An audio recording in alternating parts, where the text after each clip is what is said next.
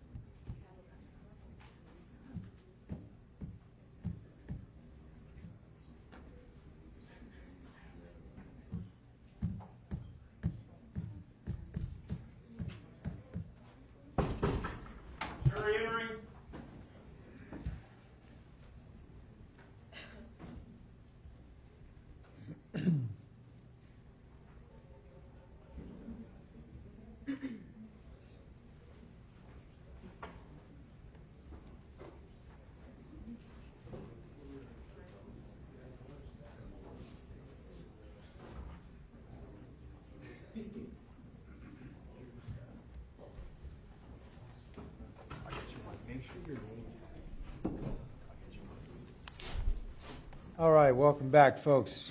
Everyone take your seats. Ladies and gentlemen of the jury, you've been very patient and diligent, and I appreciate it very much. And I'm sure I speak for the parties and the lawyers as well. All right, let's bring Deputy Vanderlaan back up. Vanderlaan, excuse me. And let's swear her in again. Do you solemnly swear or affirm that the evidence you're about to give will be the truth, the whole truth, and nothing but the truth? Nice. I said deputy, I meant detective. I'm sorry. All right. Are you ready to continue cross-examination from yesterday? Yes, Your Honor. All right. You may. Thank you, sir. Okay.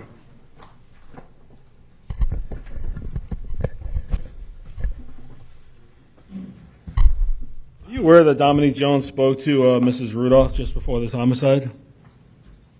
No, ma'am. Or no, sir. You're not aware of that?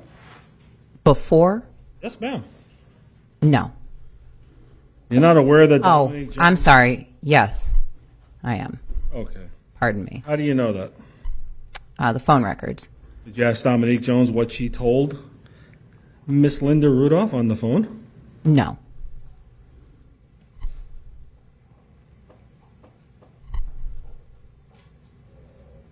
And you're talking phone records only from Dominique Jones, the one you know erased phone messages, right? Same Dominique Jones, right? The previously discussed single text message, yes, sir.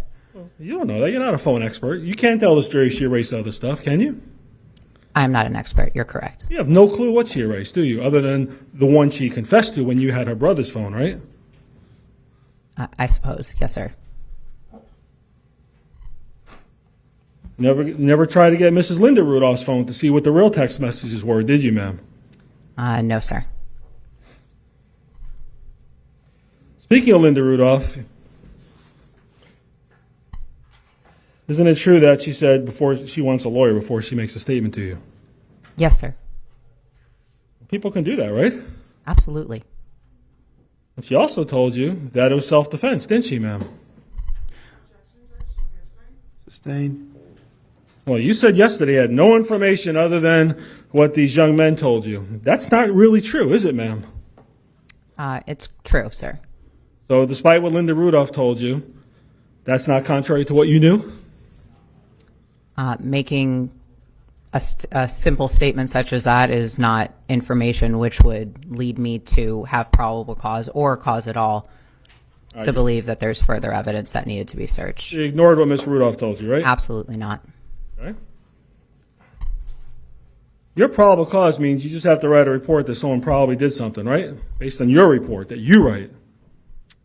I what wouldn't it say is? that's what probable cause is, sir. No. You disagree that probable cause is not a report that you write under oath, and you include whatever you think is important, and that's what you base your arrest on, what you believe is probable cause, your opinion. Well, the first thing you said, sir, was that it's a report of something that somebody probably did. I disagree with that. It's based on evidence. Doesn't probable cause mean probably, possibly, probably, or you disagree? It means definitely. I didn't say it means definitely, but I wouldn't say it's probably. It's based off of evidence. Well, it's based on the evidence you want to include. You're the one who's the author of that report, right? Sustained, it's argumentative. Next Who question. writes your report? I wrote my report, sir. Okay. And that's completely different than beyond a reasonable doubt, isn't it? Absolutely. There's plenty of reasons why somebody wouldn't talk to you as a police officer, isn't there? I'm sure there is. You just arrested Mr. Rudolph's son. The moment he came out of the house, he was arrested, right? No, sir. Put in handcuffs? He was detained. Oh, detained. Was he allowed to leave? Absolutely not, because he was detained, sir. Put in a police car? Yes, sir. Hands Because he behind was his detained. back with handcuffs? Yes, sir. And you don't call that an arrest? No, sir.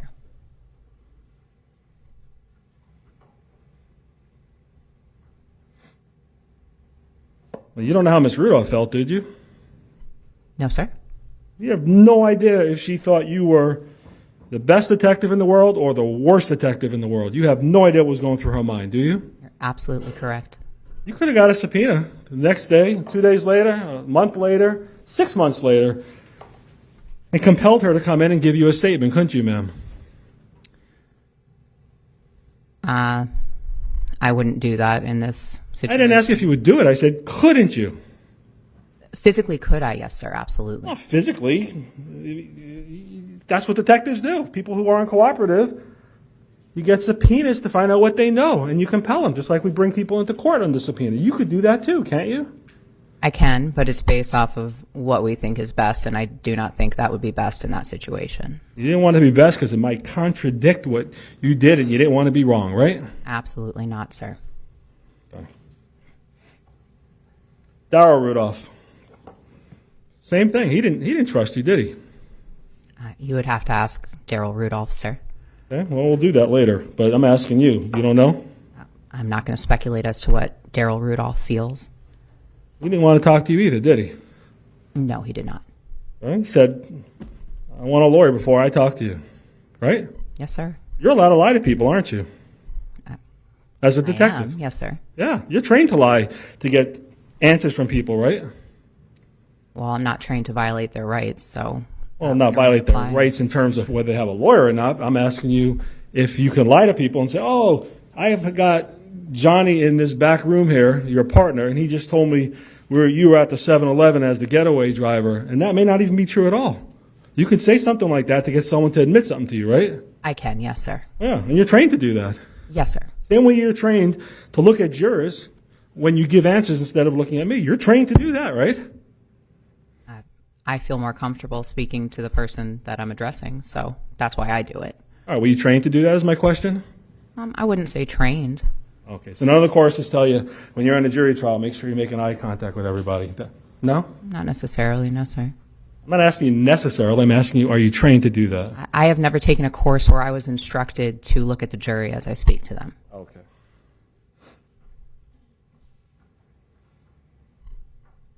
You didn't get a subpoena for Mr. Rudolph, Darrell Rudolph, to talk to him either, did you? Absolutely not, sir, no. Okay, that's another absolute. You're right. Yep. You didn't want to know what he had to say, right? That's false. If you knew what he wanted to have to say, you could have easily subpoenaed him an hour, 10 hours, a week later, a year later. Isn't that correct, ma'am? It's very simple. Hey, Miss Prosecutor, Mr. Prosecutor, give me a subpoena. I'm bringing this person in. Right? I could have, yes. All right, and that would be recorded. It would have been, correct. Sure, under oath. Yes, sir. Usually a prosecutor present, right? Absolutely. All right, not just you. Correct. And the person could bring their lawyer with them. They could. And everything would be legit on the record. No ifs, ands, or buts about that, right? Hypothetically, yes, sir. Well, not hypothetically. That's the way you do things as a detective in homicide or any major cases, right? Well, you're discussing a hypothetical situation, so this would be hypothetical, yes, sir. Okay, but that's the way it works, that the prosecutor would be there, you would be there, possibly a court reporter or somebody recording it, right? That's absolutely how that works, yes, sir. And that person can bring a lawyer with them to make sure you're not playing games with them, right? They most certainly can, yes, sir. Okay. Did you expect Miss Linda Rudolph just to call you on the phone? The lady who arrested her own son and charged him with murder and say, hey, I want to talk to you. Do you expect her to do that a week later or a month later? I don't expect anybody to do anything, sir. Okay. Did you expect Mr. Darrell Rudolph to do that with you? I don't expect anybody to do anything, sir. When you're talking to people, you could record them or not. That's your option, right? I can. And you expect people to trust you? Yes. You don't have body cams, do you? At the time, we did not. Well, you have one now? It has not been issued to me yet, but our agency does, yes, sir. All right, so let's talk about the 21st of, April 6th or April 7th of 2021. I think you just said it. I'll make sure I'm clear. You did not have a body cam. Correct. On that date, I did not have a body cam. And today you don't have one either. It has not yet been issued to me, sir. And if you had a body cam, whether you had a tape recorder or not, or whether you lied or not, that would all be recorded, right? In theory, yes. In theory, if you turned it on, right? Yes, sir. Yeah, you could also not turn it on, and the jury would never know what really happened, other than what you're claiming happened if it wasn't recorded, right? Objection, Judge calls for speculation. Sustained. Well, if you don't have a body cam, and you don't have a recorder, and you're the only person talking to a witness, it's only your recitation of what they said that we would have to go off of, right? Objection, this is not relevant, Judge. All of the statements were recorded. Overruled. Go ahead. Answer correct? the question, please. Can you repeat the question, sir? Yeah. If you don't have a body cam and you don't put a recorder on, then if a witness is talking to you and you don't turn the recorder on or you don't have one, then what you claim that person said is really the only evidence we would have of what they said, right? Well, I'm perfectly privileged to speak to somebody without recording, but that's correct. If there is no recording device, then it would not be recorded. You're perfectly privileged. What does that mean, ma'am? It means that I have the ability to speak to people without it being recorded. Why would you do that in a homicide case?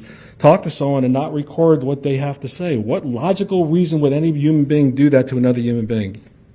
Well, we don't just constantly record ourselves. I mean, I suppose with body cams now, that's not exactly a true statement, but at the time we didn't have body cams. And we don't just turn the recorder on and record every single second of every single thing. I didn't take a statement that was not recorded. I spoke to her, is what I'm saying, and it was not recorded. I didn't ask you that. My question, you made the statement. You're privileged to do that. Yes. Then I'm asking you, why in the world would you ever do that? That's all I'm asking you. I'm not asking what you did in this case. I'm asking what you do. Why would you do that? Sustained. And you think that's good police work, right? Yes, sir. Do you think you're the judge and the jury out there on the street? Most certainly not, sir.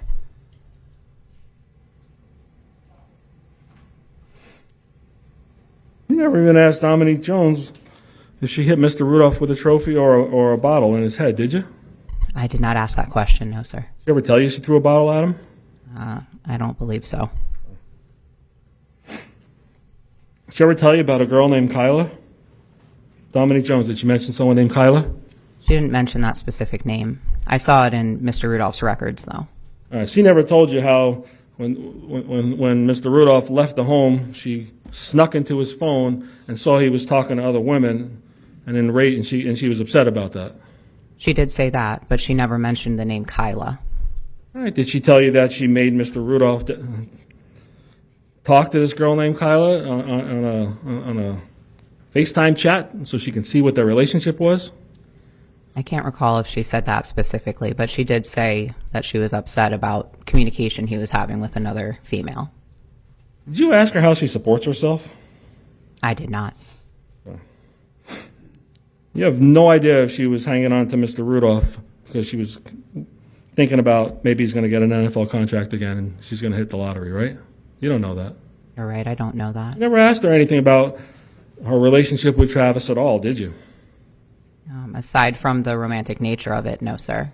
Okay. She ever tell you for 30 days, roughly, right before the day of this happened, she didn't see him and she was upset he was in Miami on a regular basis? I saw that in the text messages, but we didn't speak about that. And you never went back to talk to her about it when you see it in the text message? No, sir. Doesn't concern you, right? I wouldn't say it doesn't concern me, but I did not talk about that with her, no. You didn't talk about a single text message after you saw them. You didn't talk to her about a single internet search, web history after you received them. You never went back and spoke to her about any of those, did you, ma'am? No, sir.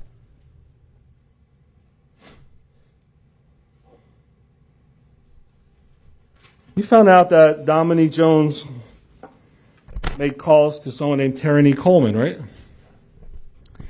I saw the text messages. Made calls to her too? Well, you don't know. She may have. I don't remember the call records off the top of my head. Talk to her about why she did that? No. You know that she made threats that she's sending her brothers over to kill or Mr. Rudolph? Objection to facts not in evidence. Do you know that? Overruled.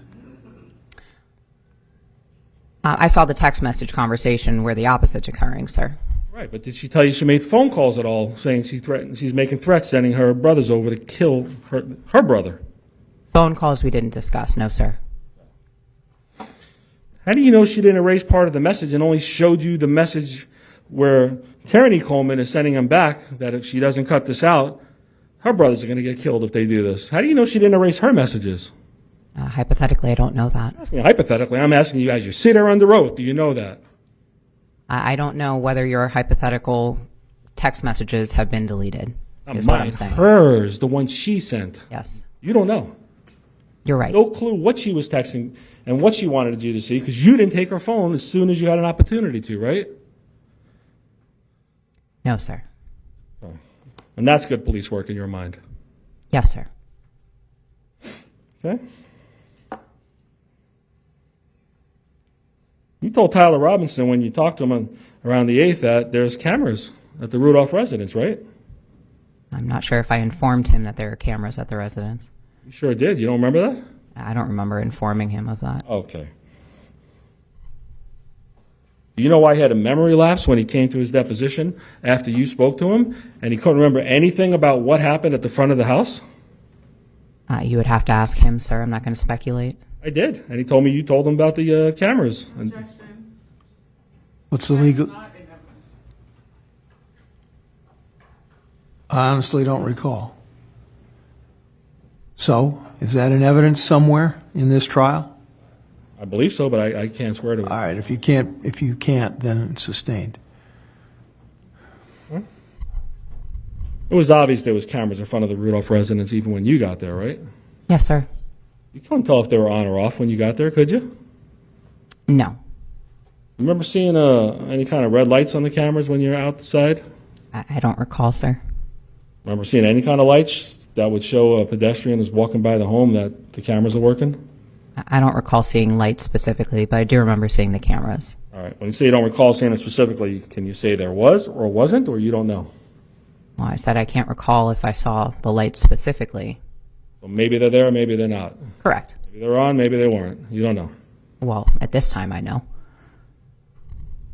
You know the outside cameras, whether they lit up if somebody came in view of the camera? No, I know that the camera was on. All right. That's not what I was asking. I was asking you if a person comes up to their home, if you knew, because you were there. I was asking if you could see the red light or any kind of blue light coming on the camera screen. Well, this is the third time you're asking me that, and I said I don't recall whether I could see a red light or not. That wasn't important to you, right? Nothing is not important to me, like I said yesterday. It's important. Why didn't you look at that and put that in your report? That wasn't something that I specifically noted, sir. Okay. Well, you think it'll be important if someone's casing out a joint before they go do what they're going to do? Absolutely. Nothing in your report about that anyone passed by the house of Mr. Rudolph and did a drive-by, not shooting, but a drive-by looking at the house first. Well, that's because I didn't have any evidence of that. Okay. And if you don't ask the questions, you're not going to have evidence of anything, will you? Well, not all evidence is based off of questions, so. Especially not a 10-minute interview, right? Sustained. You found out everything you needed to know in 10 minutes from Keyshawn Jones, right? Absolutely not. You never went on tape with him once since April 7th of 2021. You never took another tape interview ever again, right? You're correct. Okay. That's good police work, right? I believe I do good police work, regardless of how many times he asks me that question. I'm asking you on that, just taking one statement for 10 minutes of a key witness, that's good police work in your mind, right? Well, based off of the quality of the information that I received, I don't base my interviews off of how long they are. I base it off of the information that I received. So I believe I did a fine job with that, sir. So the quality, you did a fine job. So let's talk about that. Are you a polygrapher? Were you what? I couldn't understand. Polygrapher, someone that does polygraph tests. Oh, polygrapher. Pardon me. Judge, objection to the reference to polygraphs. They're not- What's the legal objection? Well, I understand that, but what's the legal objection? Judge, one, it wouldn't be admissible information, and two, it's irrelevant. That information is admissible, so you may overruled. Answer the question. I am not. You do polygraphs. Go ahead. Sorry, Your Honor. No, go ahead. I am not a polygrapher. You do voice stress analysis. I do not. So you could determine the quality of someone's information based on all your training and experience, or do you have some superpowers to do that? I know the quality of the questions that I ask, and I know that he answered the questions that I asked. And you can tell that he's being honest and forthright, and everyone else was, right? You're vouching for the credibility of your witnesses, right, ma'am? Oh, absolutely not. No, sir. You said the quality was, I can tell. I can tell the quality, right? What I said was that I can tell the quality of my questions, and he was cooperative and answered my questions. That means he's truthful? No. How about the pockets I showed you on the video that you never looked at until the courtroom? You got any superpowers that you could look through those pockets and tell this jury definitively there's no gun in those pockets of Mr. Lowe and Mr. Sebastien Jean-Jacques? Well, I never said that I just looked at them when you showed them to me yesterday. What I said was I couldn't determine based off of looking at those images that there was definitely or even probably a gun in their pockets. You said yesterday something that would be crazy for anyone to think there was a gun in the pocket. You don't remember that? I never said that, sir. Well, you don't have any superpowers that you could look through that video or their pockets and tell us there's no gun in there, do you? I have no superpowers at all.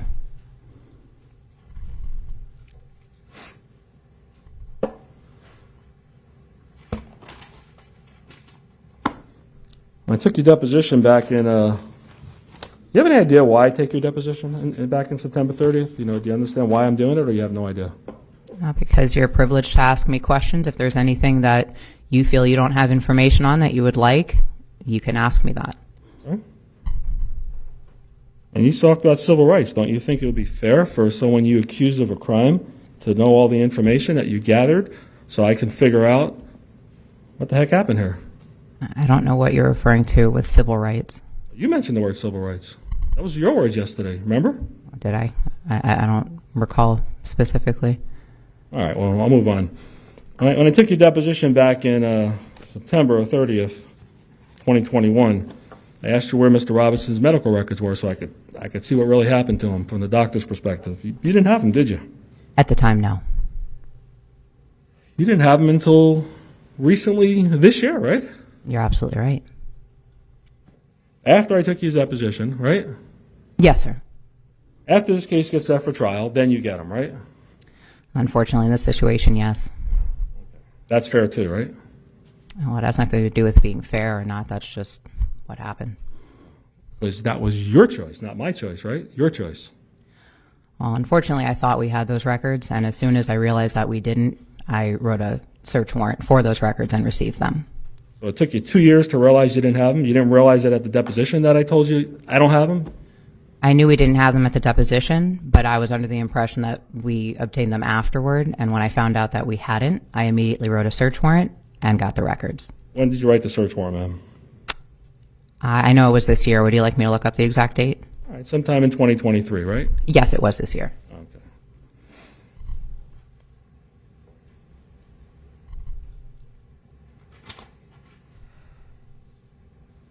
You ever ask Keyshawn Jones why he had a hoodie on that night? And no, I didn't.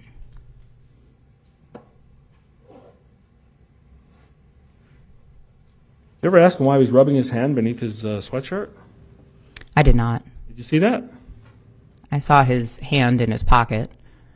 You didn't see him rubbing it under the sweatshirt, on his belly? I suppose he was rubbing it on his belly. I don't know. I saw his hand in his sweatshirt. You never asked him about that, right? No, I didn't. Okay. You can't tell. You have no powers to tell, or superpowers to tell he wasn't carrying a gun that night, right? You're right. I don't have any superpowers. There's no way you would know if he had a gun that night with him, right? Other than he told you it was left at home, right? Based off of that image alone, absolutely not. That doesn't tell me that he had a firearm with him.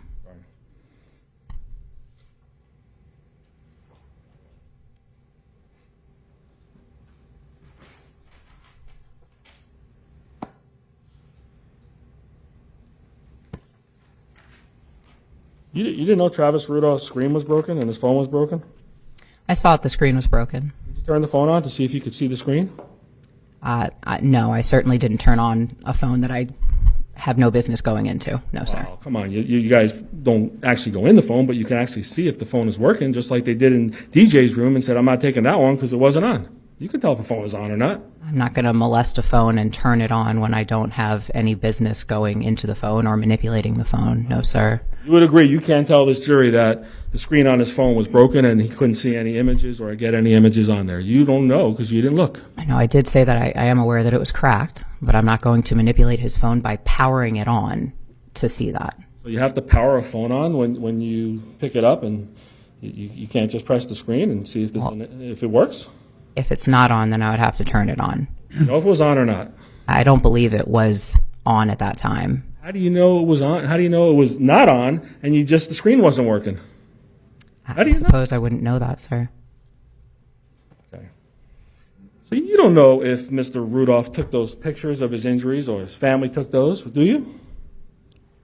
The pictures that were taken after the incident? Yeah, the ones that the prosecutor showed you. Say, look at Mr. Rudolph's phone, and you're saying they're selfies, right? You don't know if they're selfies. I don't know if they're selfies or not. What I know is that they're images taken on his phone after the homicide. You don't know they were taken on his phone. You don't know if they were sent to him by somebody. You have no idea, do you, ma'am? Well, that's incorrect. All right, how do you prove to this jury that he took those pictures with a broken phone? How do you prove that? If you look at the records, it shows the path as to where the images were from. What does that mean, path? So the records themselves are in table format, and it tells you what the source is of the images.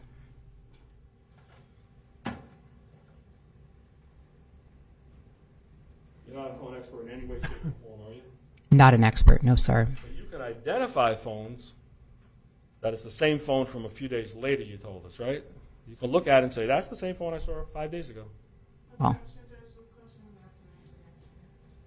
Well, overruled. You can do that, right? Examination. I couldn't say it was the exact same phone. What I said was that when I saw the phone, it was consistent with the same phone that I saw the day before. That's not what you said yesterday. I never said that I can identify a phone and definitively say it's the exact same phone without looking at the number. No, sir. That would be ridiculous, right? Say that. To say that, yes, sir, it would be ridiculous. All right, so I'm looking at this exhibit, and I'll show it to you in a minute, 55C. I approach the witness. You may.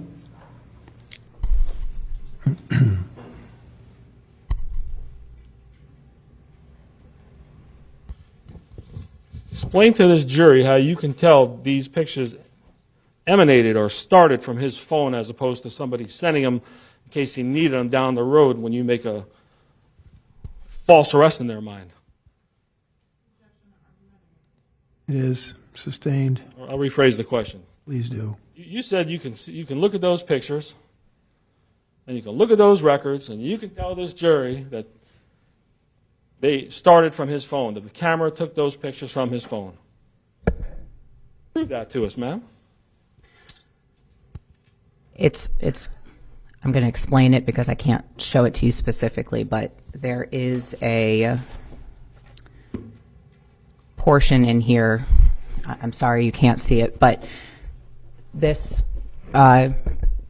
this row here has a lot of information in it. One of those being a source file, which is it's a bunch of information, but it says private mobile library where it's coming from. Private. So if it comes from the private mobile library, Private mobile library doesn't say that he took the pictures from that phone. It could be somebody text messaging him. Isn't that true? well, it's his private mobile library, sir. You don't know that, do you? That's the information that I see in there, sir. No clue. How did they all get taken pretty much at the exact same times? You told us yesterday the exact same times to the second. Almost every one of those pictures were taken at the exact same time. How is that humanly possible? Well, they're taken within seconds of each other, sir. Well, don't look at it. You said yesterday a lot of them were at the exact same time. Okay. You disagree with that? Not necessarily, no, sir. Look at it if you want to refresh your memory for what you said yesterday. I heard at least multiple ones. You had the minute, the hour, and the seconds, and multiple pictures were taken exactly at the same time. Separate pictures.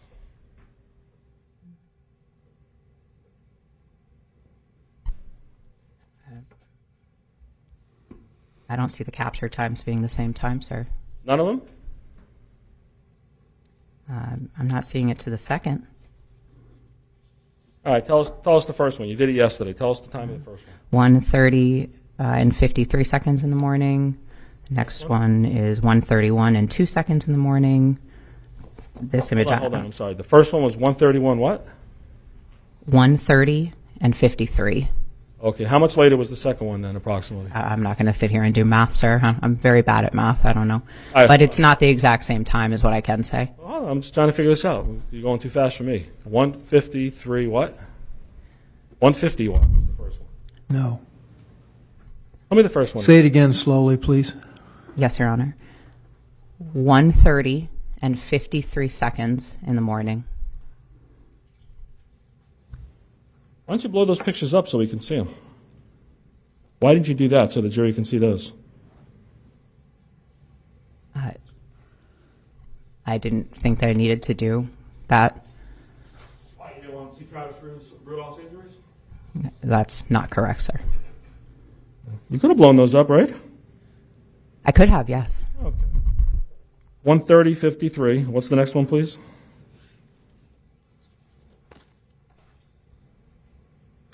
(1:31:02).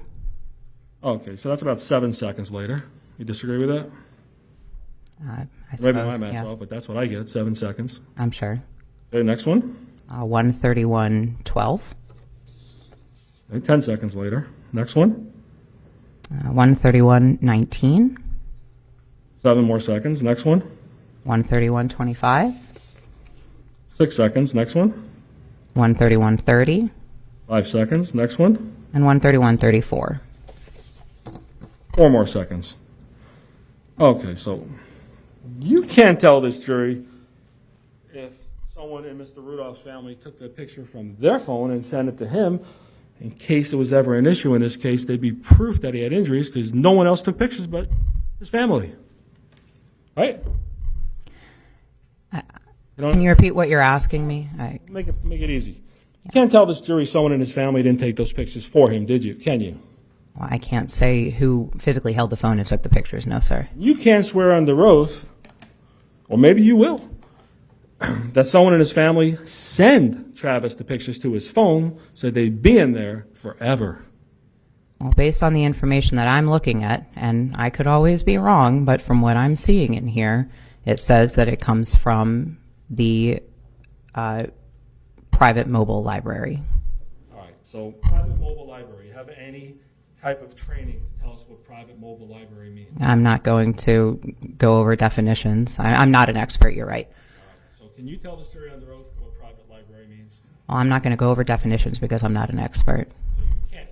Would you agree you can't tell if those pictures were sent to him by someone in his family for whatever reason, or they were taken from that particular phone? You don't know that, do you? Based on the information that I see in the records, it would appear that they came from his private mobile library. asking you up here, I'm asking you to make a definite statement under oath.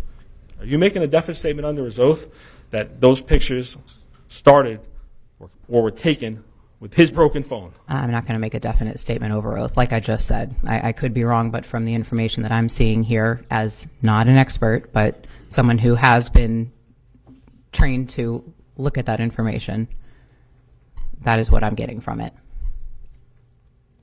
So it's a guess, right? No.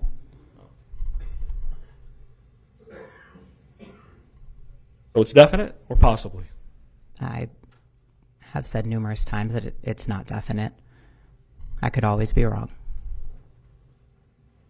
Don't you think that's an important issue since y'all came in here in direct examination trying to insinuate that the phone was really working?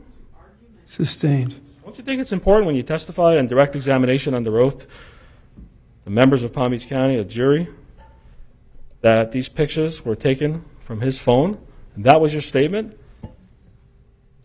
Don't you think it's important to find out the answer before you make a statement that may implicate someone in doing something? Hey, maybe the phone's not an issue, but I'm just asking why you make a statement like that if you don't know the answer. What I said was, I'm not going to say that it's definite, but from my understanding of that information as not an expert, but somebody who has been trained in basic information and looking at phones, that is the information that I received. There's nothing on there that says that phone took Travis Rudolph's phone that was examined is the phone that actually, or the camera that took the pictures that are on here, right? And those words are most certainly not on that paper. There's nothing in code that says that either way, right? Well, I believe I've said a few times now it says native mobile library.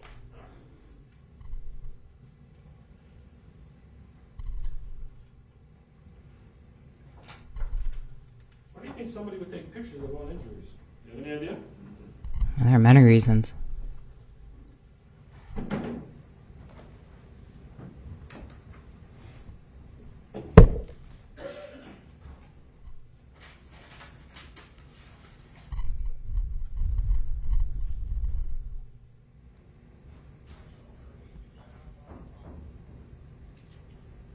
You have nothing recorded other than the doorbell cam of what happened in front of the Rudolph residence, right? Correct.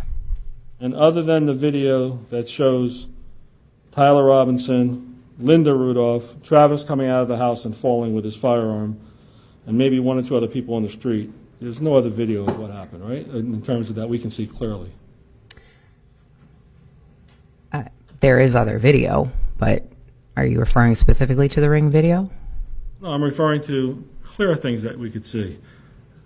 Let me ask a simple question. The Nash videos, we'll call them that. That was Mr. Nash, right? Yes, sir. Those videos aren't clear about what really happened, are they? I feel that they're clear. I agree that you can't see faces and I can't see guns specifically inside the vehicle, but you can certainly see what's going on. You can't even see if Tyler Robinson got into the car or not from the back seat, can you? We spoke about this during the depot. It looked to me like he got into the car. I'm asking you here under oath today, not a deposition. I'm asking you today. You're telling this jury he got in the back of that car? Well, I was under oath back then too, sir, and I said it appears to me that he got into the car Where do you see that? in Mr. Nash's video. All right. Well, prosecutor will get a chance to redirect you, and the jury saw the video. Sure. Is there anything else other than that shows you he got in the car? Anything aside from the video? No, sir. You see the back door opening, the left back door behind the driver's seat? The left back door behind the driver's seat. Well, that's not the door he came out of. Okay, so what door did he go in? I don't know exactly which door he came in. You said you saw him go in the car. So what door did he go in? Said that I saw the door was closed. No. A few seconds ago, I asked you a question. You said Tyler Robinson got in the car. I could see him getting in the car before the shooting. You just said that. What door did he get in, ma'am? Tell us. I know he came out of the rear passenger side door. I can't recall exactly which door he went into. You just said under oath he did it. He came and went in the car. So you don't know? You made a statement that you don't know what you're talking about? You know, he went in the car. I saw him come out of the car. Where did he go in the car? What door? I don't know. Why'd you say you saw him go in the car in the video? Because I see 4 entities enter the video, or enter the car rather. Okay, where did the 4 entities enter the car, ma'am? I can only base it off of the information that I received after that, sir. You're correct that I cannot see the faces of the people entering the vehicle. All right.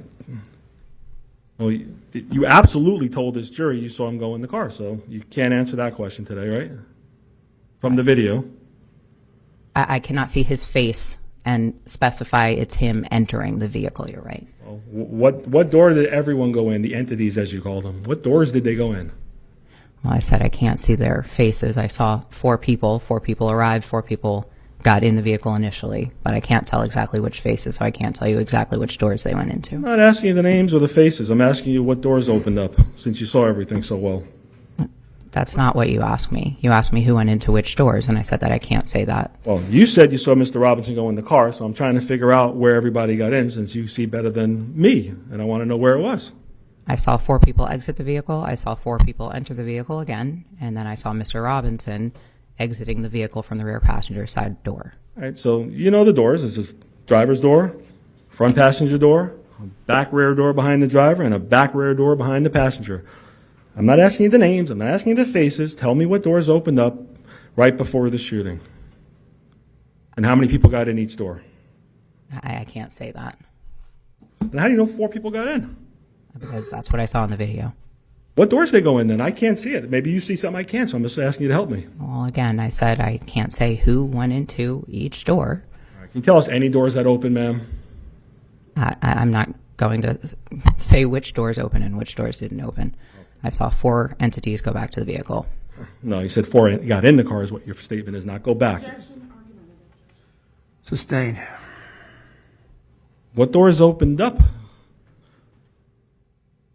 when the car left? Any? Last time. Answer the question, please. I can't, as I sit right here, specify the exact doors that opened, sir. All right. Well, you know Tyler Robinson obviously was not in the car when he was running away, right? No, he was not in the car when he was running away. And you can't see him come out of the car at all, can you? I absolutely saw him get out of the car. Yes, sir. What door did he get out of the car? The rear passenger side door. You saw that door open? Yes, sir. You're serious? It swings open and he runs out. Yes, sir. You can see that. Yes. Okay. Does he fall on the floor like he testified in court? I can't specifically see that. I don't know if he... So you believe, based on your detective work, that he was in the car when he got shot and possibly got shot on the way out too, right? Oh, I never said that, sir. I can't determine exactly when he got shot, exactly where he was, whether he was in the car, out of the car, getting out of the car. I can't say that specifically. Tyler Robinson never told you he was on top of Chris Lowe trying to duck for cover, did he? Laying on top of him? I don't believe he said he was laying on top of him to me. He did say was my that they question. were... He didn't tell you that, did he? I don't think so. You're right. Okay.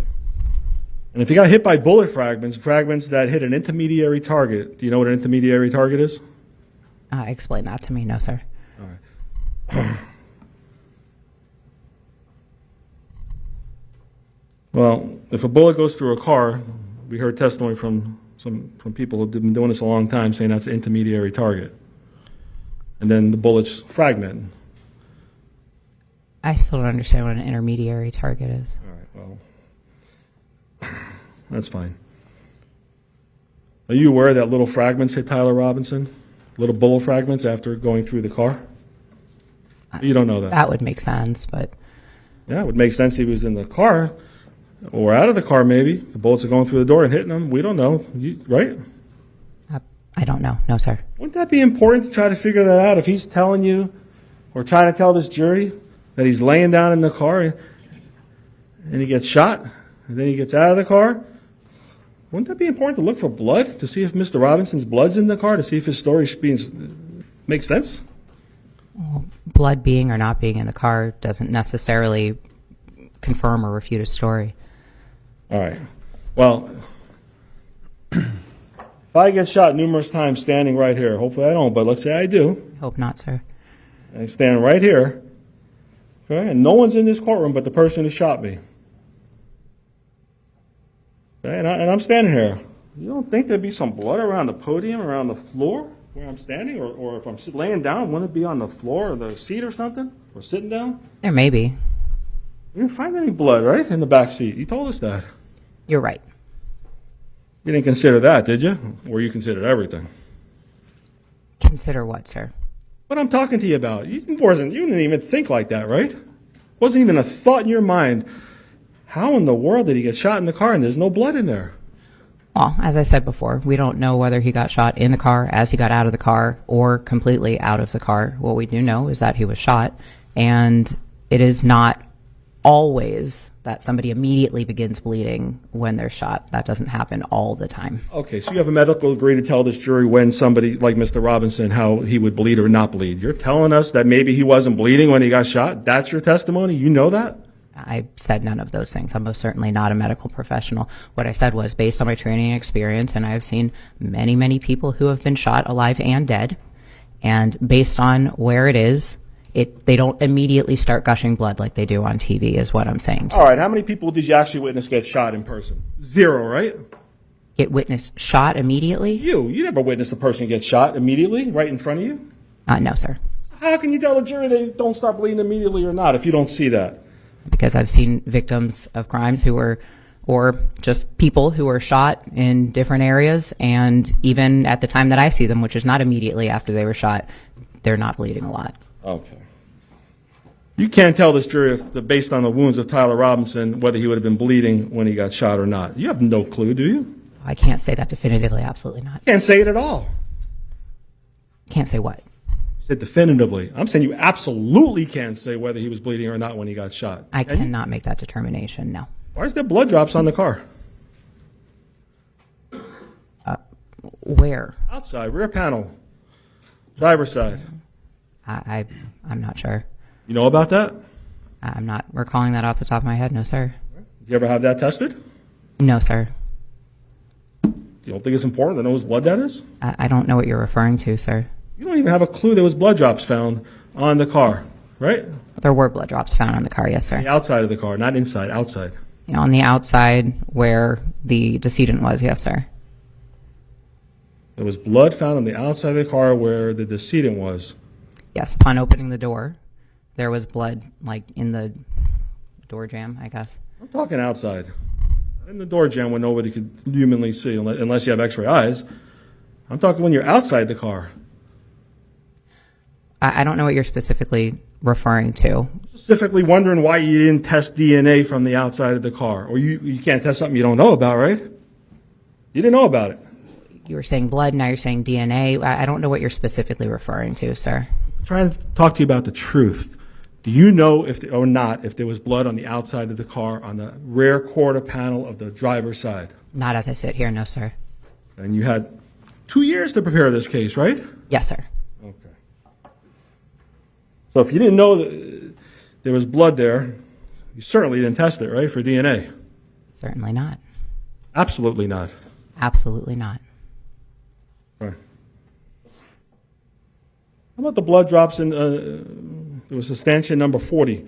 There was blood drops that we heard about in 41, right near the oil slick. You know about those? If you're going to refer to specific stanchions, you're going to have to show it to me, sir. So you know about blood drops by the car? By what car? Well, there's only one car in play in this case, so... By the Cadillac on 40th and Broadway? Nope. Let me be specific. At the crime scene at 550 Teak or around the corner from there. Okay. There was a trail of what we, again, like I said yesterday, called BLS. There was a trail of that, yes, sir. All right, and it was on the road, right? As well as the pathway to where Tyler Robinson ran. Portions of it, yes, sir. You didn't test any of the stuff on the road to find out whose it is, did you? No, I did not. Okay.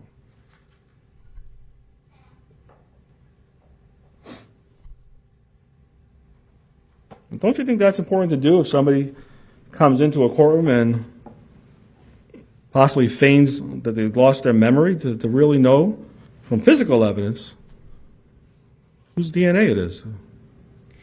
Well, that doesn't matter. Again, nothing doesn't matter. However, if we have no reason to believe that the blood belongs to somebody else, we're not going to test it. Okay.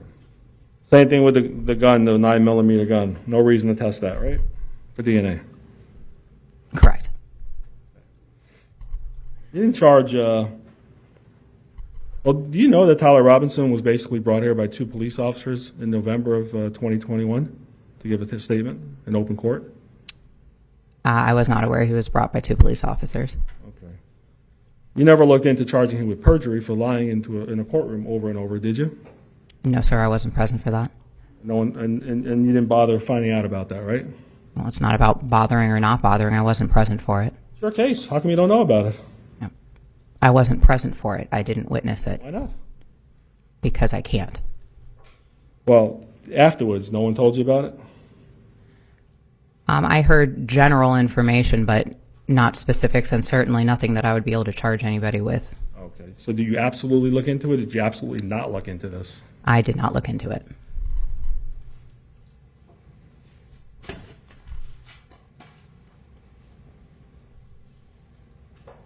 Do you have any evidence to absolutely disprove that Sebastien had a firearm in his pocket? Do you have any evidence to disprove that, ma'am? I cannot say that I unequivocally can disprove that he had a firearm in his pocket. You wish you could, right? I would love if I could unequivocally disprove many things. You can't unequivocally say under oath, absolutely say under oath, that Keyshawn Jones didn't have his firearm with him when he went up to 550 Teak Drive. Isn't that true, ma'am? Well, for the most part, I can't unequivocally say anything. So, no, I can't say that. You have no evidence to disprove that he had a firearm hidden that we couldn't see. You can't disprove that, can you? I can't prove it either. That's always my question. Can you disprove it? No, I can't. Did you see Tyler Robinson's gun in that video anywhere on his person? No, I could not. Well, he claimed he had it in his pocket. You don't know if he had it in his pocket or not, do you? I couldn't see from the Ring video. No, sir. All right, and if he may have pulled that gun out on the side of the house or on the front lawn, you can't prove that happened or didn't happen, can you? You're right.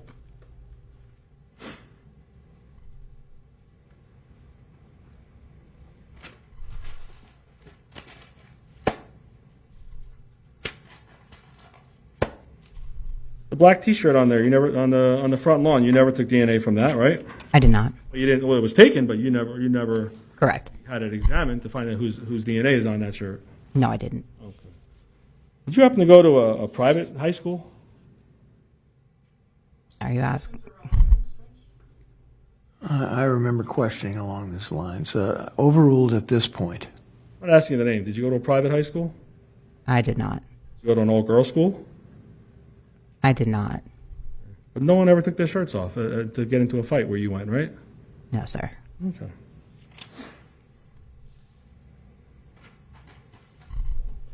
How do you know the firearm, the 9mm firearm, the Taurus that was dumped by a fence by Tyler Robinson, how do you know Sebastien Jean-Jacques' DNA is not on there?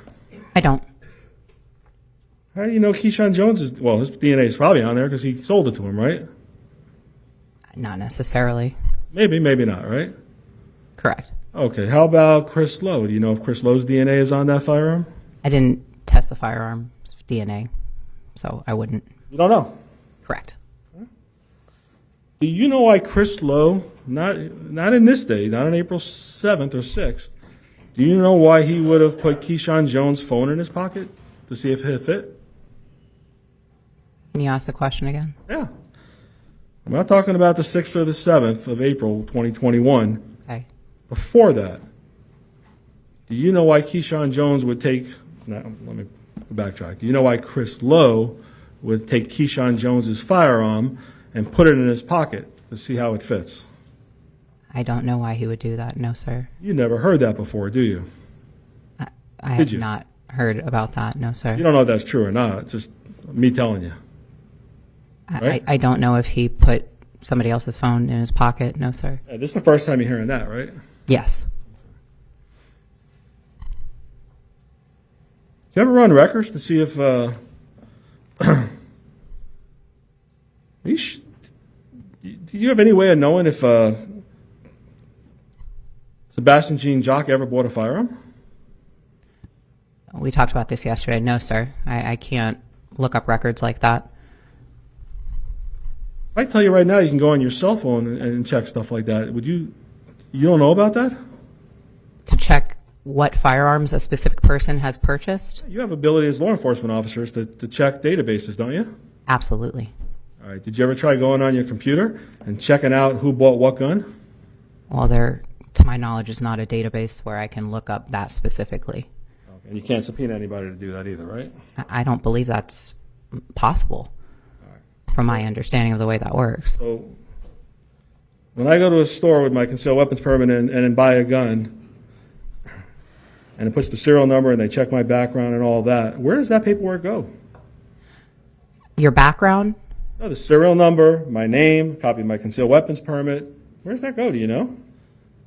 So when you purchase a firearm, each firearm retailer is required to keep records of the firearms that they sell. They have to keep it forever. The only time that that information would go elsewhere is if that retailer closed, at which time all of those records would go to Tallahassee. But otherwise, each individual retailer is the custodian of the gun sale records. Well, that's not exactly true, because you know if someone buys a gun, there's a background check done, right? Well, I do know there's a background check done when somebody legally purchases a gun, yes, sir. And you put the serial number, the shop that's selling the gun puts the serial number of the gun, all the identifying information about the buyer. If they have a concealed weapons permit, they put that on there. Where's that go to? Do you know? Well, the background check, my understanding, goes to Tallahassee. Okay. So do you know that the serial number is also put down and what type of guns are being purchased? It may. You don't know that? I don't know if that information is provided to Tallahassee, but what I do know is that I do not know of any database where I can just look up who buys what guns. Okay. Did you ever try to do that? Subpoena those records at all to see if you can match up when a gun was purchased or who bought it? Well, I certainly didn't do that because, to my understanding, that doesn't exist. Did you ever ask your bosses about that?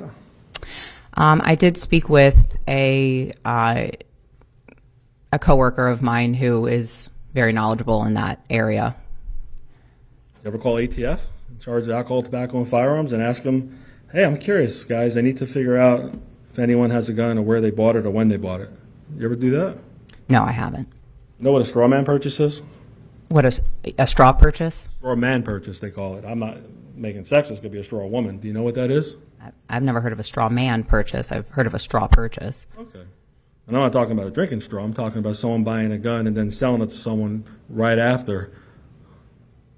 So there's no waiting period. That's illegal, right? That's not necessarily what a straw purchase is, but Okay. Well, correct me if I'm wrong, and maybe you don't know because that's a federal offense, not a state offense, right? I believe so. Okay. So, but you know that if I go into a store with my friend and I buy a gun because I have a concealed weapons permit, I get it right then and there, right? I believe so, yes. Yeah, as soon as the background comes back from Tallahassee, right? I believe so, yes. Okay. And wouldn't it be true that a straw man is then I take that gun and the same day I sell it for $1 to my buddy who doesn't have a concealed weapons permit, so now the waiting period doesn't exist. I just sell it to him. That's a federal crime. That's a straw man purchase, right? I'm not a federal law enforcement agent, sir. That not a straw man purchase, or you don't have a clue? I'm not going to make a comment on that, sir. I'm not sure. Did you ever call a federal agent to ask him to check out the gun that was sold from the same exact day it was purchased from Keyshawn Jones to his buddy, Tyler Robinson? No. Never dawned on you that that could be a crime? Well, as I said before, I'm working a homicide. I'm not looking for each and everything that I could possibly charge somebody for. So you got tunnel vision. Anything else that someone may have done who's a witness, I don't care. I'm a homicide detective. I don't care if it's a straw man purchase. I don't care if it's tampering with evidence. I don't care if it's carrying a concealed firearm. I don't care if it's perjury. I'm a homicide investigator. That's all I'm focusing on, right? I never said that I would only focus on that. I never said that I have tunnel vision. I never said that I don't care. In fact, I said that I quite the opposite, do care. Are you too important to then work on those type of situations or in other cases that all you were trying to do is solve homicides? Most certainly not. You didn't charge anybody in this case with anything other than Mr. Rudolph, correct? Correct.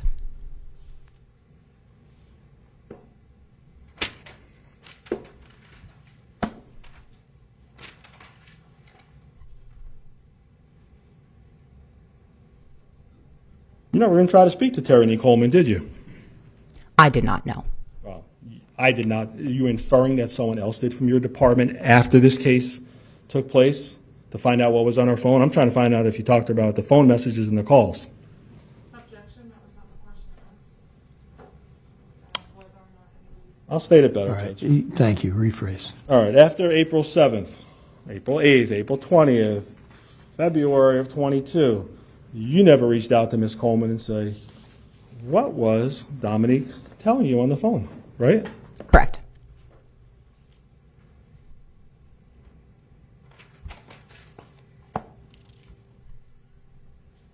Did you ever ask Tyler Robinson why he put his phone in the car? I didn't ask that specific question.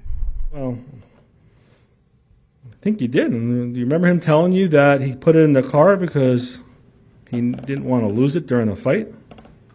Well, we were talking in more general terms. We did discuss why items were put in the, I think I was specifying the trunk of the car, but in the car in general. And he did say that he was concerned that the conversation would result in a fight, so they put their valuables in the vehicle to ensure that they didn't get hurt. But then you didn't follow up and ask him if you didn't want to lose your phone, why did you bring your gun with you? You never asked him that, did you, ma'am? I didn't ask that specific question, no, sir. Well, unspecific. Did you ask him anything generally like that, or absolutely not? I didn't. Absolutely not, right? Correct.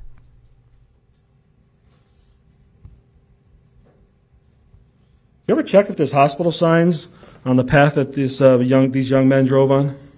I did not. Why not? I'm not sure what I would gain via evidentiary value in doing that. You might disagree with some of your evidence, right? I don't know how that would, sir. Okay.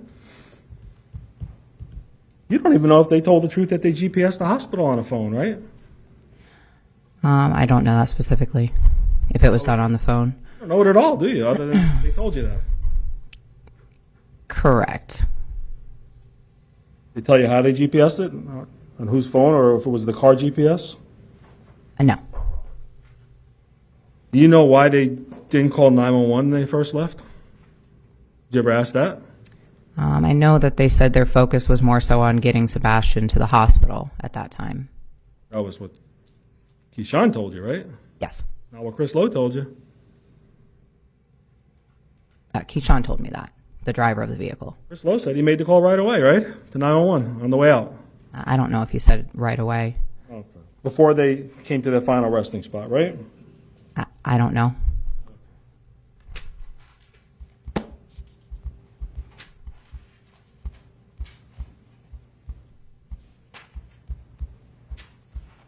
You would agree physical evidence in any criminal case, especially a homicide, is not friends with anybody, right? They have no motive. A physical evidence doesn't have a motive to lie, right? It is what it is. Yes. Yeah.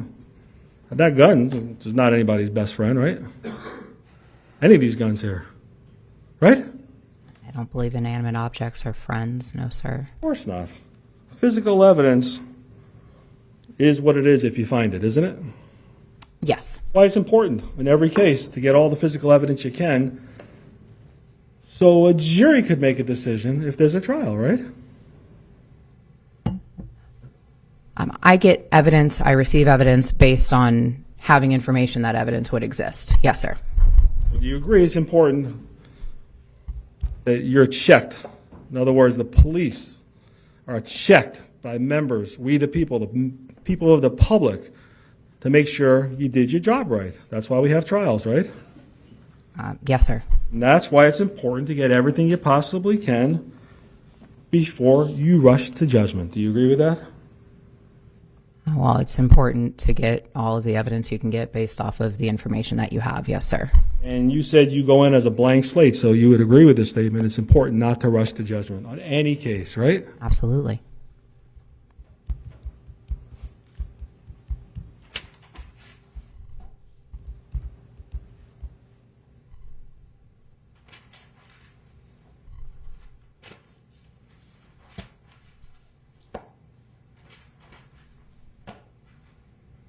You didn't make any mistakes in this case, according to your testimony, right? No, I most certainly would not say that. I am not perfect.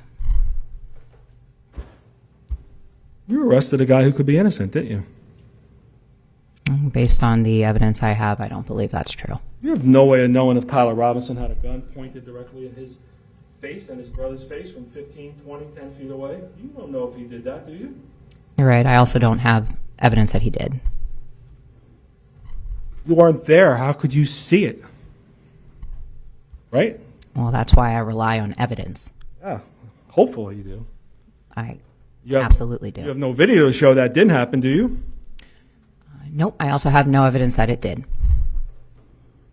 And you have no evidence that Sebastien Jean-Jacques, you can't disprove that he had a gun pointed at the windshield facing DJ, Darryl Rudolph, and Travis Rudolph moments before he was killed. Can you? Correct. There's also no evidence that he did. In your mind. You didn't sit through this trial, did you? I have no evidence that he did. Did you sit through this trial? No, sir. You telling this jury there's no evidence that's possible? That's not what I'm saying. You don't know that based on what your investigation showed. That was your opinion, right? What I said was that I don't have any evidence that he did. I can't base my investigation off of what could have happened. I base my investigation off of the evidence I have, and I follow the evidence like I've said from the beginning. Why didn't you do a thorough investigation? I did do a thorough investigation, sir.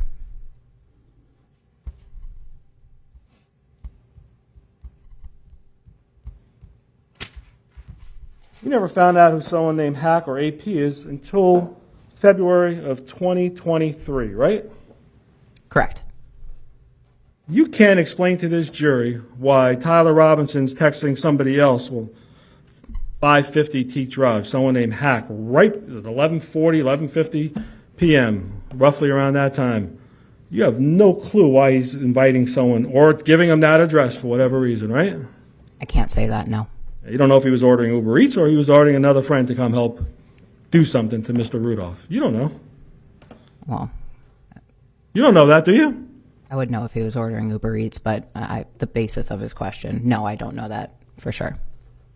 And if you would have had this information, if you would have had Tyler Robinson's phone earlier,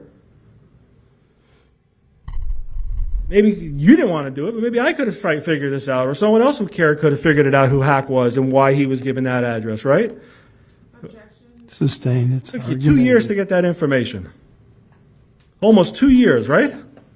Yes. How in the world can somebody recreate 2 years later what's going on to find out where Hack was? You didn't get Hack's phone, did you? No, I did not. You got it, and it would be triangulate to see if he showed up to 550 Teak or right around that area, wouldn't it? It would also be illegal. It would be illegal to get a phone as a detective. You could do a search warrant, or you can just go there and knock on his door and say, hey, can I see your phone? Right? So in order to just take somebody's phone, I have to have probable cause to do so. They can give you consent. I right? suppose that's true. Correct. You don't think that's probable cause? That he was probably involved in this incident if he gets an address from a man carrying a gun? Whatever you think he did or didn't do, and he texts this guy named Hack, right before this incident happens, he texts him Mr. Rudolph's address. You don't think that's probable cause for a judge to say, okay, go figure this out. That sounds like he might be involved. Of course that's enough. That's more than enough, ma'am. You would agree with that, right? No. You didn't even try, did you? I did not. How do you know it's not enough? If you don't try, how do you know? Because I'm aware of how my job works, so I know if I have probable cause or if I don't have probable cause. You're not aware of anything that you could say with certainty about search warrants. If you don't attempt to do it, you would have no clue if it would be granted or not. If I don't believe that I have probable cause, I'm certainly not going to just arbitrarily write a search warrant and hope for the best. I can't do that in good faith. If I don't believe I have probable cause, I am most certainly not going to write a search warrant. Yeah, because it might affect your investigation and disagree with you're trying to claim your alleged victims are innocent men. So it might disagree with that, right, ma'am? No, because if I believe that I don't have probable cause, I cannot in good faith try to get a warrant anyway. You knock on the door and say, hey, let me see your phone. Can you give me consent to search your phone? You didn't try that either, did you? No, I didn't. You could subpoena phone records. Even if you didn't believe there was probable cause, you could subpoena phone records and find out triangulation where this phone belonging to someone named Hack may have been on the night of the homicide. You could do that. So I can't just subpoena somebody's phone records, that kind of information. That would have to be through a different type of search warrant, which I also did not have probable cause to obtain. That's not true. You can get a subpoena from the prosecutor's office, ma'am. Isn't that true? I cannot get a subpoena to show, like, cell data information. No, that's specific information that's required by warrant. That's not true, is it? I believe so. Did you try? Did you call up Miss Adrienne Ellis and say, can I get a subpoena for those records? Did you try to do that? No. You didn't care, did you? You didn't care about Hack or 550T Drive. That meant nothing to you, right? There is never a point in this investigation that I didn't care about anything. Well, if you didn't care, if you cared, why wouldn't you do a little follow-up, 5 minutes, a half hour? Why didn't you do more work if you really cared? Because the things you're asking me why I didn't do them, I didn't believe I had a legal basis to do so. So I'm not going to violate somebody's rights by trying to get information. How about my client's rights? Doesn't he have a right to a fair trial? Absolutely. That's not what you want to give him, is it? Of course, that's what I want to give him. You didn't care from the moment you got on the scene. You're trying to make a name for yourself. Isn't that true? Absolutely not, sir.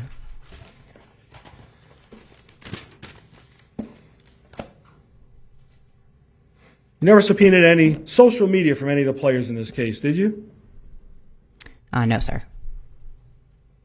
People make calls on social media. They text messages on social media that may not be on the phones. WhatsApp's not contained on somebody's phone. Why wouldn't you try other alternatives to see if any of these people said anything else or did anything else to see the truth? Why didn't you do it? Because I can't just ask for people's social media records. I have to have probable cause to obtain them, which I did not have. That's BS. You had probable cause. You know that, ma'am. You had probable cause for everyone involved in this case. You said you got search warrants for their phones. Why couldn't you do social media? Why are you trying to say you couldn't do that? Because I did not have probable cause to do so.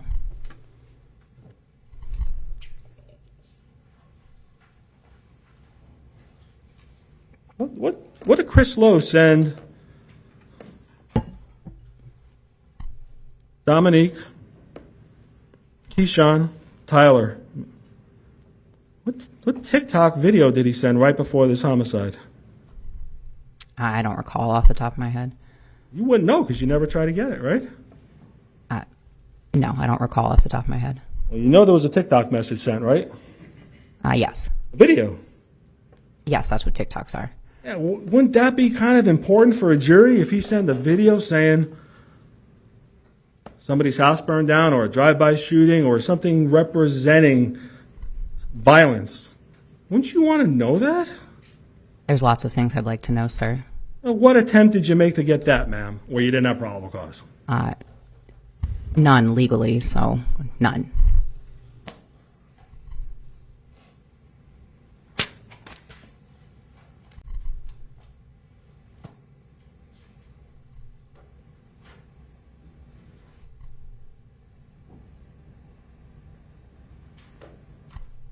So you don't know if someone named Hack was at or near 550T Drive at the time of this homicide, do you? I don't. Who's AP? Who's that? I believe May I refer to my records? Yeah, sure. Pardon me. That's somebody who was referred to from Tyler Robinson's phone records when you got him, right? Yes, sir.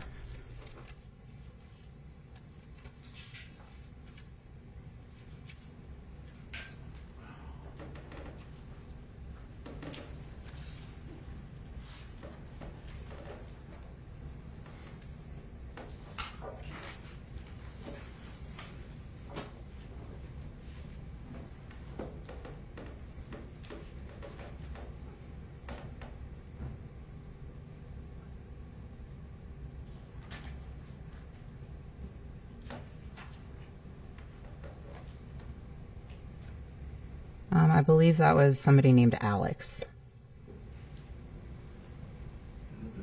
What do you have to do with this case? Aside from showing up in the records, I did speak to him. You did not? I did. Alex who? I don't have the last name. What's Hack's name? I'm sorry? What's Hack's real name? Hack. I don't know, Why not? because that's not something that I know. You know why AP got texted an address 550? Or did he get a text at 550 Teak Drive? One of them did. I'm not sure if it was AP or Hack. I know that there was a text message. Okay.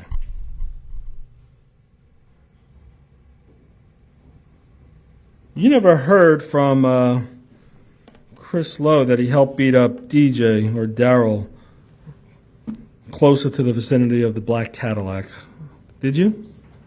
No. You never heard Chris Lowe that he sucker punched Daryl Rudolph while Sebastien Jean-Jacques was fighting with him. He went and joined and sucker punched Daryl Rudolph. You never heard that, did you? Well, I knew there was a fight, but those specific maneuvers, no, I don't. And I'm talking right before the moment of truth when the homicide occurs. You have no knowledge at all as you're sitting here that Daryl Rudolph was not near his home. He was closer to the Cadillac than his home, and he was being beaten up by or fighting with Sebastien Jean-Jacques. You don't know, you never heard that, right? Well, based on the ring video, it appeared that everybody who was on the front lawn moved to the street, so I guess technically that would be closer to the Cadillac, but those specific maneuvers, like I said, I can't testify to. Well, that'd be important to know what happened the whole night and the whole day, but it would also be important to know what happened moments before the actual shooting, wasn't it, Detective? Yes. All right, so you never heard anything about Sebastien Jean-Jacques fighting with Daryl Rudolph closer to the vehicle near Sable Palm Drive? Not specifically, no. And you never heard that Chris Lowe was by the car with Keyshawn Jones, and Chris said, I'm not going to give him a fair fight. I'm going to go help Sebastien, and went over and sucker punched my client's brother in the face or in the head. I never received any information of the sort. That's important, isn't it? It would be, absolutely.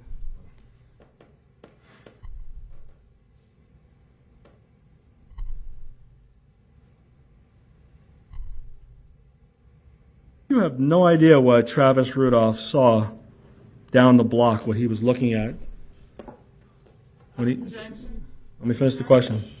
When he came out of the house with his firearm, you don't know what he's looking at, if anything, down the end of the block of Redwood. Opening the door to something he does not want. Objection. I'll move on, Judge. All right.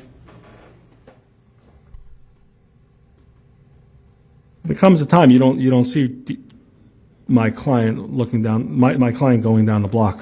There's no camera view of that, right? The ring camera loses him. The ring camera loses him, and then Mr. Nash's camera picks up.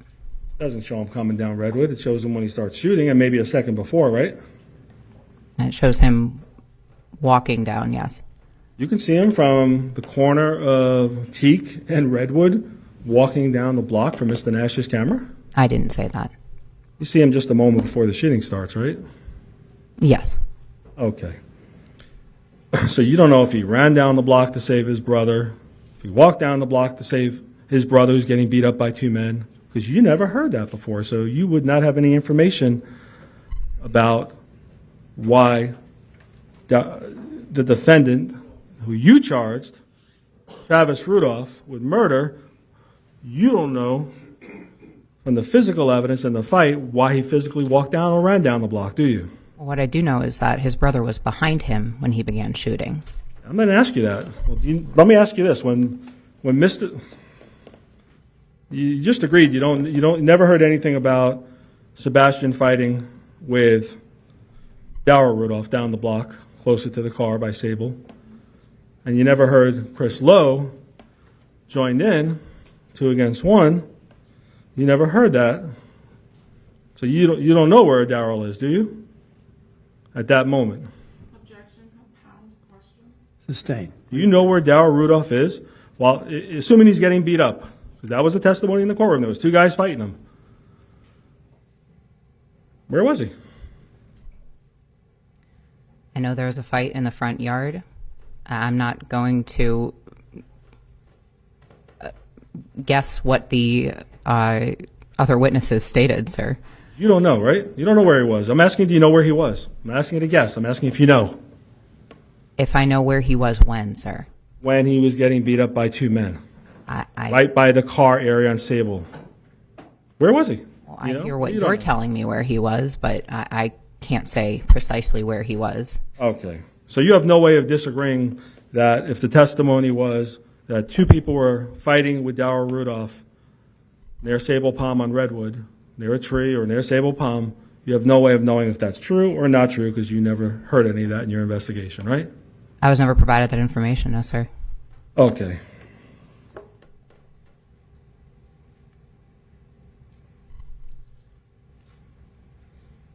You know, as a law enforcement officer, if someone's in fear of death or serious bodily harm from themselves or their brother, they have a right to act accordingly. Isn't that true? Yes, sir.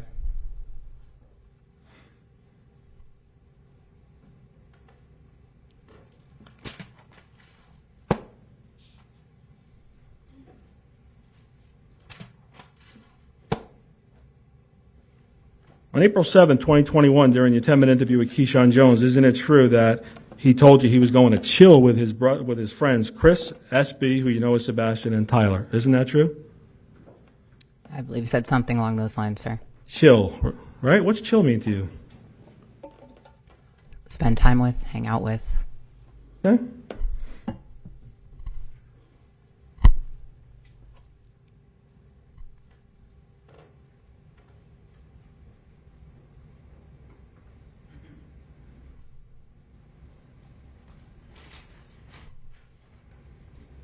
You asked him what kind of gun Travis Rudolph had, and he told you he wasn't looking, he was driving. Remember that? I'm sorry. Still talking about Keyshawn. Oh, okay, yeah. Clarify, please. Thank you. Keyshawn, right? That's what he told you. I wasn't looking, I was driving. I don't recall if he said those exact words. Well, what? I'll show you his statement to refresh your memory. My approach? You may.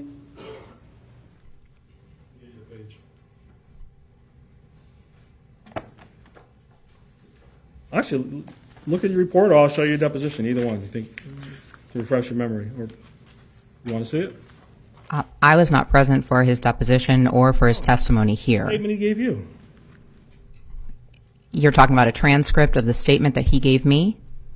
Yes, ma'am. Your statement that you took under oath that was recorded. Your 10-minute conversation. Oh, okay. Have you ever seen You had indicated you were going to show me a depo, and I'm not going to testify to a depo. transcript? A transcript of my conversation with him, yes, sir. Okay. You don't have that, right? I don't know, sir. All right. Let me show you. Sure. I'm pointing, and I'll bring it right to you. Page 8. I'll turn it. Page 8, line 6 to 7.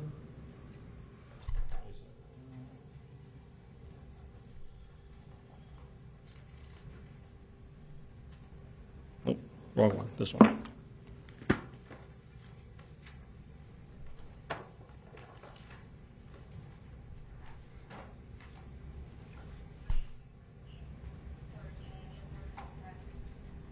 This is it. Hang on, Mike. Handle this. Thank you.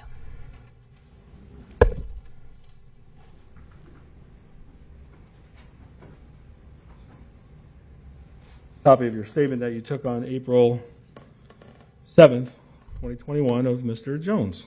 Yes. I'm directing your attention to lines 6 and 7. Yes. I asked what kind of gun was it, and he said I wasn't looking, I was driving. What I asked you. So you agree with that, right? All I heard was shots, yes, sir. Okay. While you were talking to him on that statement, and you can go to page 12, line 3 and 4. Somebody said, "What's going on?" "That's my sister. She's crying." Did you say page 12? Page 12. "What's going on?" "That's my sister. She's crying." Was he talking to Dominique Jones while you were talking to him? No, sir. What's that about? Because I couldn't make the context of that.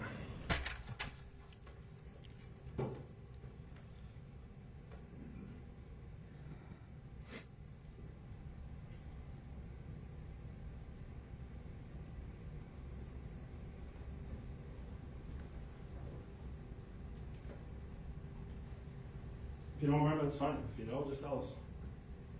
I know she wasn't there, and I know he was in between the questions I was asking him. He was saying things because he was upset and he was distraught.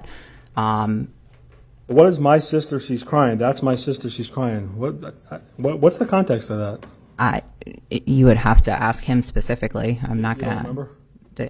Well, like I said, he was saying things that weren't necessarily pertaining to the questions I was asking him because he was distraught and he was thinking about different things, it appears. So I don't know specifically what he meant by that, and I'm not going to speculate to that. I'm not asking you to speculate. You were there, not me. Was he talking to her on the phone somehow? I can tell you no, he was not. He was not talking to her. She was not presently there. Did you ask him what he meant by "that's my sister, she's crying"? Well, like I said, he was... Yes or no? Did you ask him that? Oh, no, I didn't ask him that. I'm asking. No. Remember asking him if he had a gun, Keyshawn? Yes. I'm sorry, if he knew Travis Rudolph had a gun. You want to know if he knew if Travis Rudolph had a gun. Remember asking him that question? Page 13, line 5, he said, "I know Travis Rudolph had a gun." Remember him telling you that?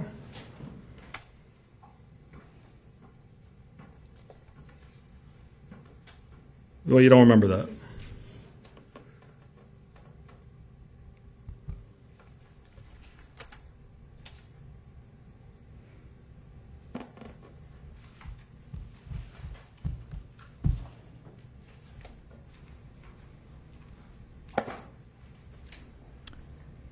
He did say, I know he had a gun. Travis Rudolph. That's the context of that, right? Yes. All right, and then he told you, but nothing crazy. It's like, we all got guns. Remember him saying that? Yes. And then he claimed his gun was at home, right? All right, stop using pronouns. Make sure we know, the jury knows who the he is or the him is. Thank you, Judge. Yes, sir. Keyshawn Jones told you that his gun was home, right? Yes, he said, like, I have a licensed gun, my gun's at home. Then you asked him if you guys had guns, and he said, nope, we didn't have no guns with us. Remember that? He said, my gun is at home, I didn't come here for violence, I came here to talk to him. Further on, did you ask him if he told you that nobody had guns, right? Page 13, if you don't remember. Do you remember him telling you none of us had guns? I'm not asking you to read that. I'm asking you to if you remember. I'm not going to say specifically without reading. Was that the gist of it? I'm not going to speculate as to the gist without reading. Okay. So you can't tell this jury that Keyshawn Jones said none of us in the car had a gun. You have to read it to remember that? Well, the reason I'm not going to answer that specifically is because I can't recall whether he was definitive in his answer or if he said, I don't think so. I would need to read the exact words Right. before I'm going to testify to Page that. 13, line 25, page 14, line 1. Thank you.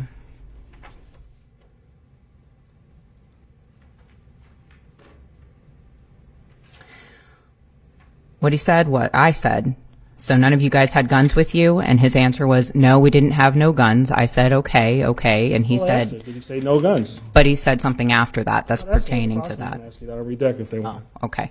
I'm asking you if he told you we had no guns. That was a simple question. That's why I don't want you to read that.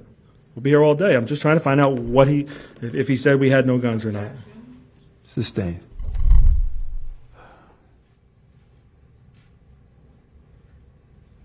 All right, this is real specific on page 14, starting on line 6.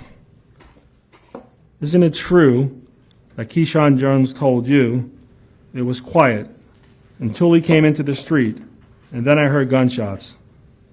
It wasn't no shots from us, and he's shooting back. Yes. You never asked him what shooting back meant, did you? No, I didn't. Okay.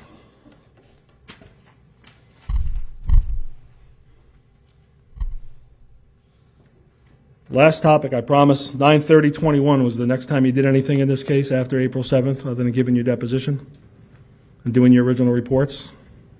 Talking about your supplements, your follow-up. I would have to refer to my supplement to be able to say that. Is that all right? Yeah, if you need to. Okay.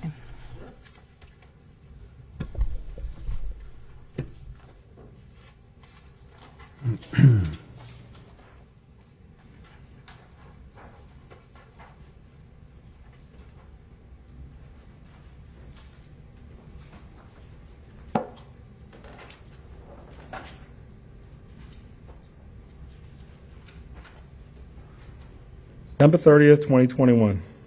Was that the first time you did any kind of supplements in this case?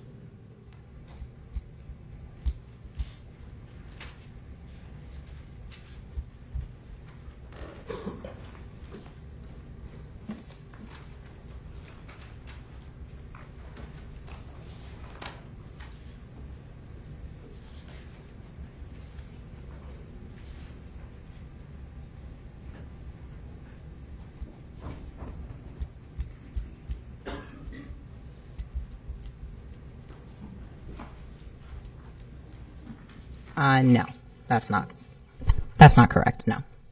So my first supplement spans from everything I did from the date of the homicide to April 16th of 2021, and then my next supplement is April 18th of 2021. I'm talking about after I did. Let me be more clear. I'm losing my track here. Okay. All right, I'm sorry. So I took your deposition, remember, in was September? Yes, September 30th of 2021, yes. I had whatever you gave the state at that time in Discover. I had a copy of everything that you gave them, right? As far as you know.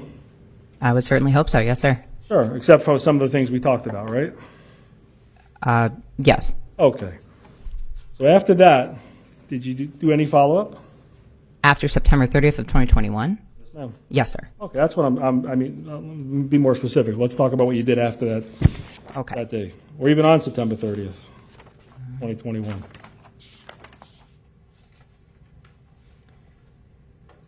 After September 30th.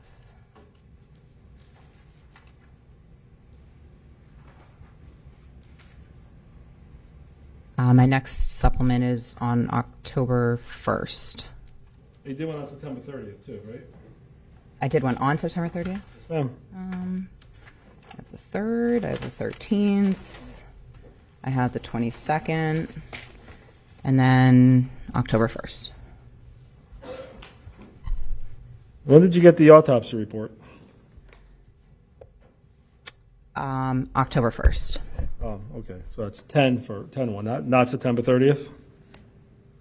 On Friday, October 1st of 2021. That's how that supplement starts. All right. You just put that as part of your case file, right? You didn't do any follow-up from getting the autopsy report, correct? Follow up on the autopsy report? You didn't do anything after that. You just took the autopsy report and you put it part of your case file, right? I provided it for evidence, yes, sir. Of course, but I'm saying you didn't do further work to do anything in this case based on the autopsy report. I don't know what you would be referring to, sir. I'm not a medical Okay. doctor. Sometimes people get autopsy reports and they say, wow, I missed this. I got to go check this out. Or I'm going to go talk to the doctor. Or I'm going to go get another statement. I'm just saying you didn't do any follow-up based on the autopsy report. That's all I'm No, sir. asking. No, sir. Okay. And you did supplement number 27 on 12/15/21, right? It's okay that I refer to my report? Please, it's hard to remember, Okay. of course. Yes. That was the next time you did something after getting the autopsy report, in this case. 12/15/21. That was the next time I supplemented, yes, sir. Okay, and you would supplement every time you do something of any relevance or significance in a case, so you can keep track, because obviously 2 years later, you can't remember every day and every minute of what goes on, so you write detailed reports, right? Correct. However, a lot of what we do is waiting for things to come back, waiting for phones to come back, as we've learned in this case, waiting for many things to come back. So just because I didn't specifically do something didn't mean that I didn't have something in the works at that time. Okay. You weren't waiting for any DNA to come back, right? No, sir. You weren't waiting for any experts to enhance that video, were you? Oh, no, sir. Absolutely not. Absolutely not. All right, so the next time you did a supplement was December 15th, 2021, right? Yes, sir. And what you did that day is you basically took the night owl, the DVR, and the power cord and placed it into evidence, right? Yes, I was documenting the chain of custody for the night owl. Yes, sir. So you rely on Detective Farron to try to get video from that camera, right? Yes, sir. Y'all, meaning you never try to hire an outside expert who may not be related to the police department or may have more degrees or more knowledge to check that camera system out to see if maybe there was video, but it was not readily available, that we need to check it out further. You didn't do that, did you? Well, Detective Farron, I'm asking if you did that. I didn't need to. No, sir. Absolutely not. Absolutely not. Didn't even think of doing that, right? I didn't need to, like I said. So, no, I didn't do Wasn't that. even a thought. As I didn't need to, no, that wasn't a thought. You don't think someone else might need to do that or want to see that if it's possible? You ever think of that? Objection, Judge? What's the legal objection? Counsel's aware that would be impossible. No, I'm not. I disagree. All right. Sure. Feel free to stand up and stretch, ladies and gentlemen. Remember to obey 3 of the 4 cardinal rules.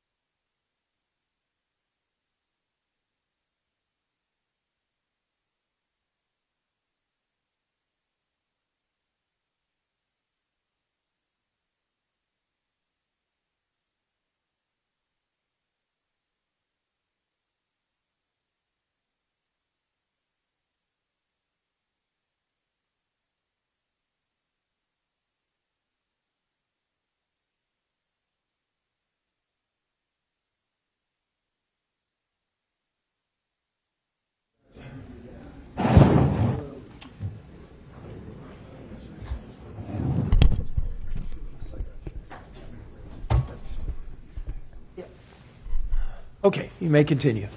Yes, sir. All right, so you put the night owl and any of the guidebooks that were found with it, and you put the cords and all that into evidence, right? Yes, sir. Okay. Then the next thing you did was on April 5th. From December 15th, the next supplement you did was April 5th, 2022, correct? The next supplement, yes, sir. And at that point, you released Mr. Rudolph's car, right? Yes, sir. One with the broken windshield. Yes, sir. And the next thing you did after April 5th, 2022, was September no, I'm sorry, January 27th, 23. So nothing else after April 5th, 2022, correct? In terms of supplements. I just want to make sure, I know I was told to reference when I'm going to look at my notes. It's okay that I do that? Okay. Please. That was the next supplement. Yes, sir.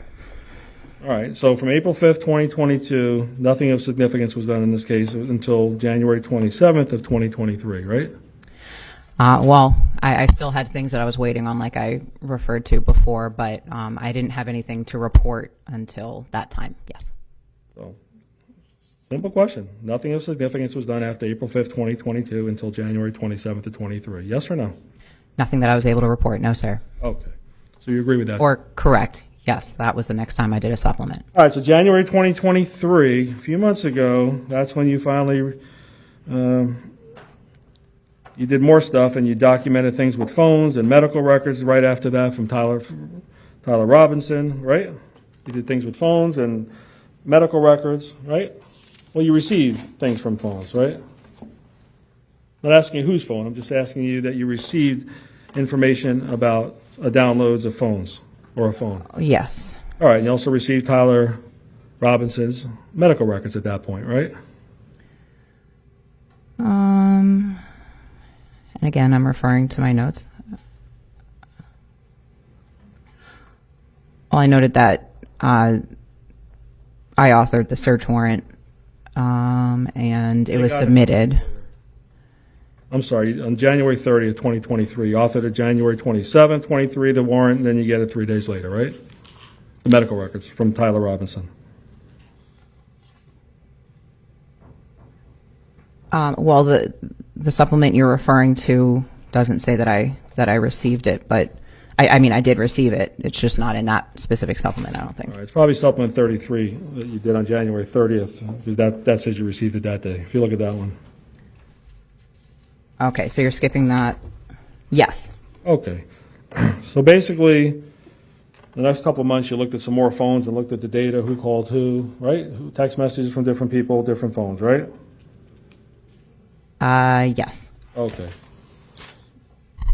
And then you did a couple more supplements about Robinson's phone, right? Yes, sir.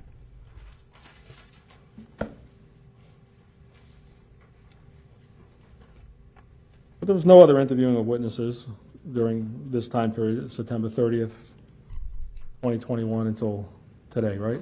Correct.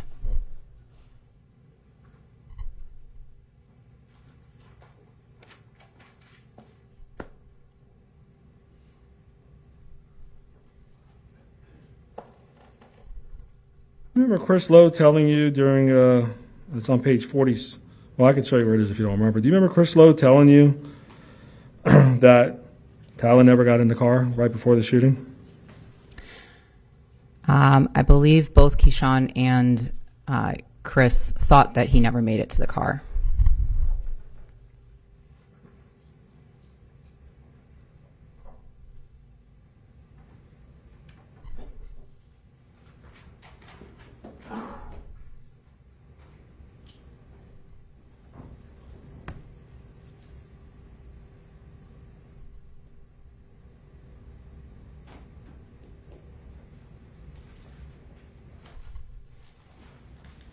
Have a moment, Your Honor. Yes, you may.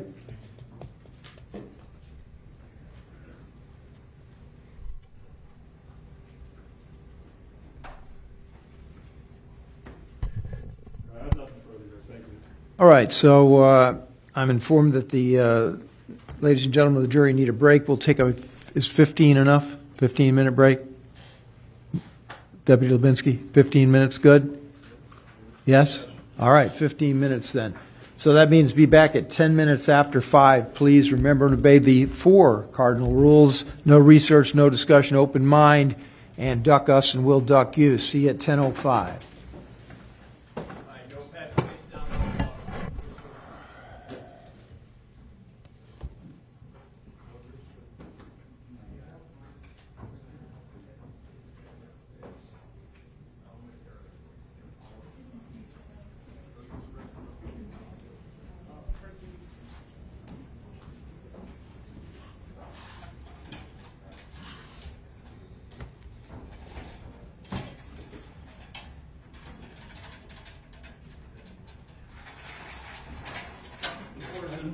Recess.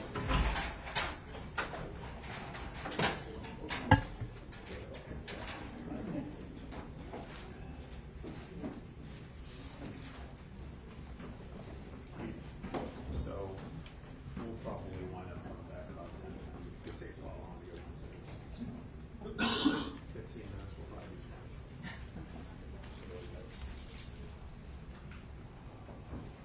You said video?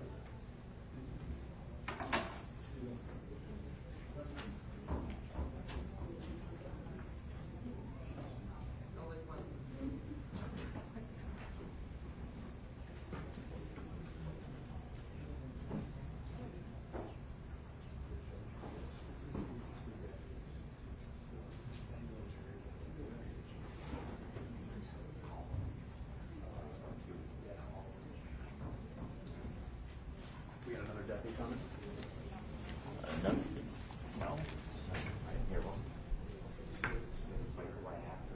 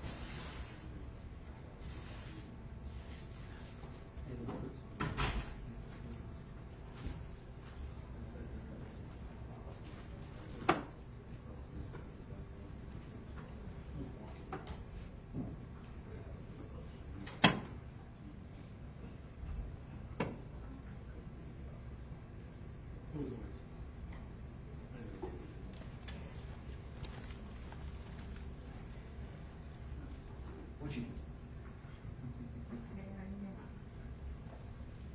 House today. I just got to work not too long ago. I just got to work maybe 20 minutes ago. Late start? What's that? Late start? No. I got to go to radiation every single day.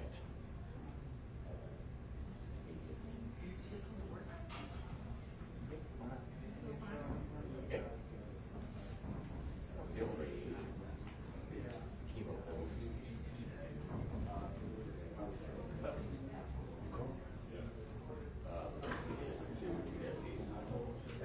About 16 says she was coming. They're ready for you.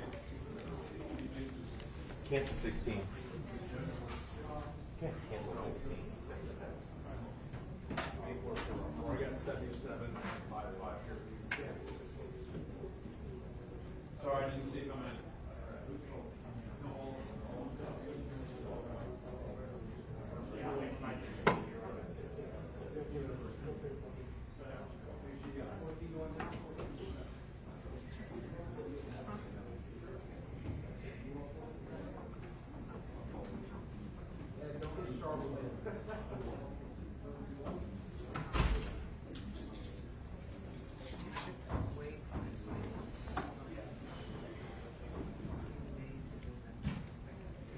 Maybe a little longer, 15 minutes, Okay, because it took a long time to get here. okay.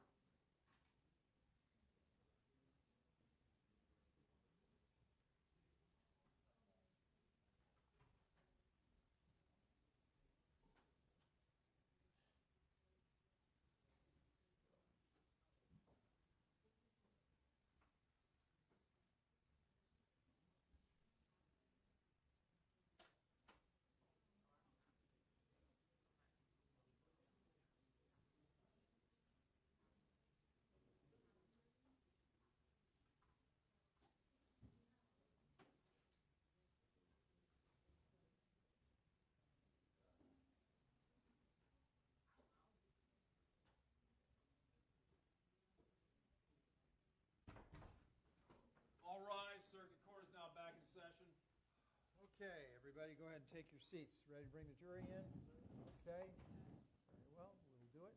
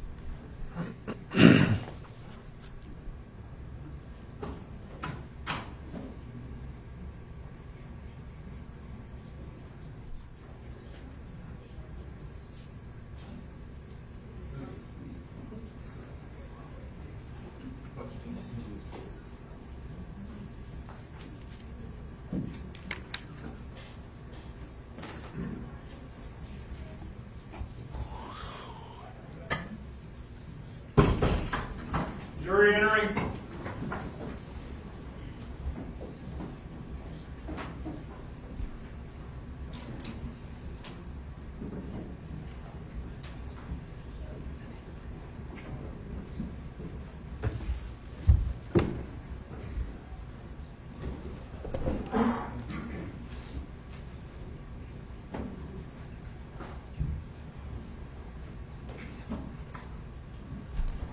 Okay, welcome back, folks. Everyone take your seats. You may begin redirect examination, Ms. Edwards. Thank you. Good morning, Detective. Good morning, ma'am. Detective, how many hours have you worked on this case? Hundreds. Why? What do you mean? The amount of time it takes to do the follow-up that I've been mentioning, I can't even put a number to it. Between the investigation itself on that night, as well as the analysis of the phones themselves probably took about 100 hours. There's so much information. There's so much to go through. Going through everything that I already have, everything that was collected by the other detectives, supplemental search warrants, going through what we get back from that. I mean, altogether, it's probably several hundred hours of supplemental work. And was this the only case you were assigned? No, ma'am. What do you mean by follow the evidence? What does that mean? Oh, I'm sorry. I think Kids. he is Oh, not being able to okay. hear me, Judge. So Yep, you got to stay close to one of those mics, of no course. problem. I'm utilizing this. Thank you for bringing that to my attention. What do you mean by follow the evidence? What does that mean?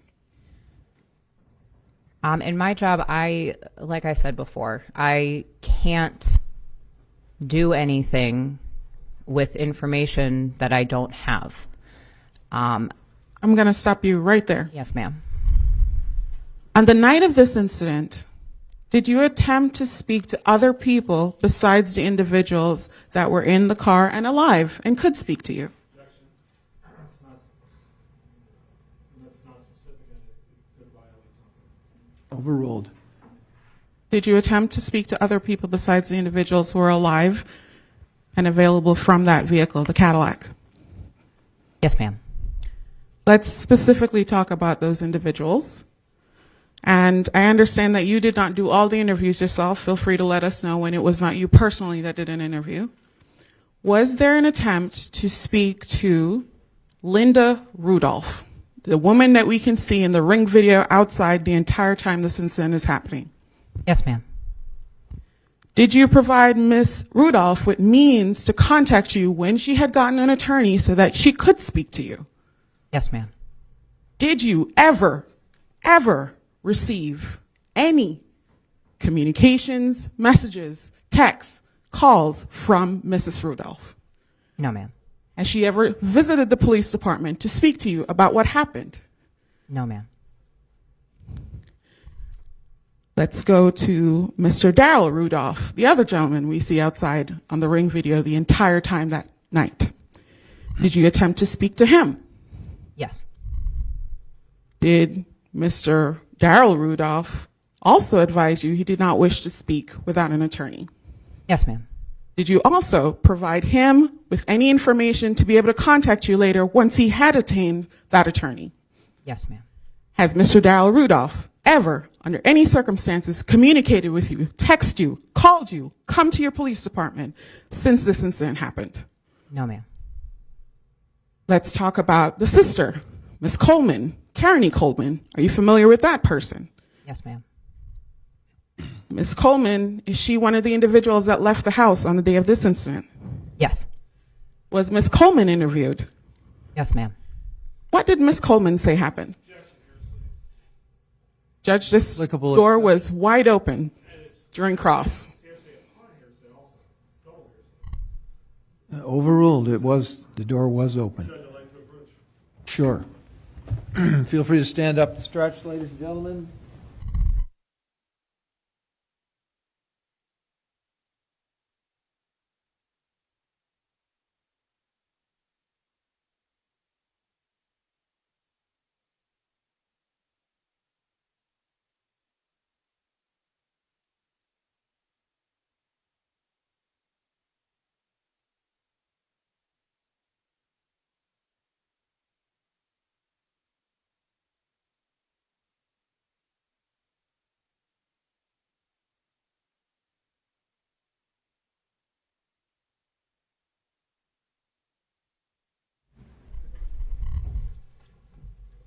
Let me be more specific.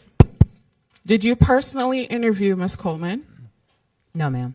Did you review the recording of their interview with Miss Coleman? Yes. Did Miss Coleman claim not to know any information at all about this case? Yes, ma'am.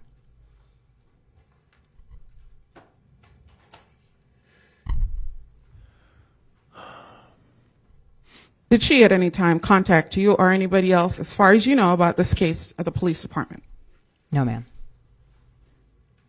What about her husband, Mr. Johnny Coleman? He was also present at the home that day or not? Overruled. To your knowledge, was Mr. Johnny Coleman also present at this residence, or was he not there at all? He was, sir. Or ma'am. And Mr. Johnny Coleman was also interviewed, or you do not know that? Yes, ma'am. He was? Yes. Okay. And Mr. Coleman also said, no knowledge. Yes, ma'am. Okay. What is an independent witness, Detective?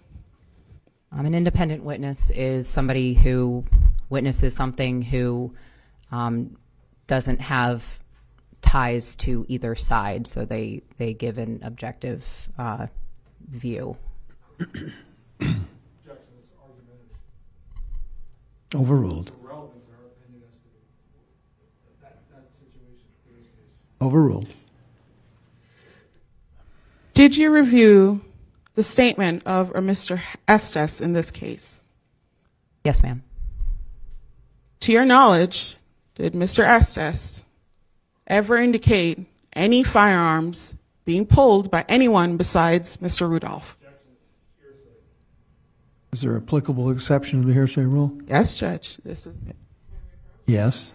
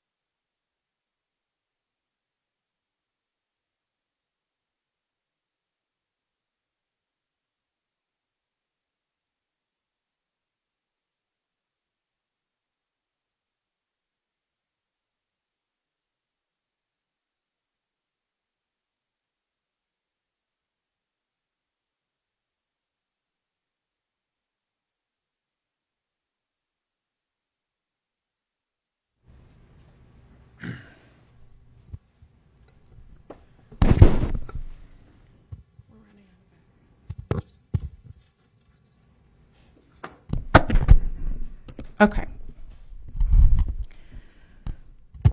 So I want to talk about all the information that you had prior to Mr. Rudolph's arrest.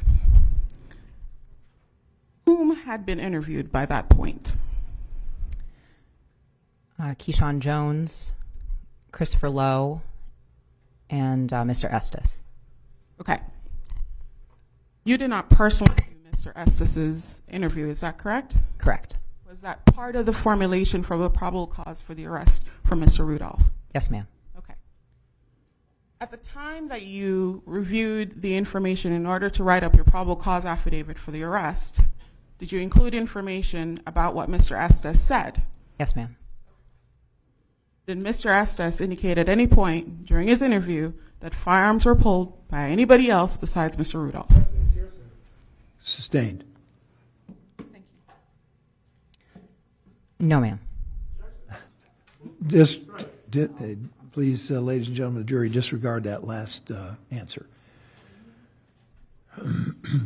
Could you tell me whether or not you had any evidence at all at that time that anyone besides Mr. Rudolph had removed a firearm?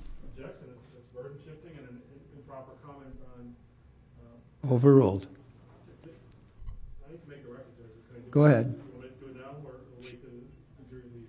I think it makes sense for you to wait, given the nature of the objection that you're about to make. Yes, sir, thank you. All right, thank you. Next question. Judge, the witness had not answered the... Okay, I'm sorry. Go ahead and answer the question if you remember it, because I don't.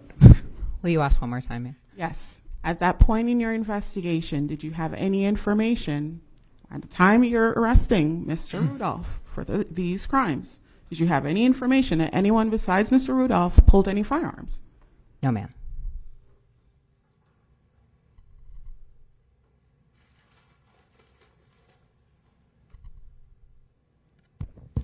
Detective, how many investigations have you ever been involved in? Ever, I would say hundreds, if not thousands at this point. How many times have you had to use a subpoena to compel a witness or anyone to make a statement? Overruled. How many times? It's happened, but it's not I want something. you to give us a figure if you can. How many times? If you've spoken to how many witnesses you think throughout the years speaking to witnesses?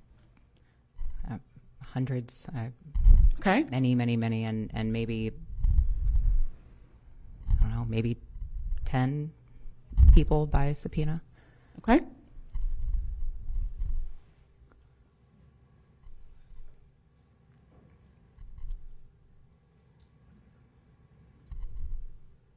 How would you have known to look for firearms at Broadway and 40th or anywhere along that path on Broadway? How would you have known to look for that?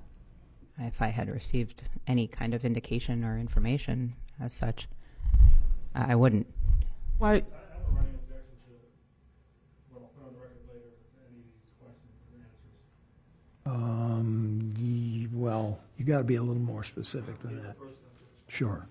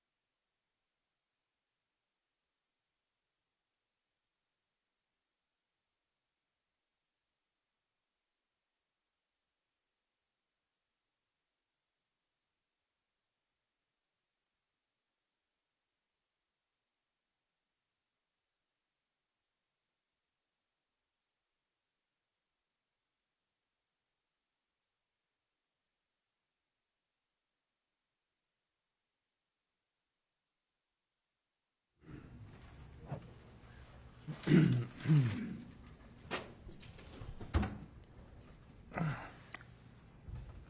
right. Detective, I want to talk to you about some of the questions you were asked on cross-examination about dissecting the relationship between Ms. Jones and Mr. Rudolph. You were asked, did you know about, some of the things that happened in their relationship? Why didn't you know that and all of that? Were you investigating a domestic violence incident between the two of them? No, ma'am. Were you investigating anything about their relationship other than what happened that night? No, ma'am.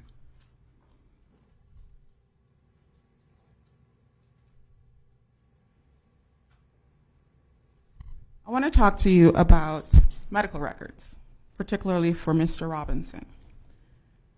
You were asked on cross-examination why it is that you did not receive those medical records until January of this year. Do you recall those questions? Yes, ma'am. Who typically gets medical records from an individual? It depends on the situation. Sometimes law enforcement, sometimes the state. Okay. And were those medical records that you obtained provided to the state and then defense Yes. in January of this year? Yes, ma'am.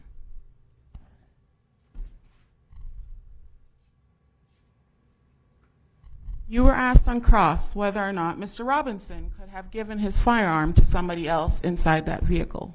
Do you recall those sorts of questions? Yes, ma'am. Where was Mr. Robinson's firearm located in relation to the vehicle where the other individuals were? It was back at the scene of, or in the area of the scene of the shooting itself. So near Jasmine Drive over in Lake Park, Yes, ma'am. not on 40th and Broadway? Correct.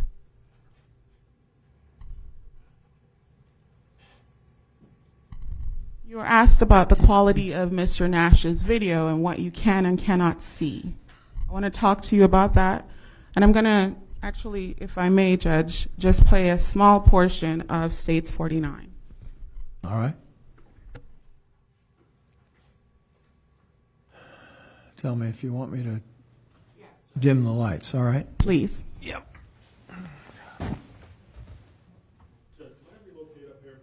Yes, of course.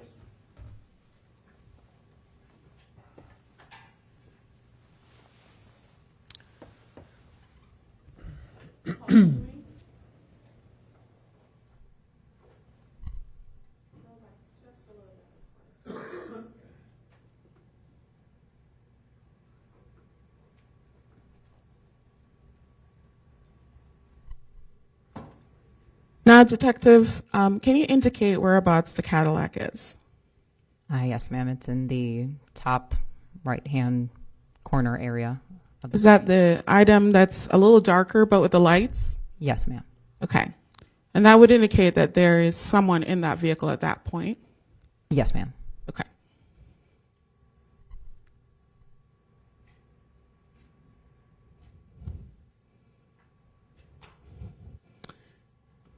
This area here, where they're sort of not as dark as the rest of it, what's that? Do you know? It appears to be like the front passengers area of the vehicle. All right. Could you play for us? One individual, did you see that shadow? Two. Sorry, that's just one. Not sure what part of the vehicle that is. Do you know where? Not.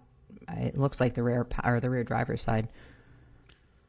But do you know? No. Okay. If you could keep playing, please.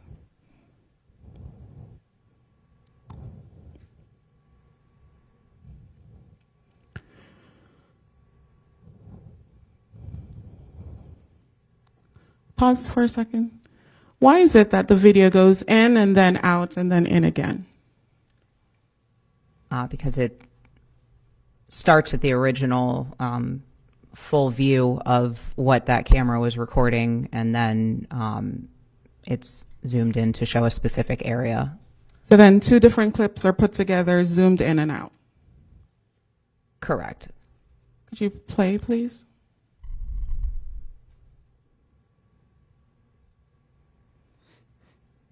back up for us to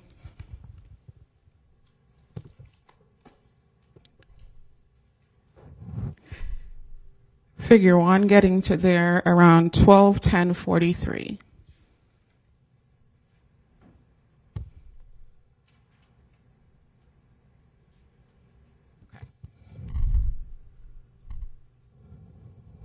Figure 1.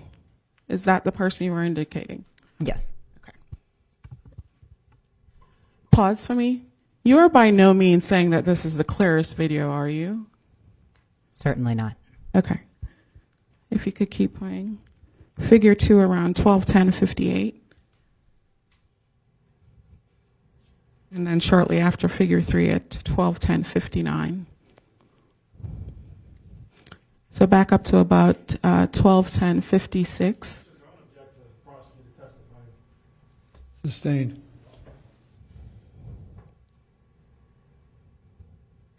If you could play. Pause. Detective, did you see the shadowy items in the image? Yes, ma'am. Can you tell who those individuals are? The 2 shadows. No, ma'am. Overruled. If you could keep playing. This 3rd shadowy figure here. Can you tell who that is? No, ma'am. Okay. So of the 4 shadowy figures, you can't tell who each individual is? No, ma'am. Well, that objection is denied. All right, but it was a leading question, so that objection is sustained. Judge, if we could restore Rephrase. the lights, please. Rephrase, please. So, Detective, were you able to clearly identify the individuals that entered the vehicle? No, ma'am. How many, however the clarity, how many individuals did you see enter the vehicle? 4.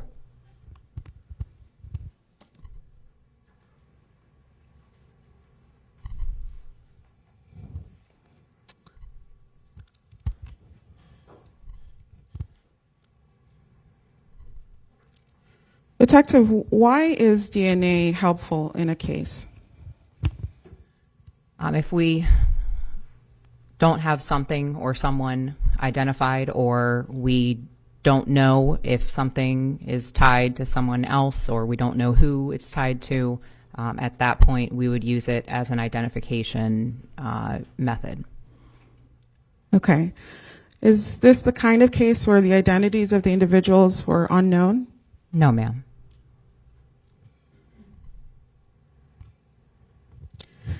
If I could have your assistance, I'll be using the projector next. And Judge, I will be approaching the witness with your Honor's permission. With State 72, I have shown it to defense counsel. All right, thank you. Detective, if you could please take a look at States 72. It's a single photograph. Do you recognize that? Yes, ma'am. And to the best of your recollection, do you remember that to be an accurate reflection of what the decedent looked like in the front of the vehicle? Yes, ma'am. At this time, Judge, State would offer into evidence State 72. Judge, this is about the hands.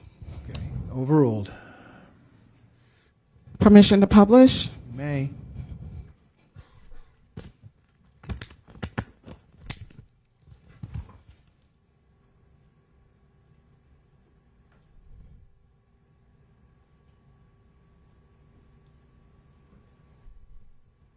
So, Detective, again, do you recognize this as being Mr. Jean-Jacques' positioning in the front of that vehicle?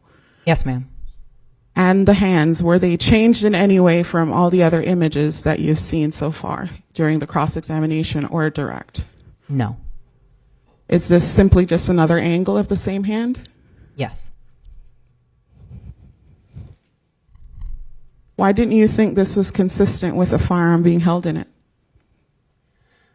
Well, like I said before, there are many things that would cause posturing like that. Like I said, a medical reason such as Sustained. Did you believe, based on how you found Mr. Jean-Jacques' hand, that he might have been holding a firearm? I did not.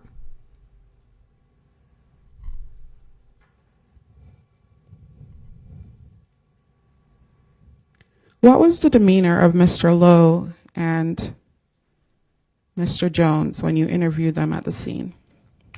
They were distraught. Did they appear to not have any interest in taking their friend to the hospital? Want to be heard on that? Appearance, if she knows. Overruled. Do you know? They did not appear so.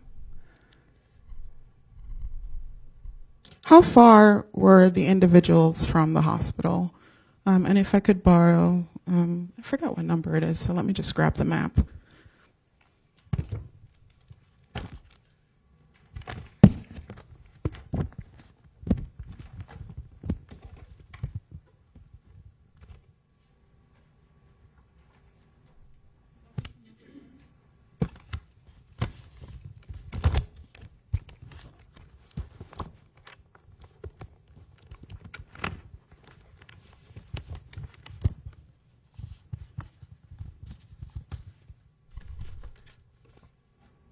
I'm not seeing it.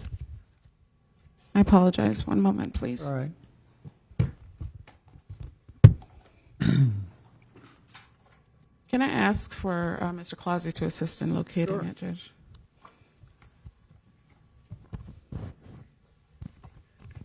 No, it was a small one. And it's like a oh, I think I might. For the record, Judge, it states 68, if I may publish. Okay.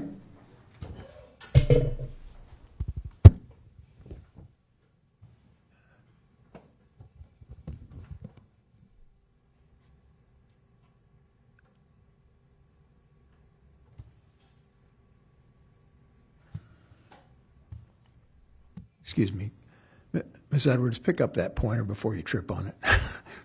All right, thank you. Thank you, Judge. All right. Put it on the, yeah. All right, Detective, can you aid us in understanding where the hospital was in relation to 40th and Broadway utilizing this map? So You know, cross-examination was over 2 days and over 4 hours. I can't recall, but I don't think, even if it is, it's not far outside the scope, so overruled. Detective, whereabouts is the closest hospital to 40th Street and Broadway? it's where the orange circle with the H, that's St. Mary's Medical Center, where they said they were trying to go. Okay, so am I correct in pointing to this as what you were just referencing? Yes, ma'am. Okay.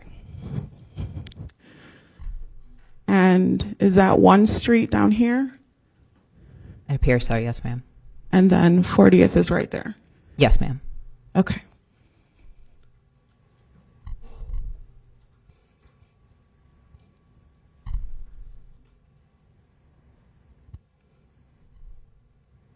Is St. Mary on Broadway or is it on some other street? It's not on Broadway. Where is it? At this present time, I can't recall the name of that street. But 45th Street? Sustained. That was leading. Do you know if it's a numbered street? Sustained. Sustained. The jury will be able to see for themselves where it is, right? yes, ma'am. Overruled.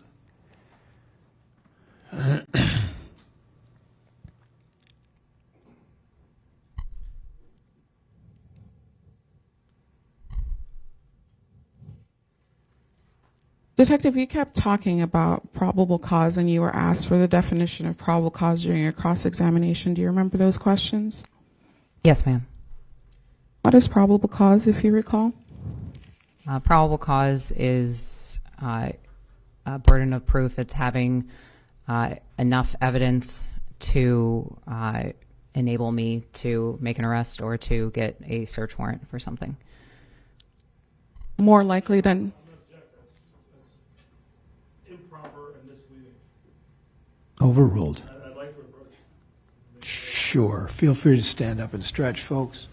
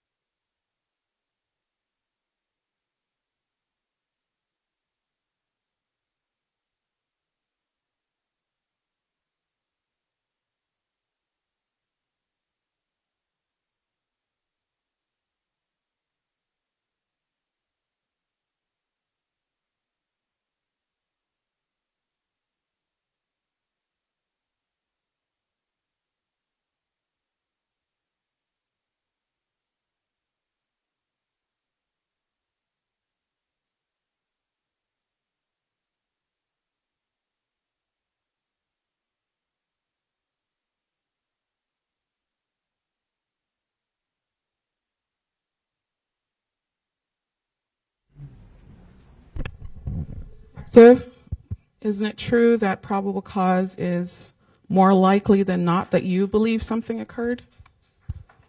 Yes, ma'am. A lesser burden, as defense counsel pointed out, than beyond a reasonable doubt, right? Yes, ma'am. You were asked about whether or not Mr. Jones said something about shooting back during the course of his testimony. Do you recall that? Yes, ma'am. Can you tell us the full context of what was happening there?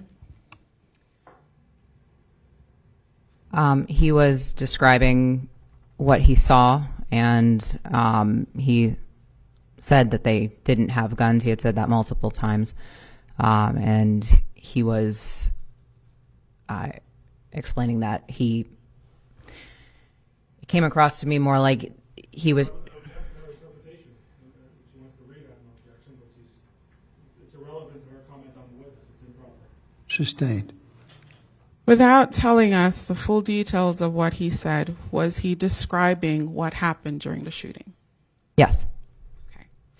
Did he at any point indicate anything having to do with anyone from his car shooting at anyone? No. You were asked about Mr. Lowe's statement and the references about whether or not he in fact said that they had parked somewhere else and not in front of Mr. Rudolph's residence. Do you recall those questions? Yes. Do you have a copy up there of Mr. Lowe's statement? I don't. May I approach the witness, Judge? May. And for the record, State is going to be referencing page 3. Actually, I apologize, that's incorrect. Page 14. And that's going to be line 10 through page 15,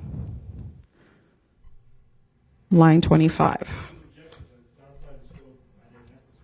You did yesterday, Judge. I don't, what's the question?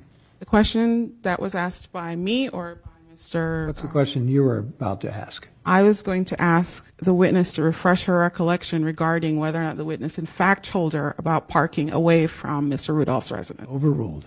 Go May I ahead. approach the Yes, witness? you may. I agree. That's what he said. It's not what was done yesterday, Judge. All right. Overruled. If you could read those pages, please. Okay.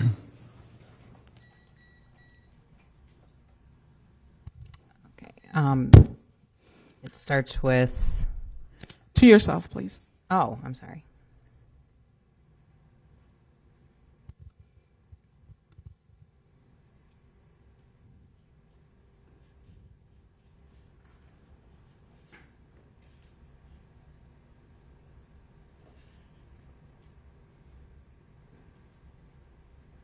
I have another objection. It's improper impeachment. Overruled. Well, can I first explain? No, overruled.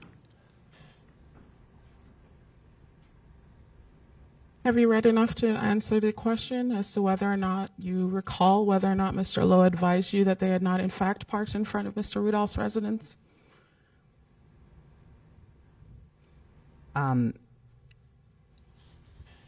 Yes.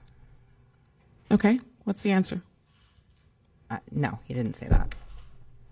That he had parked in front of Rudolph's. I'm sorry. no. Maybe I Let missed. me rephrase the question. Listen Okay. carefully, if you will. Can you answer as to whether or not you recall where Mr. Lowe said he had parked his vehicle, whether or not it was in front of Mr. Rudolph's residence or someplace else? Does that help to refresh your recollection? Yes. Okay. Nobody said that they parked in front of the residence. So they did not park in front of Mr. Rudolph's residence? That's mischaracterizing what you said. I didn't understand the question or the answer. Okay, let me rephrase the question. Thank you. Did Mr. Lowe indicate that he parked far enough away from Mr. Rudolph's residence? Do you recall whether or not he said that? Yes. Okay. Did he indicate that they had to run back to the car? Yes. That's right. That's not responsive to the original question. It was responsive to that question. All right, overruled. Next question, please. Detective, did you care about this case? Absolutely. Why? I care about all my cases. That's why I have this job. I wouldn't work in this capacity if I didn't care. One moment to confer with co-counsel. You may. All right, very well. You may go on about your day. Stay safe. Thank you very much. It's now almost 11. I was given to understand yesterday that the state has only one more witness, right? That's correct. And having talked to both sides about that, I am also given to understand that that witness is not anticipated to take a great deal of time. That is also correct. All right, so what the plan is now, yes, you are, thank you. Watch your step, stay safe. So our plan, ladies and gentlemen, is we'll take this witness, finish direct examination, cross-examination, and if there is any, redirect examination, and then we'll take a break for lunch. I suspect there'll be something else I'll have to do during the lunch break, so it'll probably be a little longer than the half an hour I gave you yesterday. Okay. Who is your next witness? St. Paul is Jimmy Palma, Judge? All righty. Yes. Do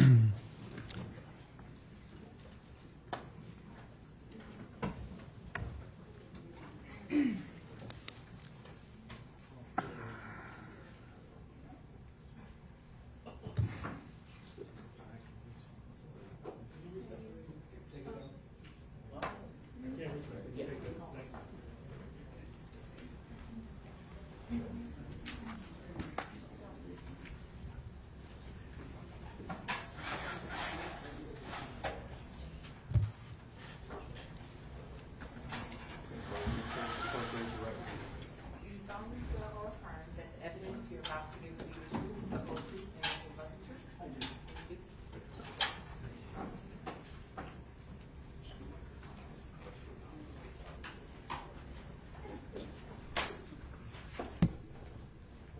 All right, sir, when you're comfortable up there, will you please say and spell both your first and your last name for the record and the jury? Yes, Your Honor.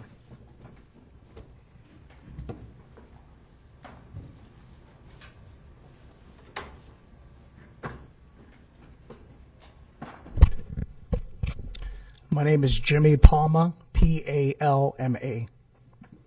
Jimmy is Jimmy. Yes, Your Honor. Okay, thank you. All right, you may inquire, Miss Edwards. Thank you, Your Honor. Good morning. Good morning. Could you please introduce yourself to the members of the jury? Let them know what you do for a living and your title and where. Yes, I am a forensic scientist assigned to the firearms unit at the Palm Beach Sheriff's Office's Crime Laboratory. And tell us a little bit about your background, your education. How did you become a forensic scientist? I served 5 years in the Marine Corps, where I became familiar with different types of weapons. I obtained a bachelor's degree in chemistry from St. Thomas University.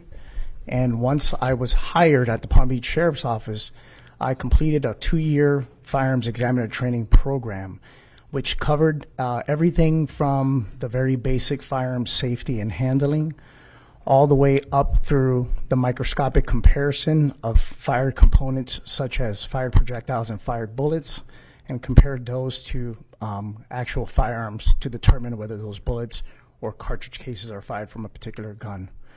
I have trained with the Bureau of Alcohol, Tobacco, and Firearms in the restoration of serial numbers and also in the cartridge case database. I am a member of AFTI, which is the Association of Firearm and Toolmark Examiners. It is an international professional organization of forensic firearms like myself, and I am a certified member of that association. Okay. How long have you worked in your current capacity? I started at the Sheriff's Office February of 2011, so approximately 12 years. And throughout that time, have you been doing forensic comparisons of ballistics or firearms evidence? Yes, throughout my entire career. Tell us a little bit about firearms and comparison. How is it that you are able to compare or analyze whether or not one particular firearm fired casings or any other parts of a bullet? So the premise of what we do relies on the machining processes that are used to manufacture guns.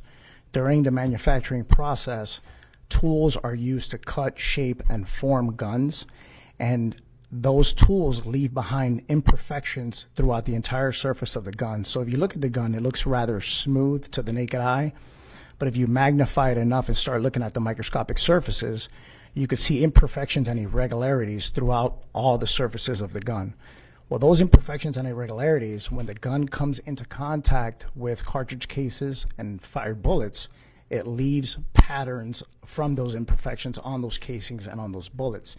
And those patterns are what we evaluate and compare between test fires of that gun and evidence cartridge cases and evidence bullets that are collected on different scenes and submitted as evidence. Do you have any personal experience with seeing that in a manufacturing setting? Yes, I visited various manufacturing gun facilities and also ammunition facilities, just observing the different types of manufacturing processes, which helps us understand what methods are used and what kind of tool marks to expect when looking at fired casings and bullets.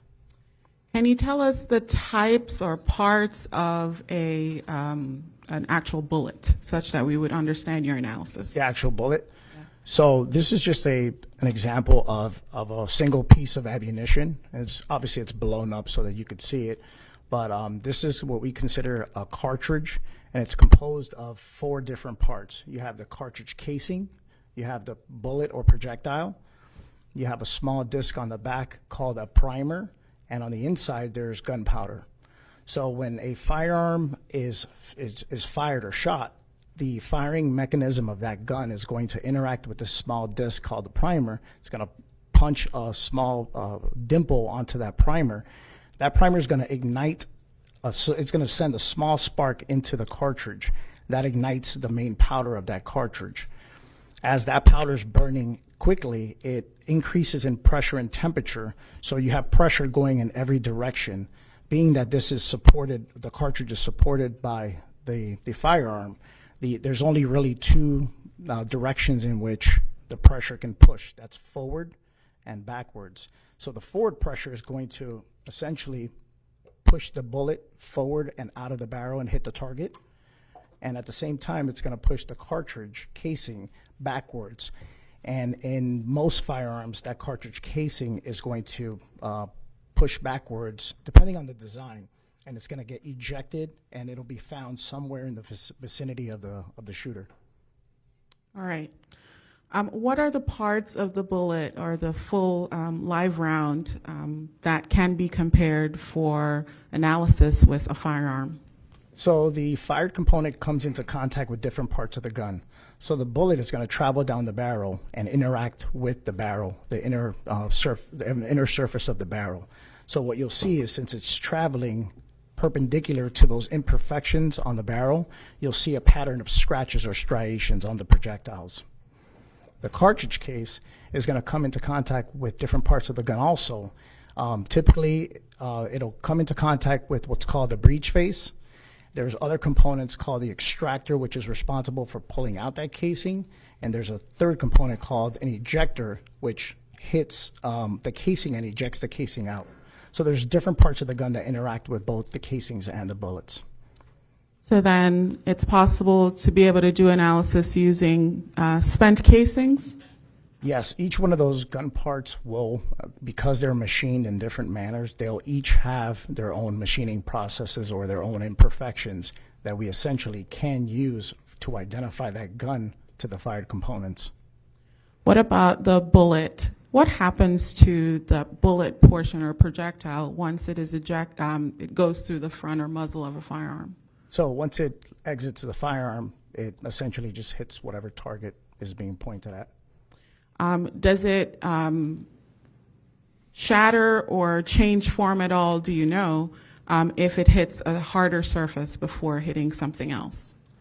Bullets have the ability to break apart. I've seen bullets come in to the laboratory in pristine conditions, and I've seen them come in completely shattered and in just small fragments. So there's a wide variety. It just depends on what that projectile hits while it's traveling down the barrel or while it's traveling in the air. Would you expect a projectile that hits a soft surface like someone's flesh to perhaps be more intact, if nothing else, interrupted the process from muzzle to target? If it only hit flesh, then I wouldn't be surprised to receive a projectile intact. Bone is one of those components that it can hit, or other targets. But if it's simply flesh, then I wouldn't be surprised to see the bullet intact. What if it hits another target prior, like a car window or parts of a car? Can it become shattered? Yes, it can. Correct. Okay. Can you tell us about the items that you received for comparison in this case? I received 3 firearms. I received fired cartridge casings, and I received fired projectiles. Let's start with the handguns that you received, if you received any. Yes. Tell us about, did you receive a 9mm Taurus? Yes, I did. I received a Taurus model PT709. And what can you tell us about that particular firearm? It fires 9mm Luger caliber cartridges or ammunition, and it is a semi-automatic pistol. And what does that mean as far as the firing mechanism and how the person would be able to utilize it? So there are 2 types of automatic systems. There is a semi-automatic firearm, and there's a fully automatic. So with semi-automatic, if you pull the trigger and hold the trigger, you essentially get one shot off. The firearm cycles, ejects the casing, ejects the bullet, and inserts the next ammunition, the next piece of ammunition into the gun, ready to be fired. But in semi-auto, you have to release the trigger and pull it again if you want consecutive shots. So you essentially just get one shot per pull. With fully automatic, if you pull the trigger and hold it, the firearm will continue firing shots until you either release the trigger or you run out of ammunition. Okay. Can you tell us the type of magazine that was presented to you with this particular firearm? I received a what's called a box magazine, and it's just a magazine that is rectangular in shape. And Judge, permission to utilize the evidence? You may.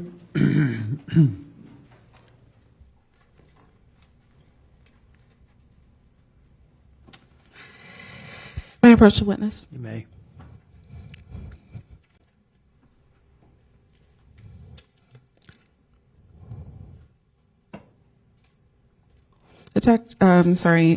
Mr. Palma, I'm approaching you with State 7, identified as Tyler Robinson's 9mm Taurus. Could you please open that box and let me know whether or not this is the same item that you were just referencing? Yes, it is. Okay. And do you have the ability to show us what the magazine looks like, or do you need assistance with a scissor? I could take it out of the box. Okay. This is the magazine that was received with the Taurus pistol. And can you tell us how much or how many bullets or casings that particular magazine holds? This particular magazine is designed to hold 10 cartridges. How many then, if this particular magazine is inside that particular gun, could this gun hold? How many bullets? Well, the magazine holds 10 cartridges. There is the ability to have 10 in one, which is what's referred to as if you loaded 10 cartridges in this magazine, inserted it into the gun, racked the slide, you would have one in the chamber. Now you have the ability to take the magazine back out, put a 10th cartridge in here, and you would have 10 in the magazine and one in the chamber. If that one in the chamber is ejected by a firing process, what happens with this particular type of firearm? Does it immediately reload from the magazine, or does the user have to do something? No, this particular gun is a semi-automatic, so if the trigger's pulled, the first shot goes off, the gun automatically ejects the fired casing and inserts the next cartridge. It strips it off the top of the magazine and inserts it into the chamber automatically. Okay.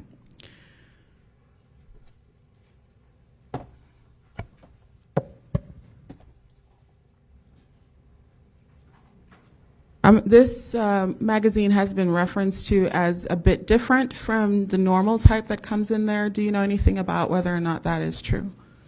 This magazine is what's called an extended magazine. This particular model, the 709, comes with a regular size magazine, which holds 7 cartridges. But this extended model holds 10. So I believe it sticks out just ever so slightly from the magazine well of the gun. Okay. Are there extended magazines that hold a lot more than that for this type of firearm? For this type of firearm, I'm not aware of any other magazines, but they could exist. Okay. All right, thank you. If I may retrieve that item, Judge. You may.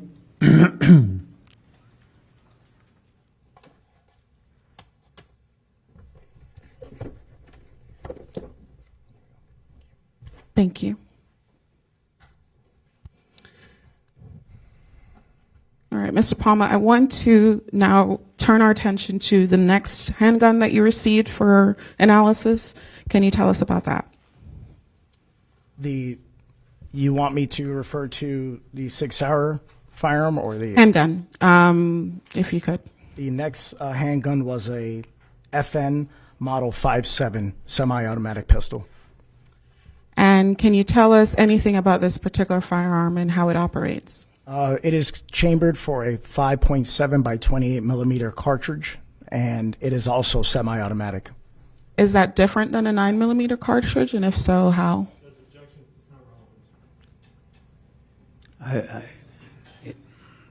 There was a great deal of testimony concerning that. It is of limited relevance, however, so I'll allow it at this point. There are no additional questions on this. Oh, okay. Very well. Next question. Judge, if the witness could answer that, though. Go ahead, answer the question, Mr. Palma. The 5.7 by 28 is basically a different size of cartridge. So the 9mm has certain dimensions that it meets, and the 5.7, which is different, has different dimensions, and that is consistent with the gun. So the chamber is also chambered for the same dimensions as the cartridge. But in terms of semi-auto, they're both semi-automatic. Meaning they reload automatically, just like you just described with the Taurus? Right, meaning that one pull of the trigger will give you one shot and cycle automatically. Okay. And can you tell us whether or not when you received this particular firearm there were any live rounds? I did receive It is relevant, Judge. It is relevant. Overruled. I received a magazine and 20 5.7 by 28 millimeter cartridges or ammunition, unfired ammunition. Do you know how many? There were 20. Okay. If we could turn our attention to the next firearm that you received for analysis. Yes, the next firearm was a 5.56 by 45 millimeter 6-hour firearm. What can you tell us about this firearm? This particular firearm was also semi-automatic, and it fired ammunition that was 5.56 by 45 millimeter. What about 223s? 223s. So 5.56 by 45 and 223s. If you look at the physical dimensions between those two cartridges, they're almost identical. 5.56 tends to be the military designator or nomenclature, and 223 is the civilian designator or nomenclature. And there are some minor differences in terms of the pressure on the inside of the cartridge. The 5.56 tends to have a little bit more pressure because, again, it's military designed. And the primer has, for 5.56s, they have a lacquer, and that is to prevent water from seeping into the gunpowder and wetting it and rendering it inoperable. So the specifications are a little tighter because they're military designed, but again, the physical dimensions are almost identical. So a 223 Remington cartridge can be fired in a 5.56 by 45 gun, just like the 5.56 can be fired in the same gun. Okay. Could both of those types of ammunition be fired from this particular Sig Sauer? Yes. All right. How is the Sig Sauer operated such that it fires a projectile?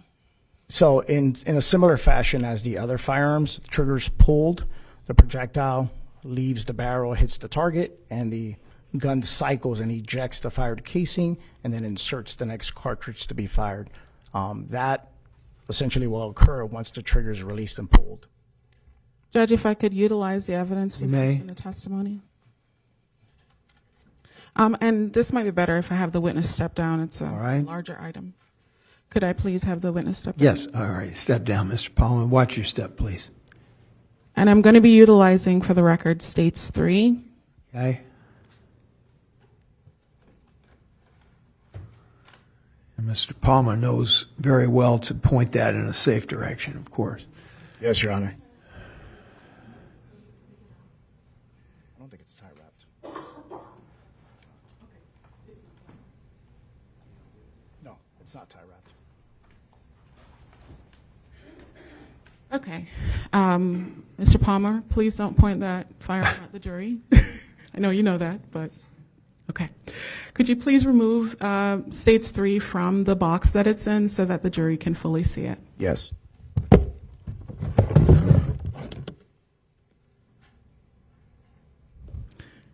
Can everyone see? Okay, wonderful. All right. Can you tell us whether or not that firearm, as you have it in your hand, has a magazine in it or around it or anywhere? No, right now the firearm does not have a magazine inserted into it. Okay. Can you tell us basically how the firearm would have to be operated by demonstrating how a projectile would be fired from it? Yes, I'll try to do this without the microphone. You can move over there by the, thank you. All right, thank you, Deputy Lubinsky. So the magazine is inserted into this bottom magazine well here. And once that magazine is inserted, you can pull this lever back to rack one of the rounds into the magazine or into the chamber. When the trigger's pulled, the projectile travels down the barrel, hits the target, and again, the firearm will automatically eject that casing and strip that next cartridge out of the magazine and insert it into the chamber. And can you tell us whether or not, upon squeezing this particular firearm, you have to squeeze it multiple times to get multiple bullets or projectiles out of it? Yes, this particular gun will require a pull of the trigger for each consecutive shot. Okay.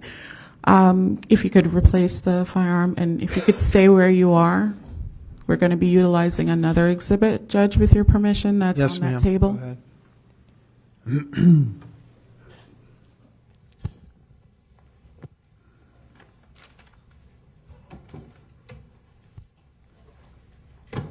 For the record, this will be States 48, identified as the drum magazine. If you could provide it to the witness.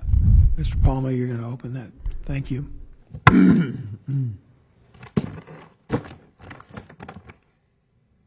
Can you tell if that evidence bag has been opened previously?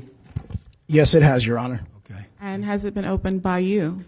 Yes, it has. I wrote the case number, my initials, and the date in which I opened the baggage on the bag. Okay.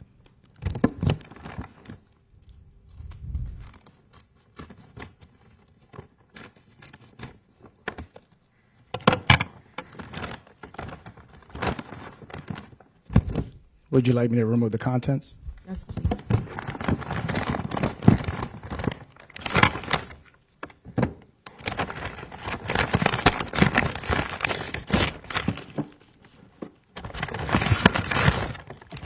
Are the rest of the contents the casings or cartridges, rather? The contents in the manila envelopes are the unfired cartridges. Okay. And what's the count of how many you received, if you recall? I received a total of 61. Okay. Could you show us the magazine? What do you know about this type of magazine?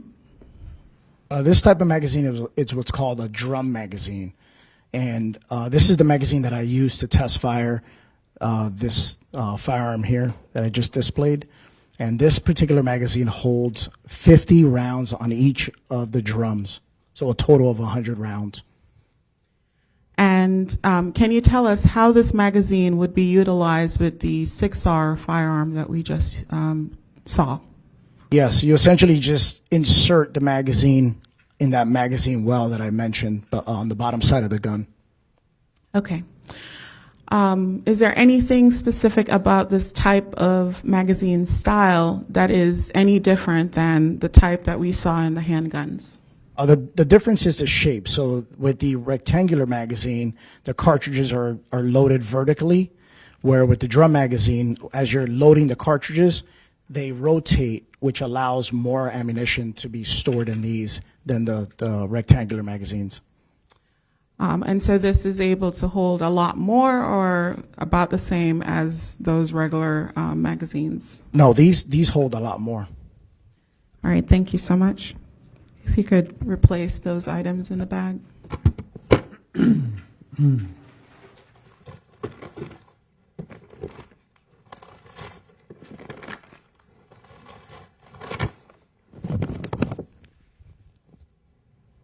Would you like Mr. Palmer to take the stand again? If he could return to his seat. Thank you. Yes, thank you.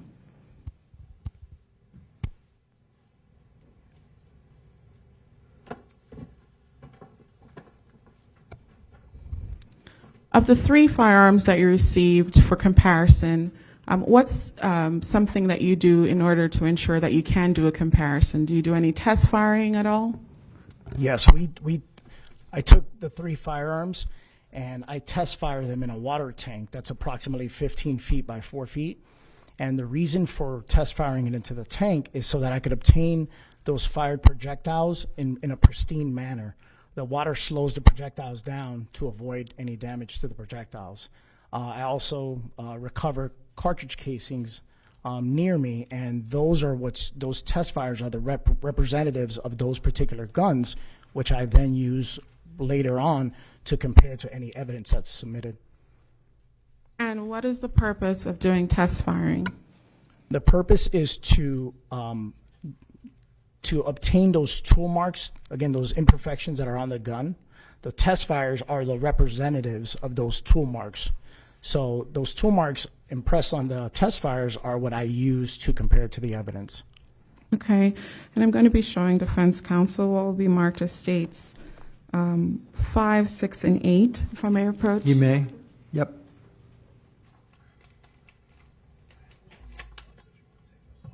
Okay, thank you.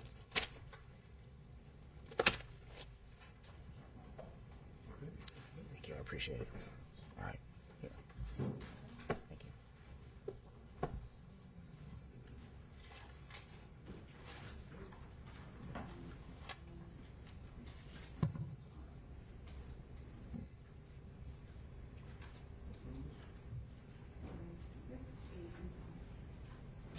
There's no objection to 5, 6, and 8.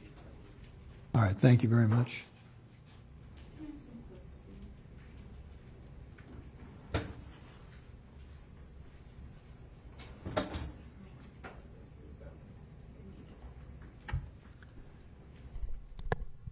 All right, Judge, I'm going to be requesting permission to approach the witness with. You may.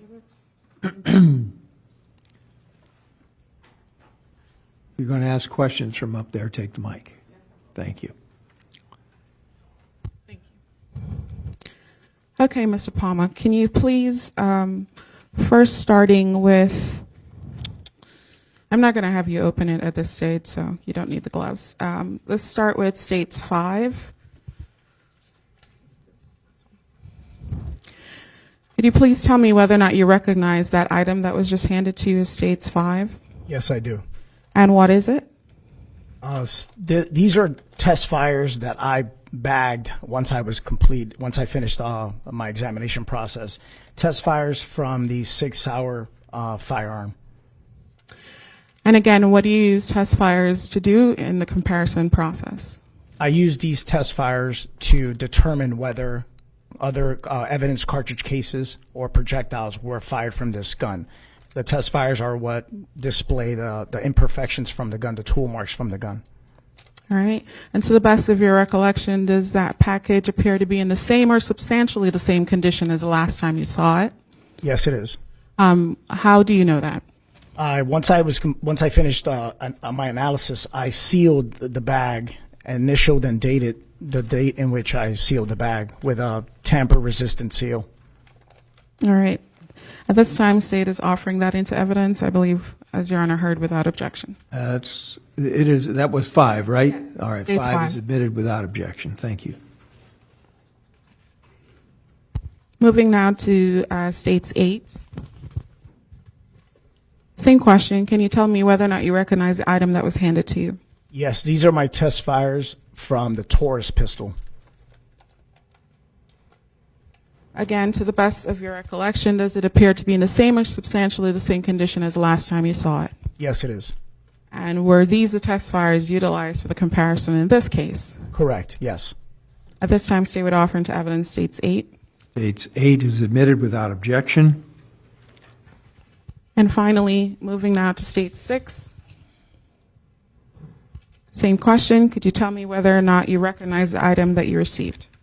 Yes, these are test fires from the FN pistol. And they are also in the same condition in which I packaged them and I sealed them. Thank you. At this time, State would offer into evidence State 6. States 6 is admitted into evidence without objection. All right. Now I will have you open something. So if you could put the gloves on. Do we still have the scissor? I think it's up there.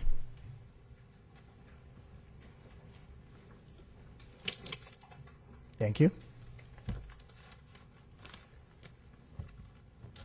Handing the witness States 5, the 6R test fires. Could you open the bag and take one out so we see what it looks like? Yes.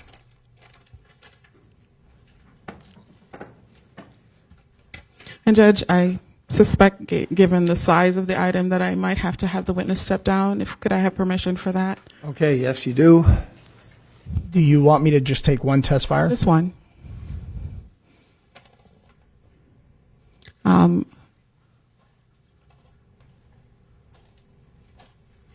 Do you have casing and projectile, or just so they could see both, please? And if you could step down, and I'll hand you the mic. You may. Thank you.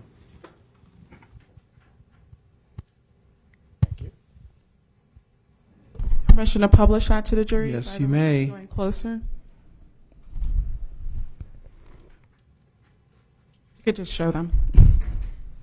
So here I have a fired cartridge casing. And this is the fired projectile, or my test fired projectile and cartridge casing. And the caliber of that, or those, is? Yes, these are test fires. These are 223 Remington caliber.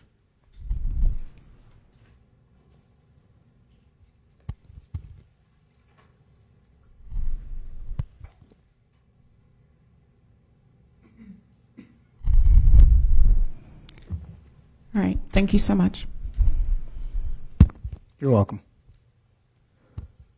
If you could return to your seat. Tell us about the comparison process. What do you do next after you've done the test fired? And actually, before you answer that, did each of the 3 firearms that you received for comparison, did they actually operate as designed? Yes, all 3 firearms functioned as designed. Yes. Okay. So they were in working condition. Correct. All right. Tell us about the comparison process. So once I obtain my test fires, I use an instrument at the laboratory called a comparison microscope. And what it is 2 microscopes that are connected together by an optical bridge. It allows me to put one specimen on one side and the other on the other side, and I can superimpose the 2 images and put them side by side so that I could observe those tool marks right next to each other. The comparison microscope is what allows us to magnify and look at those microscopic striations and shapes, and that's so that once I place one item on one side and one on the other, I start looking at the tool marks, and that's what allows me to determine whether I have enough correspondence to make it an identification. Are there times when, during that process, you find the results to be inconclusive? Yes, there are times. And what does that mean? Inconclusive means that I could not identify or eliminate the test fire from that item for various reasons. Either the item did not mark well in that gun, or the item was too damaged and I was unable to see the striations, or those are really the major reasons why an inconclusive would be a result or conclusion. And what do you call it when there is a match or some kind of enough comparison, I think, that you can tell it's this firearm that fired that particular casing or projectile? That's called an identification. Okay. Let's start with the items that you received for comparison. Can you tell us about that? Yes. In one submission, I received a total of 39 fired cartridge cases. Okay. Did you receive any other submissions for comparison with the firearms? Yes, I also received 3 submissions that had fired components, like fired projectiles, either a jacket fragment or a bullet jacket. Okay. Let's start with the bullet fragments and the jackets. Can you tell us whether or not, based on your observation and your comparison, you were able to make any identifications with the various projectiles that you received, or bullet jackets or fragments? No, I was unable to identify any of the fire projectiles to any of the guns. And why was that? These particular projectiles were badly damaged. Some of them were very small fragments. Some were partial bullet jackets. So there wasn't a lot of surface area on many of these projectiles, but there was a lot of heavy damage to just about every single projectile I observed. And permission to utilize state's evidence, Judge? You may. If I could approach the witness with states 41A through HH. You may.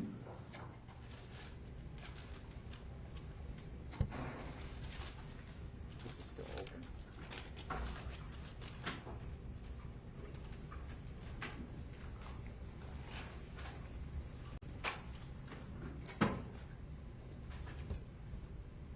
If you could please take a look at the packet and then look up when you're finished.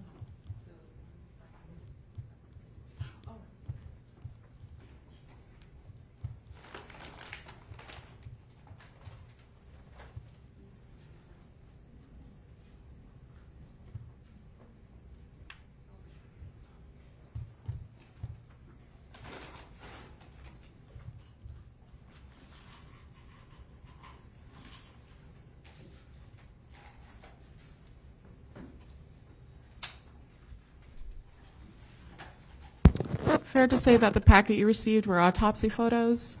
Yes. Okay. If I could also approach the witness judge with states 16 and 15, as well as states 2. 15, 16, and 2? Yes. All right. And for the record, 16 and 15 are fragments that were collected and identified earlier and placed into evidence, and states 2 were the cartridge cases from All the right, shooting scene. you may.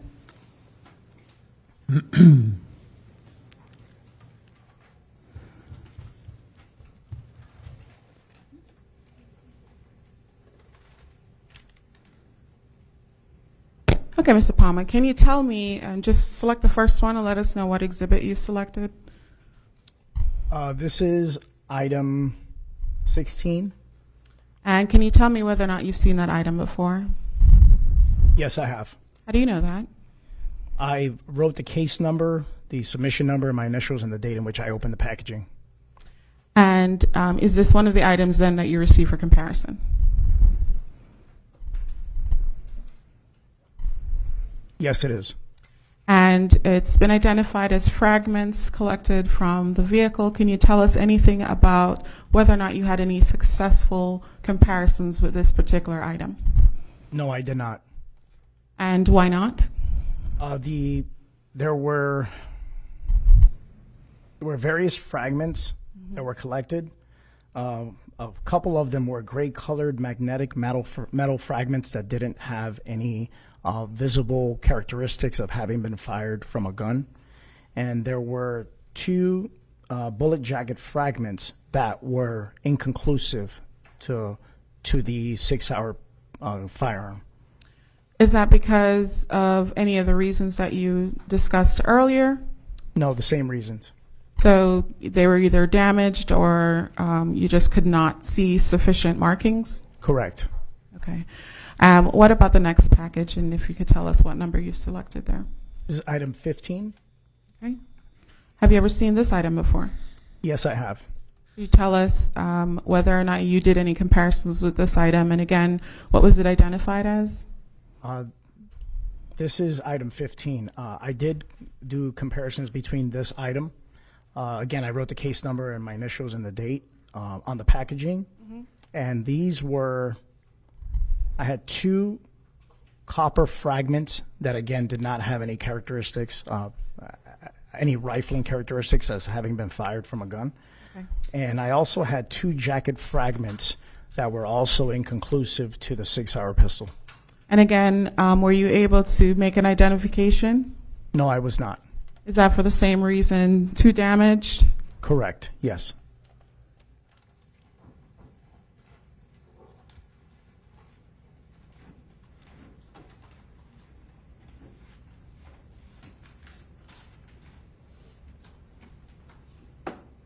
If I can approach a witness with states 42 and 43, projectiles from the decedent's body? You may.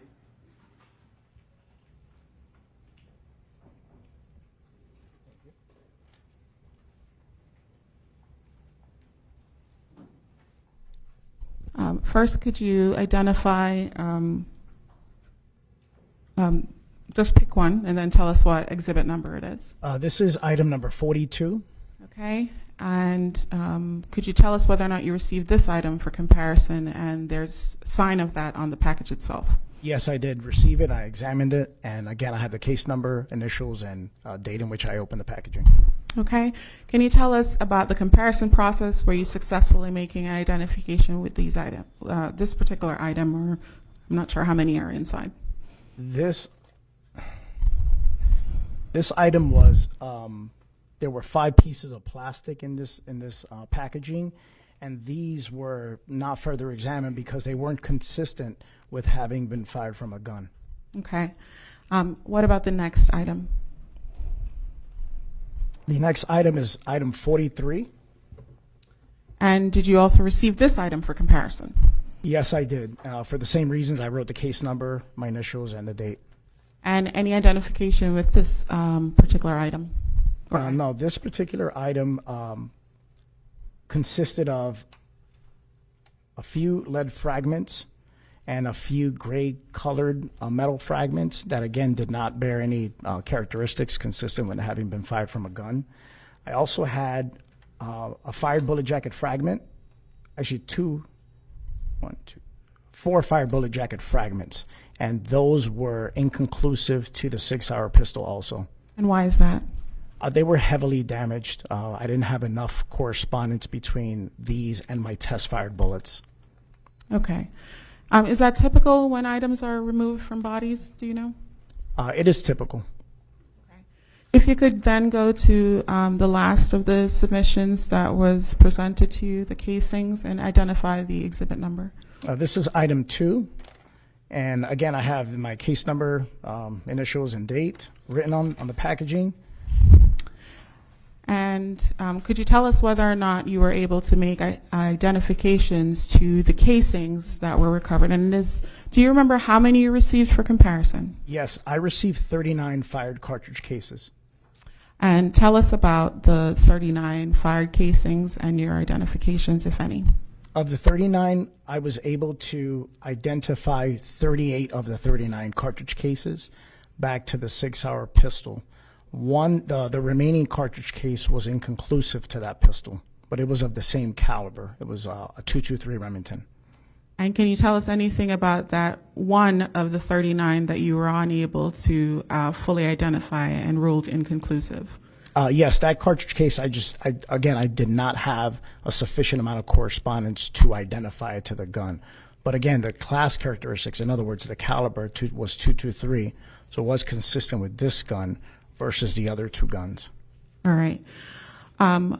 Thank you.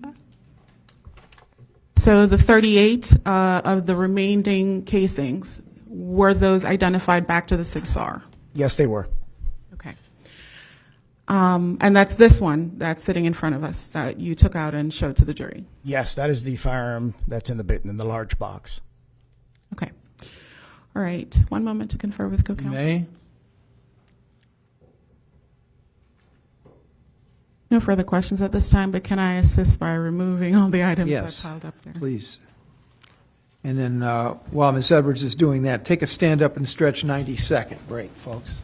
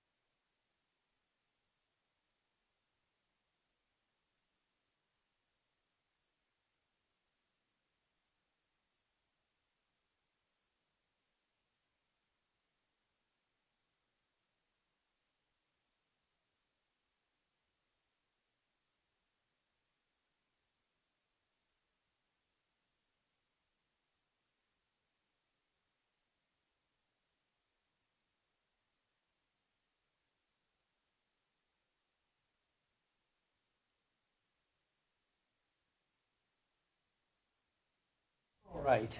Cross-examination? Okay, you may inquire, Mr. Shiner.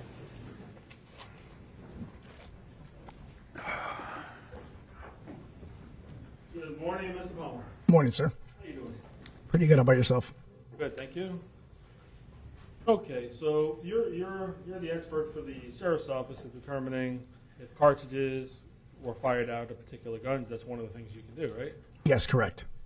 All right, so who sent you those cartridges? Was it Detective Andelin who asked you to analyze this? No.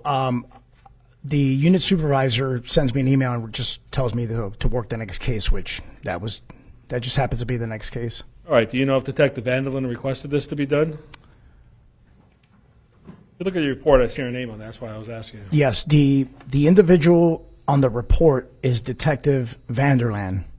Okay, so do you know if she's the one who made the formal request for your department to check these things out? That's my assumption based on what's on the report.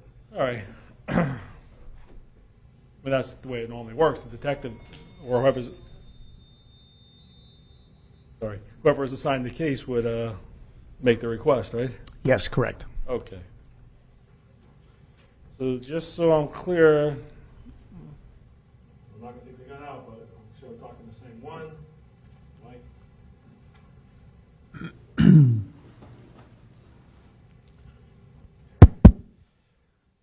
The 6 hour states number 3 that you took out, that gun is a legal gun, right? Legal. Can you say that again? This gun is legal, right? To my knowledge, it is a legal firearm, yes. All right, nothing illegal about this, right? Not to my knowledge. If I wanted to buy 10 of these and put them in my house, as long as I'm not a convicted felon, I can do that, right? Correct. The person who owned this gun, you don't know anything about him, right? I do not. You wouldn't know if his father was tragically shot in the head. You wouldn't know any of that, right? Oh, no. You better approach on this one. I can move on. I'll save time. Let me move on. Very well. All right. You don't know anything about the owner of this gun. No, I do not. All right. You don't know anything about this case in terms of interviews, in terms of what evidence was seized or not seized. You just got this, and this is what you do. Correct. And you didn't have any conversations with any of the police officers involved in this case, right?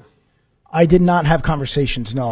I once the case is completed, it's typical for us to send a report to the detective who requested it, which is Detective Vanderland. But I did not have conversations with any detectives or anyone.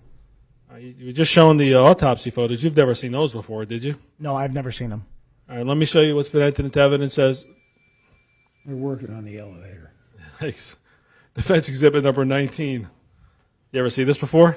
I have not.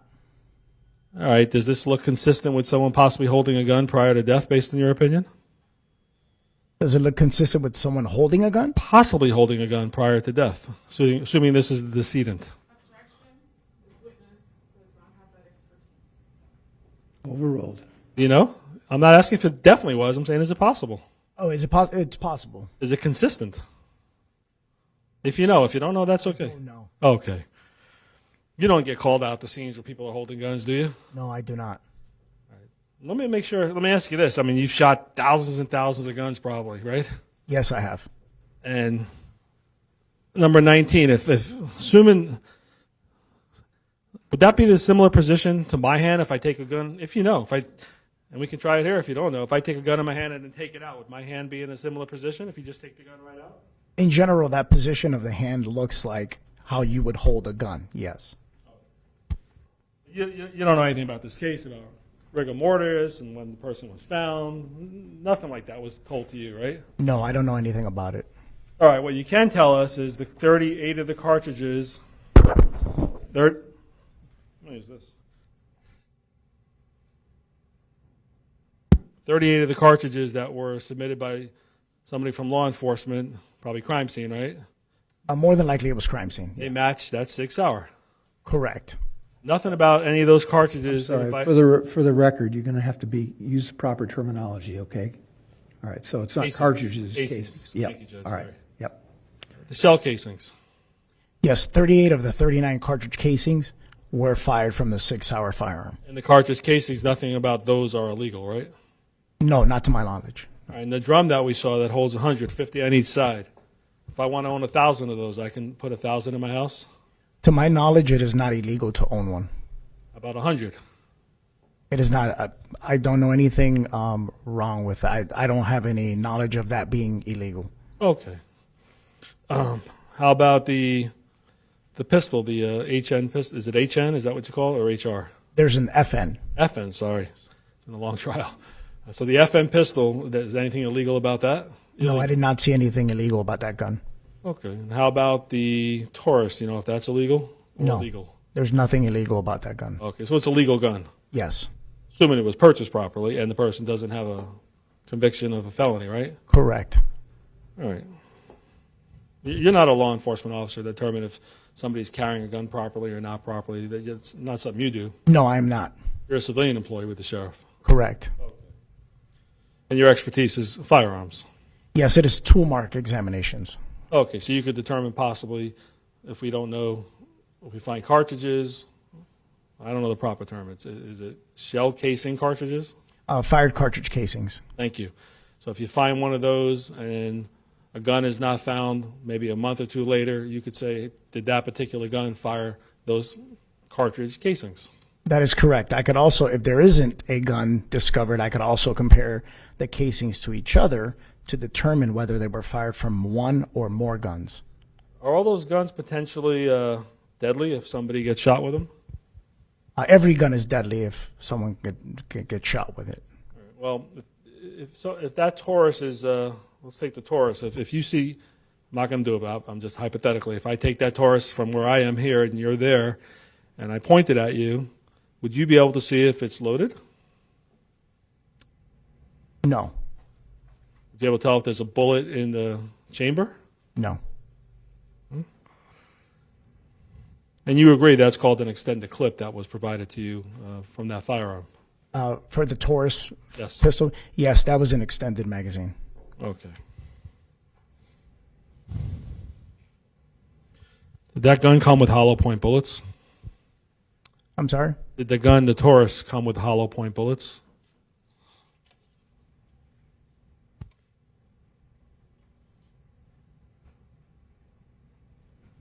I don't have any notes in regards to the type of projectiles that were in that particular type of gun.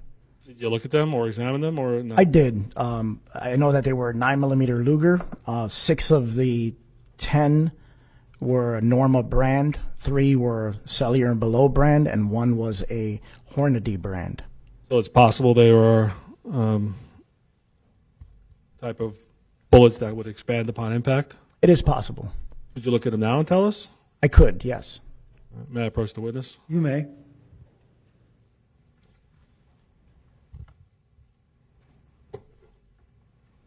I'll show you defense states number 7 that's been entered into evidence. If you can tell us, if you can help us out with that question, please, about the type of bullets that were in there in terms of they're the kind that expand upon impact.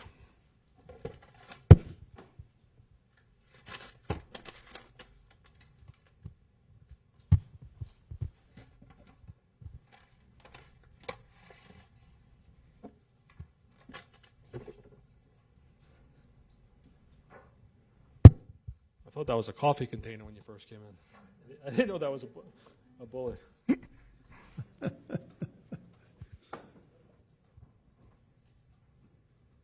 So of the 10 cartridges, 9 are full metal jacket, and 1, which is the Hornady brand, is a hollow point projectile. Oh, just one. Just 1. Do you know what sequence in the gun the hollow point was in? I do not. And you don't know, so you got 10 cartridges, right? Yes, sir. On that particular gun, is it in the box tied up or can you hold it up? It is not tied up. Can you hold it up a little bit? Yes. Can you show us where a bullet would be ejected from there? The bullet or the fired cartridge case? Fired cartridge casing, thank you. The fired cartridge case is ejected from right here, which is called the ejection port. Once it's fired, it just kind of pings out. The gun ejects it, and it lands in the near vicinity. I'm sorry, do you know how far it would go? No, it varies. Honestly, the gun is designed to extract and eject to the right, but there's a lot of variation in terms of where the casings eject. But it's usually in the near vicinity. All right. If someone knows how to use that gun, is it easy to take a bullet out of the chamber? Are you talking about an unfired cartridge? Fired cartridge. Yes, all you have to do to remove a piece of ammunition from the chamber is just pull back the slide. Yeah, you have no way of knowing when that gun may have been fired, do you? I do not. Could you tell if that gun was ever fired? I could not tell. At the time I test fired the gun, I did not look for that. Okay. No one asked you to do that? No. So if I'm holding that Taurus that you have in your hand in my, let's say in my right hand, it would eject to my right? Yeah, it's designed to eject to the right.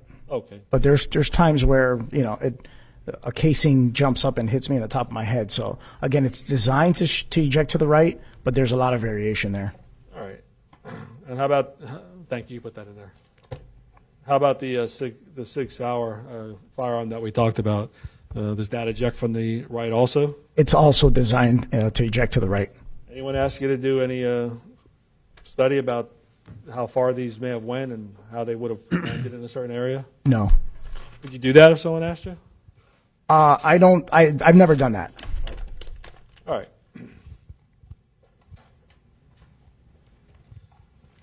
When you get guns, do you ever look in database?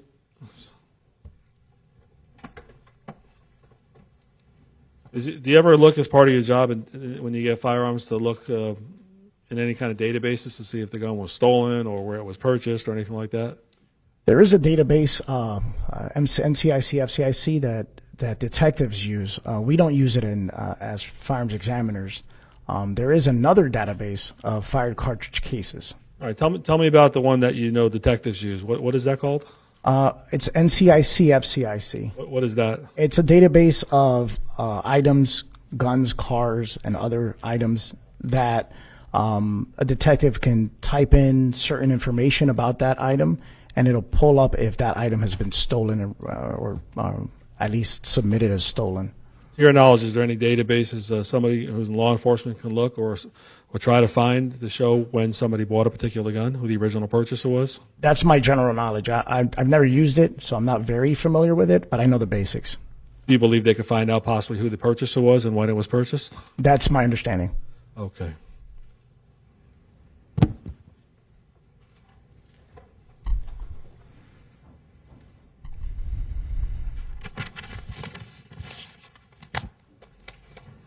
Did all those, I think you answered this from direct, but all those 3 guns that you examined, they all worked properly? Yes, they did.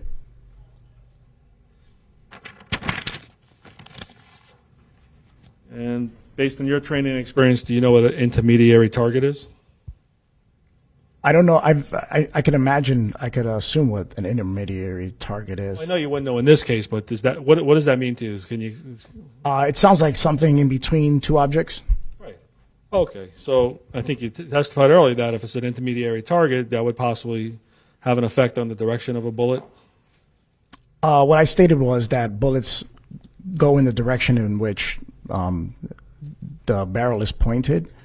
What if it hits something first? What about it? So let's say hypothetically it hits a car. Would it then possibly go a different direction? Or It can, yes. glass even? It can, yes.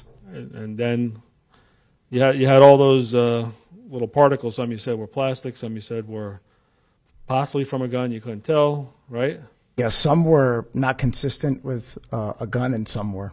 All right. And is it common for a bullet hitting, let's say hypothetically, a car, and when inside a car, the pieces break up with the bullet? It's common, Okay. yes. And you would have no way of knowing the trajectory if it's bouncing around the car or which way it would go, would you? No, I would have no way of determining that.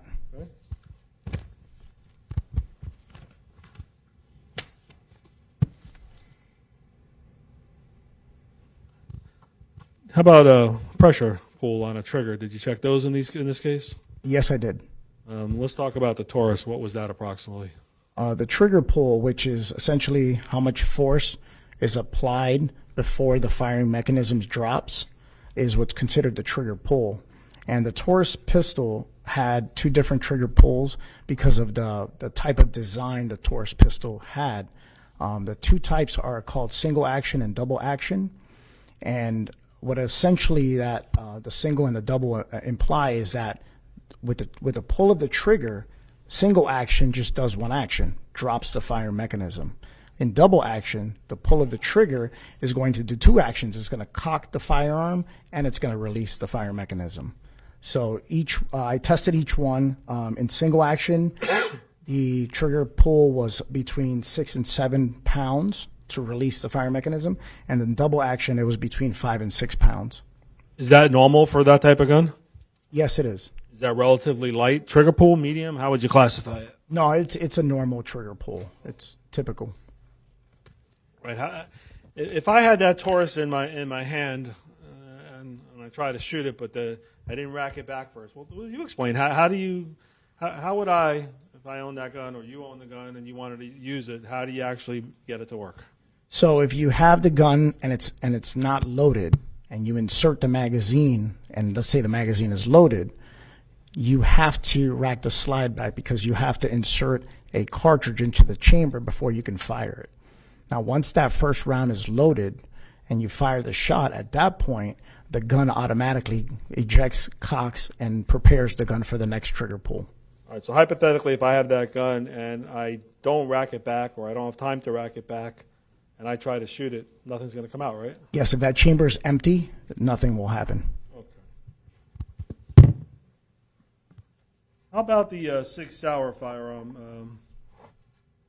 That particular firearm, when you load it, you said you just put the drum inside of it and it goes up vertically, the bullets? Or how did you describe that? So you insert the magazine, but just like all the other guns, you still have to rack the bolt back so that that first cartridge can insert into the chamber. Gotcha. So did you try to do that, rack it back? I did. When I inserted the magazine with my test fires loaded into it, I inserted it, I had to rack the bolt back, again, to insert the cartridge so that I could fire it. Did it work properly? It did. Was it hard to do? No, it was not. How about the trigger pull on that 6 Sauer? Did you test that out? Yes, the 6 Sauer operated at single action only, and that trigger pull was between 7 and 8 pounds. Similar to the Taurus? It's similar to the Taurus, yes. And every time if I'm shooting it, I got to pull the trigger back and forth? Yes, if you want to set off consecutive shots, every time you pull the trigger, you get 1 shot. Right. Do you know how long it would take to shoot 39 shots? No, I've never timed it, but you can shoot as fast as you can pull the trigger. Okay. So it depends on every person's ability. As fast as they can pull the trigger, correct. Okay.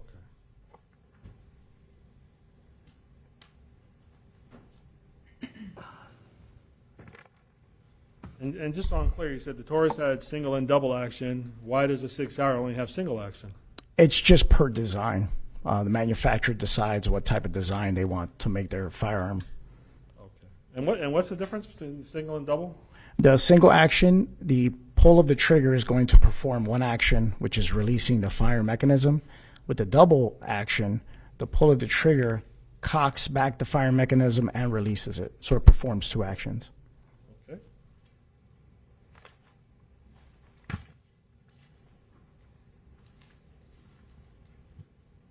All right, that's all I have. Thank you, sir. Thank you. All right, thank you. Any redirect? One question. Okay. Mr. Palma, with the Taurus that you received for comparison, if you had 10 bullets in that magazine, is it true that only 1 other bullet could have been in that firearm? It's true that when you insert the magazine with 10 rounds, it is true that there could have been 1 cartridge already in the chamber. And if there's no cartridge in the chamber, and I do recognize that is question number 2. If there's, I was counting. if there are no cartridges or live rounds in the chamber, and you only have the 10 full ones that are in the magazine that holds only 10, then fair to say that's all there was. Correct. Thank you. All right, ladies and gentlemen, I'm told the lunch is here. I think I'm going to have some more. Well, let me find out before I send you back for lunch. Lawyers approach, please. Yeah.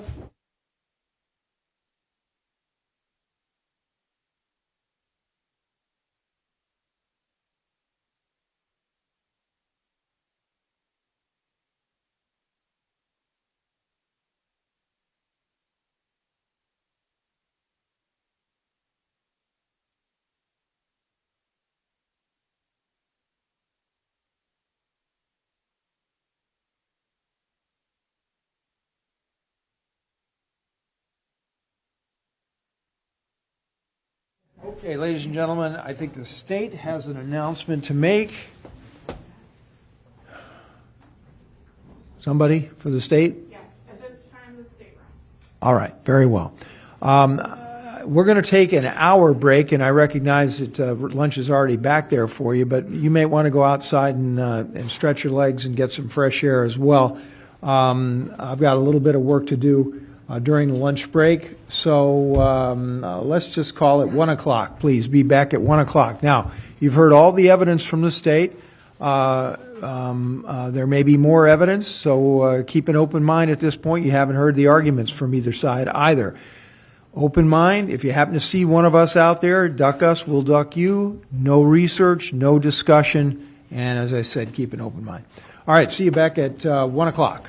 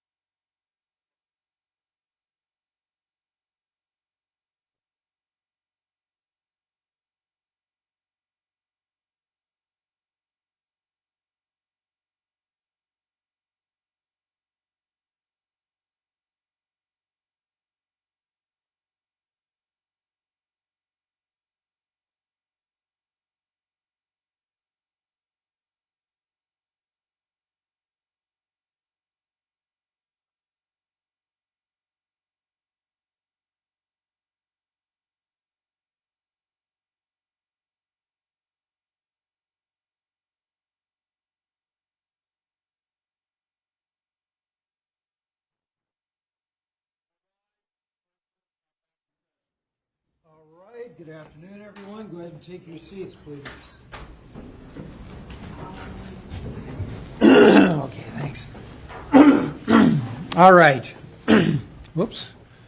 There he is. Okay, Mr. Shiner, you ready? Yes, sir. All right, let me,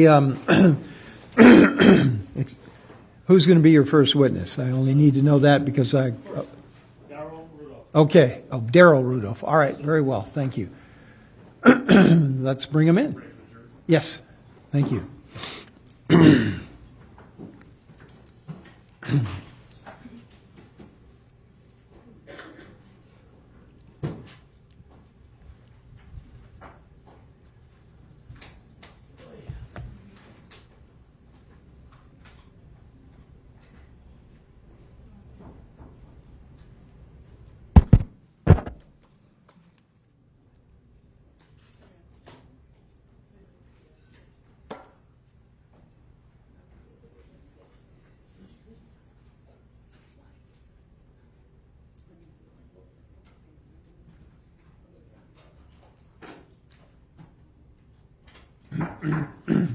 All right, jury.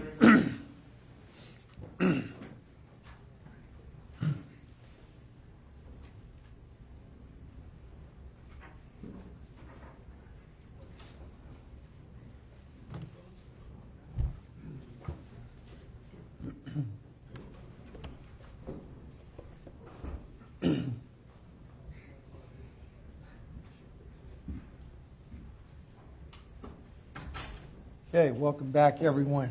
Ladies and gentlemen of the jury, you're probably the most diligent and punctual jury, particularly a large jury, that I've ever had. So I appreciate it very, very much. All right, I'm sorry? Well, you're welcome. You're welcome. All right, Mr. Shiner, who is the defense first witness? Daryl Rudolph.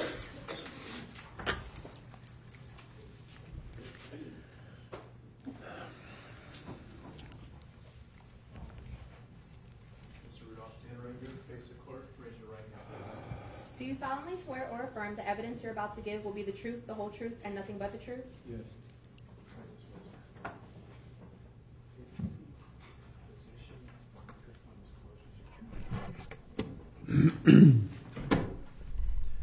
All right, sir, will you please, thank you, will you please say and spell both your first and last name for the record? All right, my first name is Daryl. That's Darryl. Last name is Rudolph. Rudolph. All right, thank you, sir. All right, you may inquire, Mr. Shiner. Where do you live? Lake Park. What's the address? It's 550 Teat Drive, Lake Park, Florida 33403. And who do you live with? My mother and my brother. What's your mom's name? Linda. Same last name as you? Yes, sir. And where'd you grow up? Lake Park. Same house pretty much most of your childhood? Yes, sir. 550 Teak Drive? Yes, sir. And did you go to school in the area? Yes, sir. And what's the highest level of education you have? I got a AS in agriculture. What's an AS? Associate's degree? Yes, sir. Okay, and where'd you go to college for that? Palm Beach State. What do you mean agriculture? What's that? It's like farming. All right. Is there a reason? Do you have a farm anywhere? Yes, sir. Where's that? That's in Alabama. And do you have animals there? Yes, sir. Crops? Yes, sir. How come you're not there? Well, right now I'm trying to just take care of my mother, make sure everything, okay at the house with bills and everything. So. All right. Did something happen to your father? Yes, sir. Can you tell us when that was? This happened in 2017. What? Not the whole story, but generally Yeah. what happened? Just general. Well, he was they say it's an accident, but he was tragically killed as he was working. Was he basically shot in the head? Yes, sir. Okay. And did your mother change? Was she a different person after that? Yes, sir. And how old are you? 31. At the time this happened, you 29? Yes, sir. And is that the reason you stay with her, to help her out Yes, sir. financially and emotionally? Yes, sir. Okay. After that incident happened with your dad, did your mom get more concerned about security? Yes, sir. Tell us about that. Basically, like, she was just traumatized with, us losing our father. So ever since that happened, she wanted to just put up cameras and make sure things safe around the house. And do you remember where the cameras were in your house back in April of 2021? Yes, sir. Tell us where you remember them. I remember them being in the front yard, the side of the house. We got one in the backyard, and that's pretty much it. Okay. Did you have anything else beside the camera system? Was there any other cameras or any other devices not related to the cameras you just discussed? Yeah, we have a ring. Okay. Yeah. When did you get that? Do you remember? Was that? We got that. If you remember. Yeah, actually, I don't remember. Actually, no. How about the cameras on the outside? Do you know what that system's called? Do you remember? It's called a night owl. You know when your mom purchased that? No, sir. Was that shortly after your dad's death or before that? That was after my dad's death. Okay. Did you have it for a few years or just recently? Like a couple of years. Before this incident happened. Yes, sir. Did you control those cameras at all? No, sir. Did you have an app for those cameras to see what was going on? Yes, sir. Did you ever use it, or was it mostly your mom, or both of you? It was mostly my mom. So like every now and then I'll like look at the ring doorbell camera, but not really the night owl. Okay, I'm talking about the night owl specifically. Did you have an app for that or no? No, sir. You know if your mom could see that, or you don't know? Yes, sir. She can. On her phone? Yes, sir. All right. You were able to see the ring one? The ring one? Yes, sir. You had an app on your phone? Yes, sir. All right. Did you also have anything inside that would allow you to see what was going on outside with the cameras? Yes, sir. Explain that to us, please. We got like it's like a TV monitor. Okay. Yeah. Where is that? It's close by my brother's room. All right. And is it on the floor, on the ceiling, in the middle of the room? Where is it? Can you be more descriptive? It's more on the ceiling. Okay. And you can see all the cameras in every view from there? Yes, sir. And did you have this camera system a year or two at least before this incident happened? Yes, sir. Did you ever check videos on that camera to see if the camera's actually recording? No, sir. Never. Never. Did your mom tell you it was being recorded, or did you believe it was being recorded? Yes, sir. All right, so if it was working that night or not working, you would not know the night of April 7th, right? No, sir. Okay. But was it clearly working that you could actually see people on the monitor Yes, sir. on April 7th of 2021? Yep, that's correct. All right. And who is Travis Rudolph? Travis Rudolph, he's my brother, younger brother. Are you guys very close? Very close. You guys agree on everything sometimes or disagree like normal brothers? Or Like, I'm pretty sure all brothers and sisters, cousins, all have some type of disagreement. Like, we don't agree with everything, but that's my brother, and I love him. And do you also have a sister? Yes, sir. What's her name? Her name is Tierney Coleman. You know how old Tierney is? Yes, sir. How old? She's 37. All right. Did your dad's death affect everyone, not just your mom? Did it affect you, obviously? Yes, sir. And Travis? Yes, sir. And how about Tierney? Yes, sir. Is Tierney married? Yes, sir. Her own family? Yes, sir. Where does she stay? Not the actual address, but what part of Palm Beach County? She stayed like on the out west side. You know the city? Oh, yes, sir. Wellington. Okay. Is it on the border of Green Acres area? Yes, sir. Okay. So, and are you close with your sister Tierney as well? Yes, sir. What's your relationship with your mom? My mom, that's my mother. So, like, I'm pretty sure that hopefully with all, children, they very close to their mom. Like, you very, I love her to death. Okay. Are you married? Are you single? No, sir. I'm single. Okay.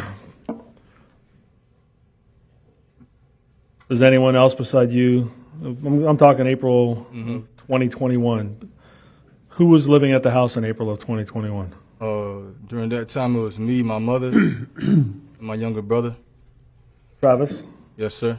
Was there a time Travis wasn't living at your home? Yes, sir. Tell us about that. That time he was training to go to the Canadian League. I'm talking, was there a time where he was not living with you? Like he left 550 Teak Drive? Mm-hmm. Do you remember that during his life? Yes, sir. Mr. Rudolph, get a little closer to the microphone, please. Thank you. All right. Go ahead. Go ahead. Did he go away to college? Yes, sir. You know where your brother went to college? Yeah, he went to Florida State University. And did he do anything unusual when he was there, or special? Special, yes, sir. What did he do? He played football for the college. Did you watch most of his games? Yes, sir. Overruled. You watched most of his games? Yes, sir. Do you know what position he played? Yes, sir. He was a wide receiver. For people who don't know football, is that someone who's running away from people, or is that someone who's tackling people? There will be someone who's running away from people. And is your brother, growing up, was he very athletic? Yes, sir. And does he have quicker hand-eye coordination than most people, in your opinion? Yes, sir. You know how many years Travis stayed at Florida State? Can you repeat that one question again? You know how many years he played football at Florida State? Or how many years he was there? He was there for like 3 years. All right. And after that, did he play in the NFL? Yes, sir. You know how many seasons? Yes, sir. He was there for like a year. Okay, and that was in New York? Yes, sir. And did he eventually come back home? Yes, sir. Did he sign up with the Dolphins? Yes, sir. All right. And was that very short-lived? Yes, sir. He had an accident with his ACL, so it kind of. What's the ACL, in case someone doesn't know? What is that? I guess it's like some type of. It has something to do with your knees, but that's as far as I know. All right. And he was injured. He couldn't play anymore? That's correct. Was he living at home at the time? Yes, sir. When your brother was injured, let's go back to the day of this incident, April 7th. Mm-hmm. You know how long he was living at the house at 550 Teak Drive after he left the New York football team? Yeah, he was there for like a year. Okay. And did he get hurt right away, or is it sometime later? There was something that happened later. So how many weeks or months, if you can tell us, before April 7th of 2021 was he injured? Before, can't really remember. Okay. Yeah. It was definitely before April 7th. That's correct. The months before, at least? Yep. Yes, sir. Okay. Did you ever check online if your brother's injury ever made the news at all? Actually, Wait, hang on, Mr. Rudolph. What is the relevance of that? There was testimony that Tyler Robinson looked at articles about his injury, and that's why I'm asking him if he ever did that. All right, overruled. Go ahead. Answer the question, Mr. Rudolph. Did you ever look up any articles, or know if there was any articles about his injury? no, sir. I never really paid attention. Okay. You knew he was injured, obviously. Yes, sir. Did your brother get surgery, or did he rehabilitate? What happened? Do you know? Yeah, he had to get surgery. And was he trying to get back to play football? Yes, sir. Let's take a couple of months before this incident happened. And to your knowledge, what was he doing to try to get back into professional football? He'll go to practice with some of his friends. And do you know where that was? Yeah, like sometimes he'll go to Miami. He'll go to like different places to go work out. Was he practicing with some professional football players? Yes, sir. You know them as well? Yes, sir. And some of them are very high profile? Yes, sir. So when your brother's trying to get back into football, is this a part-time job, full-time job? I take it as a full-time job. Okay. Do you know who Dominique Jones is? Yes, sir. And how long? Not today, but as of April 7th. Let's put everything. Most of my questions back to April 7th. Okay. Okay. 2021. At that time, how long did you know her for? That time I know him for like I say a year. Okay, that's approximation. Yeah, approximation. And was she your brother's girlfriend? Yes, sir. Were you ever involved in their relationship to find out if it was serious, not serious? I actually didn't really care. All right. What was your relationship before April 7th, generally with Dominique? Dominique, I saw like a little sister. Were you friendly with her? Yes, sir. And did you see her often? Yes, sir. How often would you see her? This would be, I guess, whenever Travis, he'll be at the house. So I'll say probably 5 days out the week, sometimes 3 days out the week. It'll vary. All right. And would she always sleep over when she came? Yes, sir. And you had no difficulty with her? No, sir. Were you ever aware before April 7th that your brother and Dominique were on the outs for about a month? Can you repeat that question? Sure. Let's take yourself back to April 7th, 2021. Were you ever aware that there was some problems between your brother and Dominique during that time period, the month before roughly? To my like before this situation occurred. Yes, sir. Okay. And how did you become aware of that? She got upset about, I guess, something happened on Valentine's Day. All right. And did you see her physically violent to your brother? Yes, sir. Did you see your brother physically violent with her? No, sir. How about after Valentine's Day, in between that time? Were you aware if they were seeing each other or not seeing each other? Or if you don't know, that's okay. Honestly, I don't know. Do you have any, and if you know, great. If you don't, that's fine. Do you have any knowledge if your brother was talking to any other women during that time period, a month or two before April 7th? Don't know. Were you ever made aware from either your brother or Dominique that they had plans to get married? No, sir. Don't know. All right. Were you aware that your brother was going to play football in Canada? Yes, sir. And was he supposed to leave in May? Yes, sir. A month after this happened? Right, that's correct. Okay. Did you know if Dominique was going with him? Nah, I don't know. You really didn't get much involved in your brother's relationship. Yeah, didn't really care about his Did he ever talk to you and say, "Hey, bro, I want to tell you what's going on with Dominique and me," or that wasn't the kind of thing he would tell you? Nah, that wasn't the kind of thing he was talking to me about. Pretty much a private person. Yes, sir. All right, so Valentine's Day there was an issue. Did you see her much after that? Yes, sir. And let's go directly to April 7th, all right, of 2021. Were you working during that time period? Yes, sir. What kind of work were you doing? I was doing a ride share. Ride share? Yes, sir. What do you mean? It's like Uber Eats, DoorDash. Yeah, you just doing like deliveries. Okay. How come you weren't doing the farming and taking care of animals? Cause you know I'm at home with my mother, just trying to keep the bills paid, making sure she's straight. Cause she's out of work right now, and you know she's still traumatized over my father's death, and so I'm just trying to make sure mom's straight. You have a little farm in your backyard? Yeah, I say it's like a miniature farm. What do you have back there?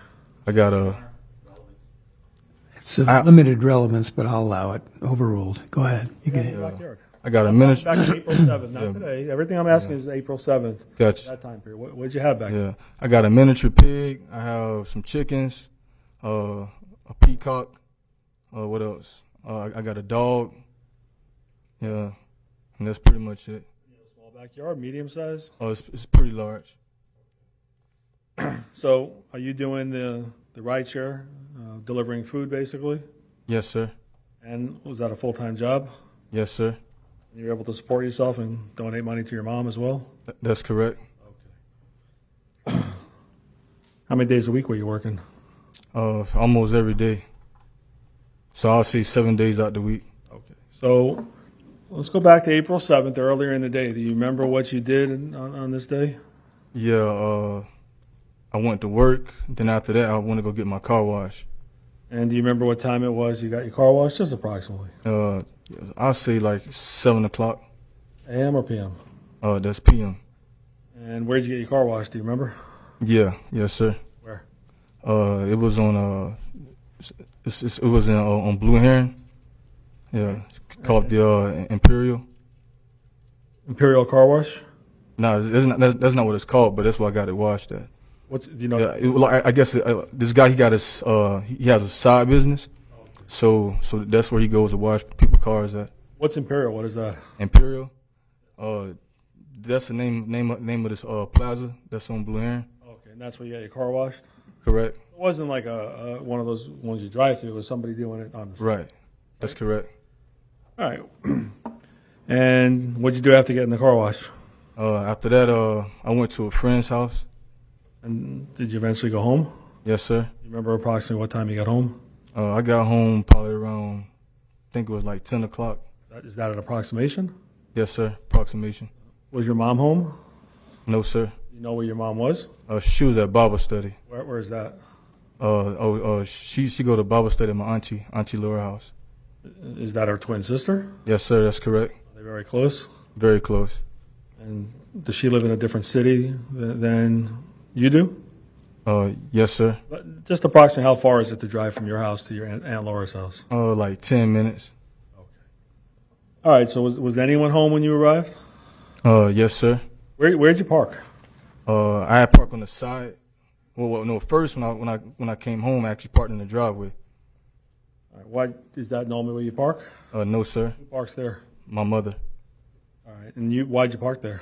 I had parked there because after I got my car washed, I felt a little funny. I was like, okay, like I had wanted to get a second advice from Travis to see what he think, to see if this person cleaned my car good or is it just me. So I was trying to get a second opinion to try to tell him to come outside real fast and take a look at it.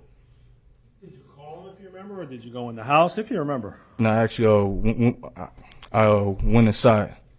And where was Travis? Travis, he was in the he was in the living room. And where was Dominique? Was she there? Yes, sir. Anyone else in the house as far as you knew? No, sir. All right, so you go in the house, you see Dominique and Travis. What do you do? So I tell Travis to come outside. You know, I got to show you something real quick. And so he came. When you first went inside, did everything seem calm in the house? Yes, sir. You didn't see your brother and Dominique fighting? That's correct. Or arguing? Nothing like that? That's correct. All right, so Travis comes outside. What happens next? So Travis comes outside. I said, hey, Travis, tell me what you think. I feel like this person rushed my car. I don't know if because I got off work too late, maybe they was tired too. But tell me what you think. You think this person did a good job or no? All right, so the conversation basically involved whether you had a good car wash, bad one, right? Right, that's correct. How long do you think y'all were talking? Oh, we was talking probably for about, I'd say about 4 minutes. Wasn't that long. Very quick. Yeah, very quick. All right. What happens after that? After that, we go inside the house. Both of you? Yes, sir. And what was your plans when you got in the house? My plan was to go in my room and just take a shower and go to bed, probably watch some stuff on YouTube and just, Okay. I was going to go home and also write a couple of songs. Is that a hobby of yours, doing that? Yes, sir. Did you get to do any of those things you just said you planned on doing? No, sir. How come? What happened? As soon as we went inside, Dominique, she got upset by some girl named Kyla. And how do you know this? I noticed because she was yelling and screaming, saying, "Who is Kyla?" Who's Kyla? Yeah, yes, sir. Who was she screaming at? She was screaming at Travis. Did you know if your brother had a cell phone at the time he came outside? No, sir. How about when he got inside? Do you know where his cell phone was? Yes, sir. Where? It was inside of Dominique's hand. And that's when she's yelling at him? That's correct. You didn't know what Kyla was, did you? No, sir. Did you even care? Didn't care at all. All right. Did she seem upset and angry with him? Very angry. And what happened next? So next, I guess Travis and Dominique, they started getting into a little argument, but she was mainly like yelling at him, and he was trying to calm her down, and so basically Dominique, she kept yelling and screaming, "Who is Kyla? Who is Kyla?" Was there any violence at this point? Not at this point. All right. And this is just her yelling at him and him trying to calm her down? That's correct. And how long did that last approximately? That lasted about, it lasted about maybe 8 minutes. I'm not really sure, like a approximation. So Just a guess, right? yeah, just a guess. You weren't sitting there watching your clock and writing the times down, were you? Correct. Did you go in your room at that point, or what'd you do? Actually, went inside my room. All right, you were just trying to ignore this? Correct. You didn't want no part of it, did you? Yeah, I mean, it was just weird. I didn't want to be in their business. I thought that's their business. Okay. They can talk it out. So you go in your room, were you able to take a shower and go and watch Right. YouTube, write some songs? Correct. Were you able to do that? No, sir. How come? Then things seemed like it started getting serious. What do you mean by that? Why'd you feel that way? Yeah, because at one point I had walked out to go to the kitchen, and then I heard my brother say something like, "Oh, you just mad because Kyla got a better body than you." And then that's when Dominique got mad and she started punching him and hitting him. Where is And this taking place? That's taking place close by Travis' room, In the by room, the out of the bathroom. room? That's out of the room. All right. Did you ever see them going in the room together, in his room? Can you repeat the question? Did you ever see Travis and Dominique go inside Travis's room? Yes, sir.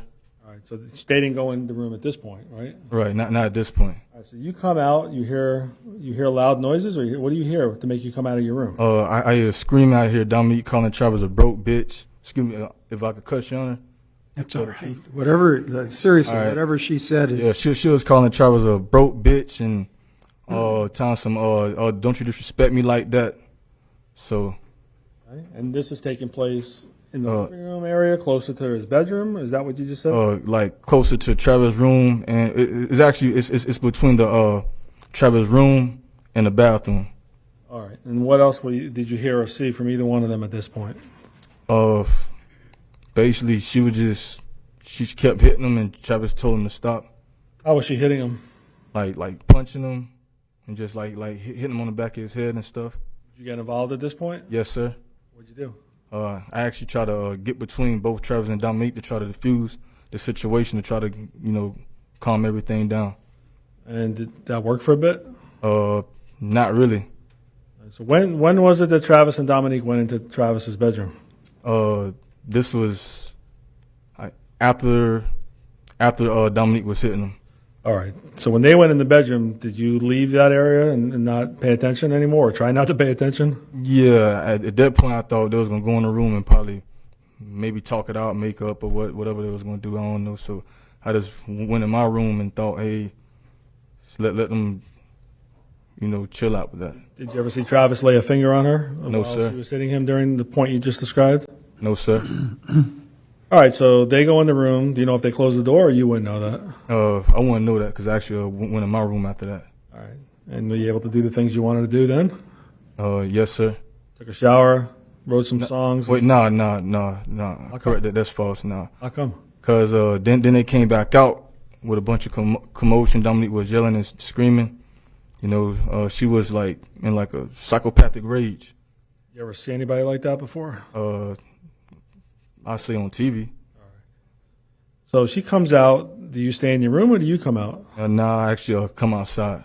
You don't have any firearms, do you? No, sir. All right. So you come outside. Obviously, you don't, or do you? Do you have any weapons with you? No, sir. At this point, does your brother have any kind of weapons with him, on him, or near him? Like actually like on him at the time? Yes, sir. No, sir. We'll talk about his firearms later on. But I'm just asking at this point. At this point, no, sir. All right. So they come back out, and you felt you had to come out of the room again? Correct. You getting upset that you're hearing all this craziness? It was actually annoying. Yeah, I was like, it's crazy. Just calm everything down. Don't even. You know Mr. Estes? Yes, sir. He's a neighbor across the street. That's correct. Did he ever talk to you about why is Travis with this young lady? Yes, sir. Did you ever talk to your brother about that? Yes, sir. In one ear and out the other, huh? Yeah, when one end, we went, yeah, just like you said. All right. So you come out of your room. Can you tell us all what you see at this point? So basically, Dominique, she gets upset. She's still hitting Travis. Dominique tried to tell Travis to stop. So now we're in the living room at this point. So she grabs Travis' PlayStation and she said, Travis, you got the wrong girl. You like first of all, don't call me no bitch. And so she just picked his PS4 up and just slammed his PS4. Did it break, Yeah. to your knowledge? Oh yeah, it shot it. Like she picked it up with like extreme force and just smashed it. What may have happened or didn't happen in Travis's room, you couldn't see anything. Nah, I couldn't, because I wasn't in there. All right. You said that Dominique said to Travis, stop? Or maybe I misheard you. Did you say that? Yeah, like he was trying to tell Dominique to stop. Travis was telling Dominique to stop. Correct, yeah. Were you getting involved, or were you just watching? Yeah, at this point I'm actually getting involved because, Why? I mean, she's literally breaking things in my mom's house. So I'm saying, okay, like this getting way too out of hand. So I'm like in between Travis as well as Dominique trying to, get this girl to get out the house and just leave. Did you ever hear your brother yelling and cursing at her to get out of the house? No, sir. Did you ever tell her that? No, I just told her, Dominique, just leave. I mean, you're doing too much. Did she leave? No, sir. Was your brother just standing there silently, or was he antagonizing her as well? He was actually still antagonizing her. Okay, so they're both doing stupid stuff. Right. Yeah, they both were just cussing each other out, Okay. And you're in the middle of this. Yeah, all in the middle of it. Just trying to diffuse everything. All right. Did you ever see your brother touch her, Dominique, in any kind of way? No, sir. So she breaks the PlayStation. What do you remember happening after that? And also, I guess my mom had like this charger. Somehow when Dominique picked it up and she slammed it, like that broke as well. So So I guess when she picked it up and she like it got caught on my brother PlayStation. So when she slammed it, it just that broke as well, just straight shattered. You don't have any cameras inside your house to record? No sir, no cameras inside the house. Okay. Did you believe on April 7th of 2021 the outside cameras were fully recording everything? That's correct. So the PlayStation, the cord you just talked about, what happened after that? So after that, that's when Travis and Dominique, they both go outside, and they still antagonizing each other at this point. Were you watching them? Once they walked out, I just shut the door. Didn't even think I actually locked it. I guess I got tired of both of them, just being too loud and just. You just wanted to get rid of them? Yeah, basically like, look, they out, y'all stay out there. Did that work? Nope. What happened? So that's when Travis knocks on the door. He said, open this door, bro, because this bitch got me fucked up. You remember those words because you've seen the video, right? Correct. No, I actually heard it because I was there. Right, but you also saw the video from the doorbell cam, didn't you? Correct. All right. So what do you do? So as soon as I open the door, like as soon as I open the door, that's when Travis said, he was like, open this door, bro, because this bitch got me fucked up. And so soon as he said that sent Dominique on another rage. She started like punching him and saying like, who you calling a bitch, bro? And just, yes, sir. She's just using her hands and fists? Yeah, her hands, fists. Yeah. Was your brother hurt or more morally hurt? I mean, the way she was hitting him, I would assume that he was hurt. I mean, I understand he a man, but the way Dominique was hitting him, she was hitting him like she was trying to hurt him. So, yeah, he had to feel something. It wasn't like a joke, like it was. Right, like jurors, like this wasn't no joke. The way this girl was hitting Travis, like she was pissed. That's how she was hitting him. All right, and you're watching this. Correct.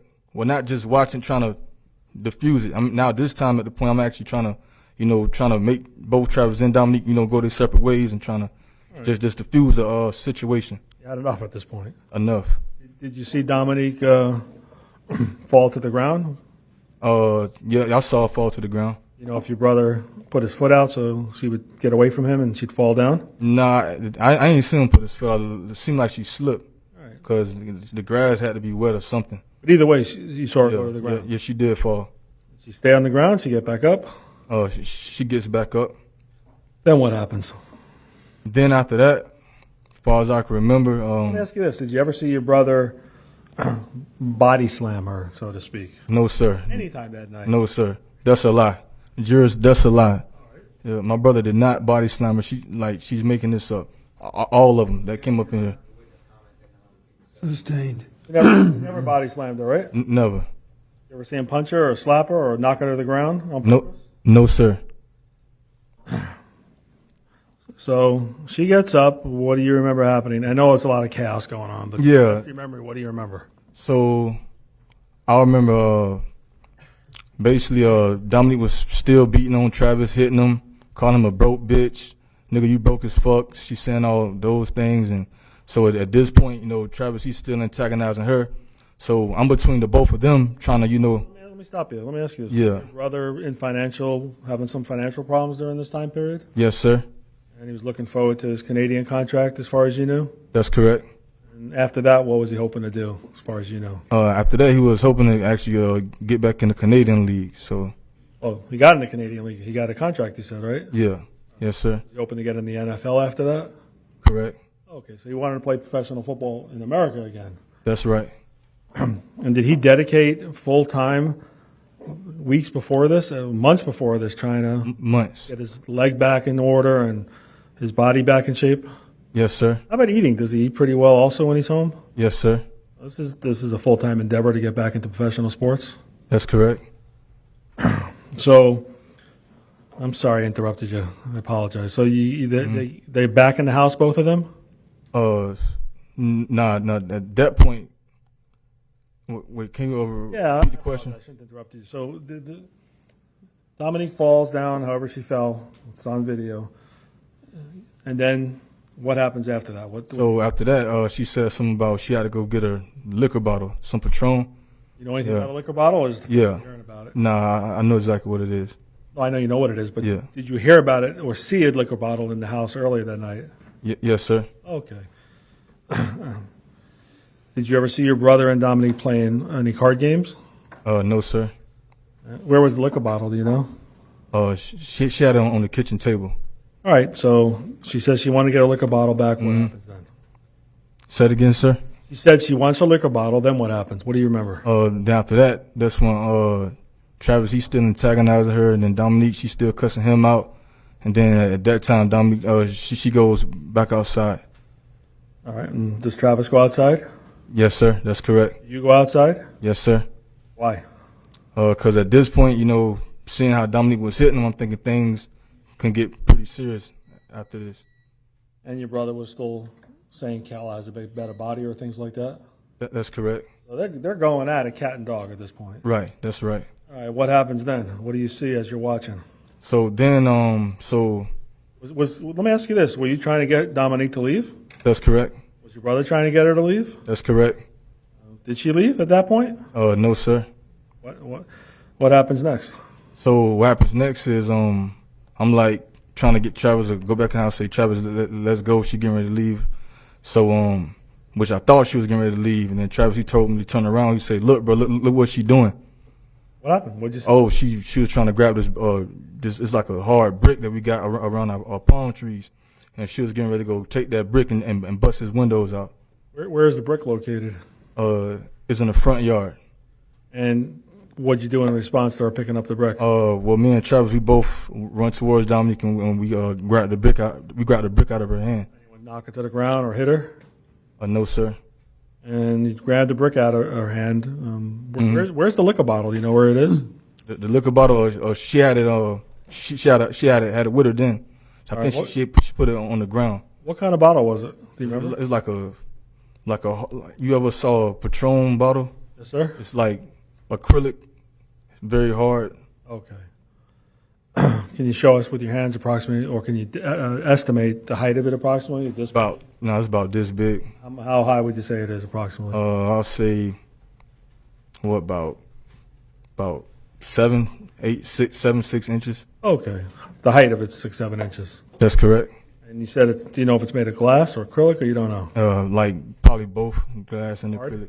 Yeah, it seemed pretty hard. All right. What'd she do with the bottle? So at that point, when we got the brick out of Dominique's hand, she started hitting Travis, saying, "Oh, I'm gonna get my brothers to come fuck you up." And she was saying like, "Oh, Travis, like you fuck with the wrong girl. You shouldn't have slammed me," which he didn't slam her. And then she takes a Patron bottle. Now I'm actually being hit as she's trying to hit Travis. Why are you being hit? Because I'm like between the both of them trying to get both of them like to go their separate ways. All right. Did you tell your brother to stop, get away from her? Yeah, y'all told me. I actually told both of them, hey, listen, y'all need to just go on and just stop arguing, just go and leave Dominique, just go ahead and go home, and Travis just go inside. Did that work? No, sir. What happened then? At that point, she took the Patron bottle and she hit Travis on his head with it. I know it's hard to describe it, but can you describe how she hit him? Yeah, Jura. So when this girl took my brother ex-girlfriend took the Patron bottle, she like you ever played baseball? Describe how exactly she hit him. Yeah, like hard, like you ever play whack-a-mole at Chuck E. Cheese? That's how hard she hit him. Like she was trying to crack his skull. Did she actually make contact with your brother's head? Yes, sir. Were you worried about his life at that point? Oh, at that point, yes, sir. How about the threat she's making about her brothers? How many times did she say that? Oh, she said that numerous times. What was she saying about her brothers? Oh, I'm gonna come get my brothers, come fuck you up, and and all this other stuff. What else? Saying, What else was she like you saying? got the wrong girl, and Travis like no, like Anything else about her brothers beside F you up? Anything else he was saying? What her brothers were going to do? or just basically just she'll come get her brothers come fuck him up. All right. Did you take that as a serious threat? No, sir. You thought she's just blowing off steam? Yeah, I thought she was just bluffing, just blowing off steam. All right. So when your brother gets hit, does he react to it, or what happens? Like he was like and like he was like when you get hit, he was like in pain. He was like like DJ, I ain't never thought in a million years that I would have got hit in the head with a bottle. Like that was basically what he was saying. All right. Was he bleeding or no? Nah, he wasn't bleeding. Did it look like it affected him? Yes, sir. Were you worried about his safety? Yes, sir. All right, so what happens after the bottle? So after the bottle, she was like making threats saying, you know, Travis, you got the wrong girl. You know, I'm gonna get my brothers to come F you up and stuff. And then after that, me and Travis, we just went back in the house. Did she leave? Yes, sir. Was your brother's windshield intact when you went in the house? Yes, sir. You ever see Dominique break through your brother's windshield? No, sir. Anytime that night. No, sir. Do you know how his windshield got broken? No, sir. How do you know she left? Did you see her actually drive away? No, I ain't see her drive away, but she was going to a car, and me and Travis was going inside the house. Were you watching on the video if she came back or anything happened? Or? No, I wasn't really paying attention to the video. All right, you just was glad this is coming to an end. That's correct. Did you think about calling the police on her? No, sir. How come? I mean, you know, I saw the girl as a little sister, and I didn't want to get her in trouble. So I was like, hey, Dominique, just leave. I didn't want to, you know, like, even though she was making threats, I never took them serious. And plus, I didn't want to get Dominique in trouble, so.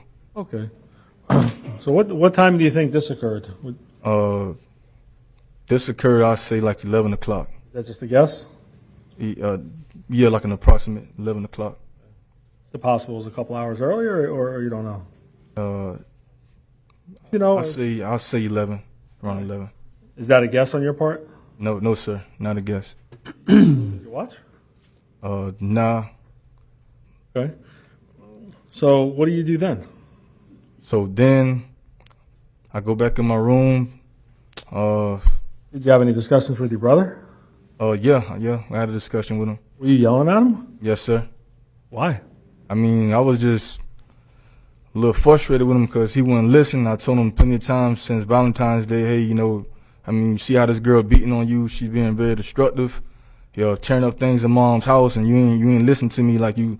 I told him, you know, he basically being stupid for keep bringing this girl over to mom's house, knowing that, you know, is causing chaos. You worried it's going to possibly also end his career? Yes, sir. Because he can get injured? Yes, sir. Or he could lose his temper and fight back one day, right? Yeah, that's correct. All right, so did you actually scream at your brother and start cursing at him? Yeah, I did. All right. No, obviously no physical between you and him, was there? No, sir. All right, so after that happens and you argue with him and yell at him, whatever you just said, what do y'all do next? What do you do? So, I got frustrated and I just walked out the house. Yeah, and I told Travis, I said, basically, like, I was just cussing him out, saying, hey, bro, like, you ain't listening, like, why you not like, I don't know, you're not really comprehending, like, where I'm coming from, and then he was like, oh, bro, go do what you do, and I was like, all right, I said, all right, forget you too, then I just walked out the house. Okay, you're upset with him, right? Yeah, yes, sir. You didn't need any of this nonsense, right? Right. What happens? What do you remember basically of any significance happened after that? Can you repeat that question? What do you remember after that of any significance? What happened? What's next? What's next? I went to my car again. Hey, don't tell me blow by blow details of everything. Yeah. But if anything significant, anything else happened? Next, oh yeah. Then after that, my mom, she comes home. All right. Do you know why your mom came home? Was that the time she was coming home? Did she say anything to you? Yes, sir. What? She was saying like I don't know like what you and Dominique got going on, Travis, but you know, she told me that basically Travis got the wrong girl. So and mom she was basically telling Travis that she told Dominique to just calm down and just, you know, if you and Travis gonna be done, y'all be done with it. Don't like, that's basically it. What do you mean you got the wrong girl? Yeah. What do you mean by that? Yeah, basically like pretty much what she meant. The fact that we all here right now, jury, that we're in court right here, that's what she meant. She got the wrong girl. All right. So was your mom real nervous and concerned when she came home? Did she appear nervous and excited and worried? Yes, sir.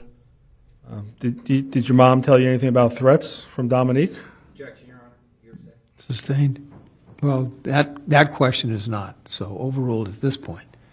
Yes or no is the Yes or no? proper answer. Can you repeat the question? The Question is, did your mom tell you anything about Dominique making threats to your brother, to her? Yes, sir. All right. And when your mom told you that, was she extremely emotional, Yes, sir. crying? Yes, sir. And what did she say happened? Sustained. All right. So did you calm your mother down a little bit, or did Travis try doing that? Yes, sir. Well, we both did. We basically, like, I told mom, I said, Dominique, she's just blowing off steam.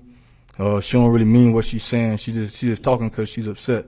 Did you get a call from your sister Tyranny Coleman before your mom came home? Yes, sir. And is it your phone, Travis's phone, or a different phone? There was a house phone. And was it on speakerphone? Yes, sir.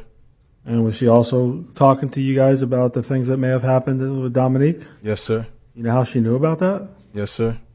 How? Well, we just found out basically that Dominique, she texted her saying, you know, Tyranny, like, you know, your brother got the wrong one. I'm gonna send my brothers to come fuck him up, and basically come, like, just shoot him up, basically. Did Tyranny ever tell you she also had conversations with Dominique? Yes, sir. Same type of conversations? That's correct. And did you all tell her that you think nothing's going to happen? This girl was just acting crazy and they're going to go That's separate right. ways? Yes, sir. That was the breakup, basically? That's correct. That's what y'all thought, right? Correct. You and your brother. Yes, sir. And that's not what happened. Nah, not at all. When your mom comes home, where's Travis, do you know? Travis, he's in his bedroom. And what's he doing, do you know? He was getting ready to go to bed, and then he was having a conversation with me and mom at the time. Okay, so all three of you were in Travis's room? That's correct. And was he in the bed at this point? Yes, sir. Travis goes to sleep. Obviously, he's not wearing shoes, right? Correct.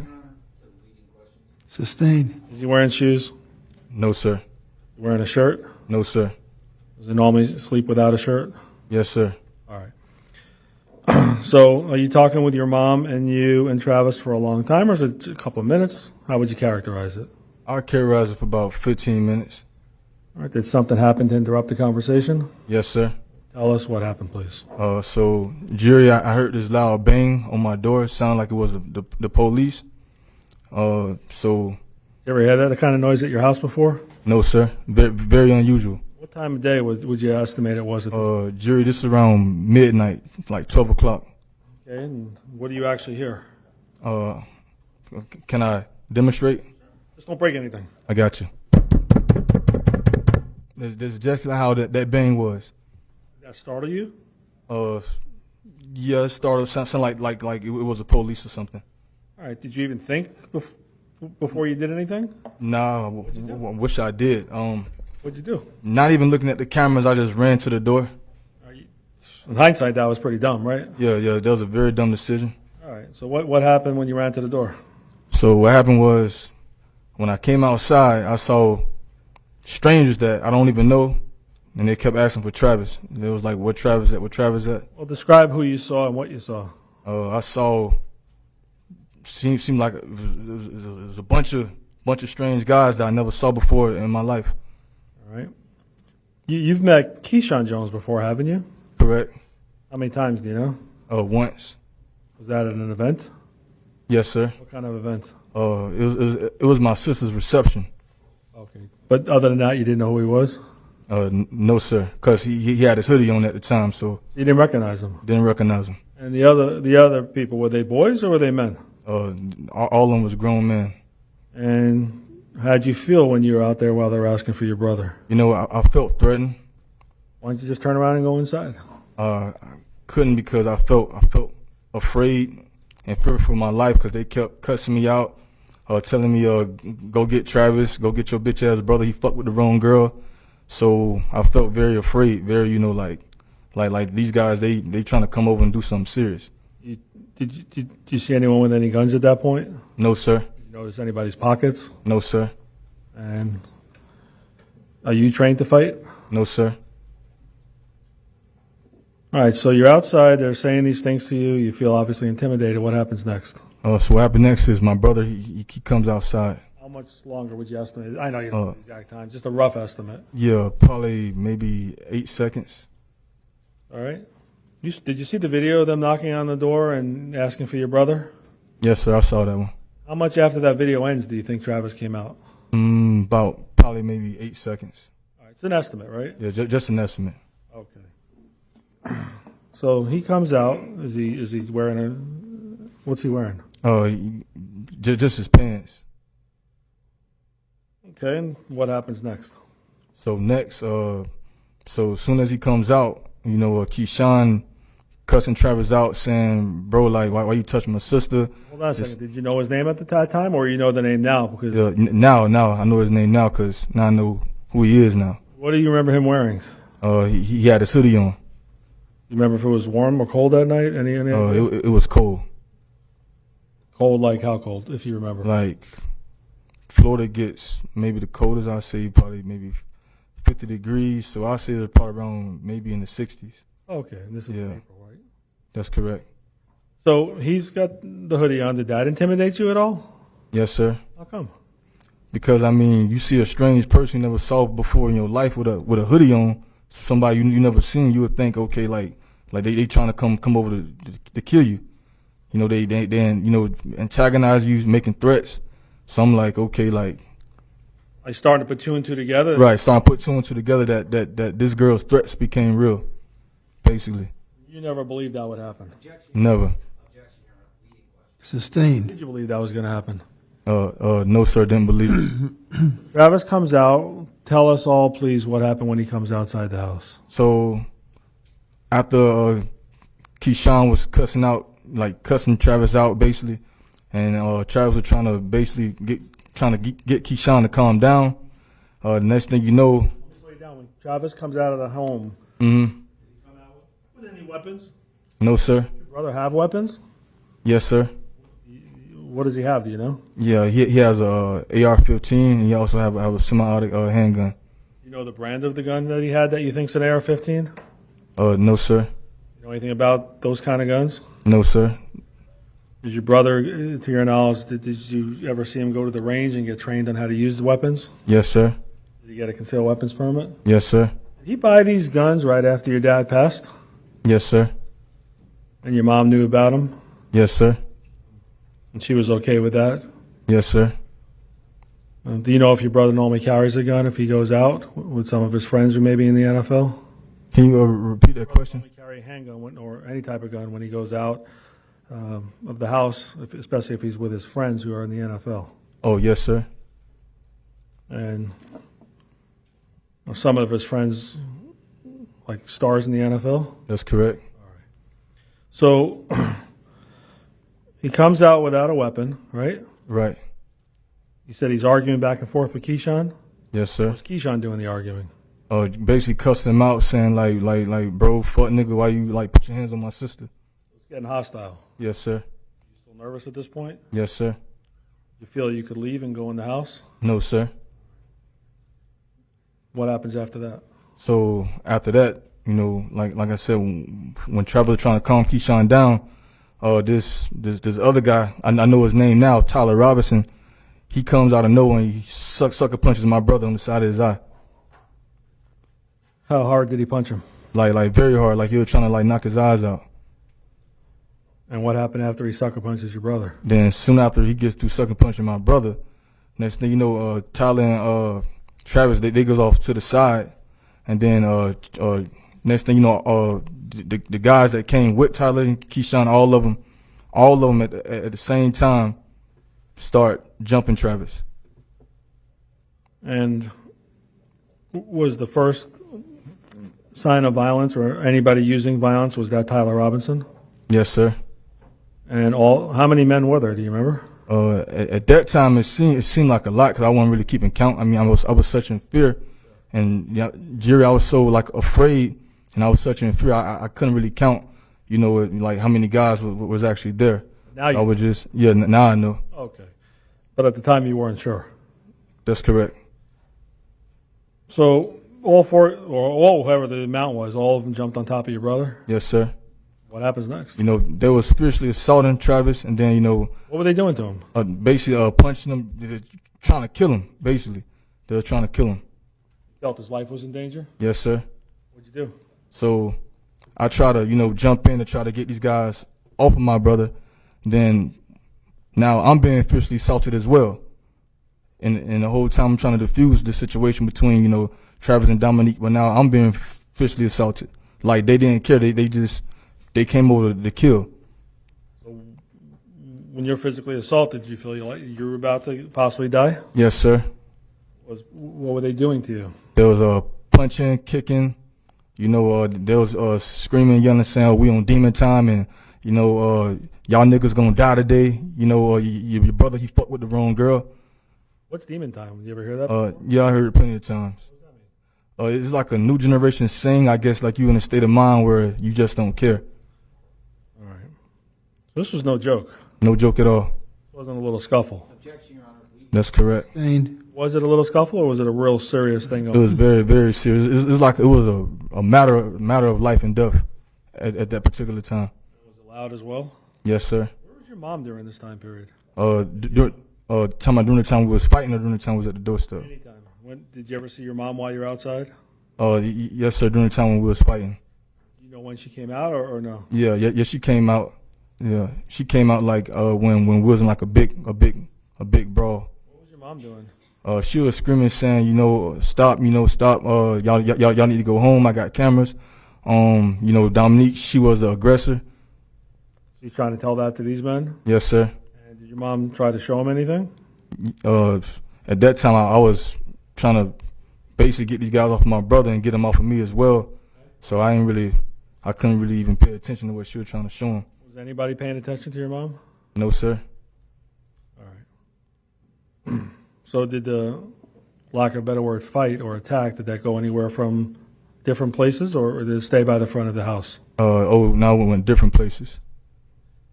And we know from the videos this is about 8-10 minutes long. How long Right. did it feel like to you?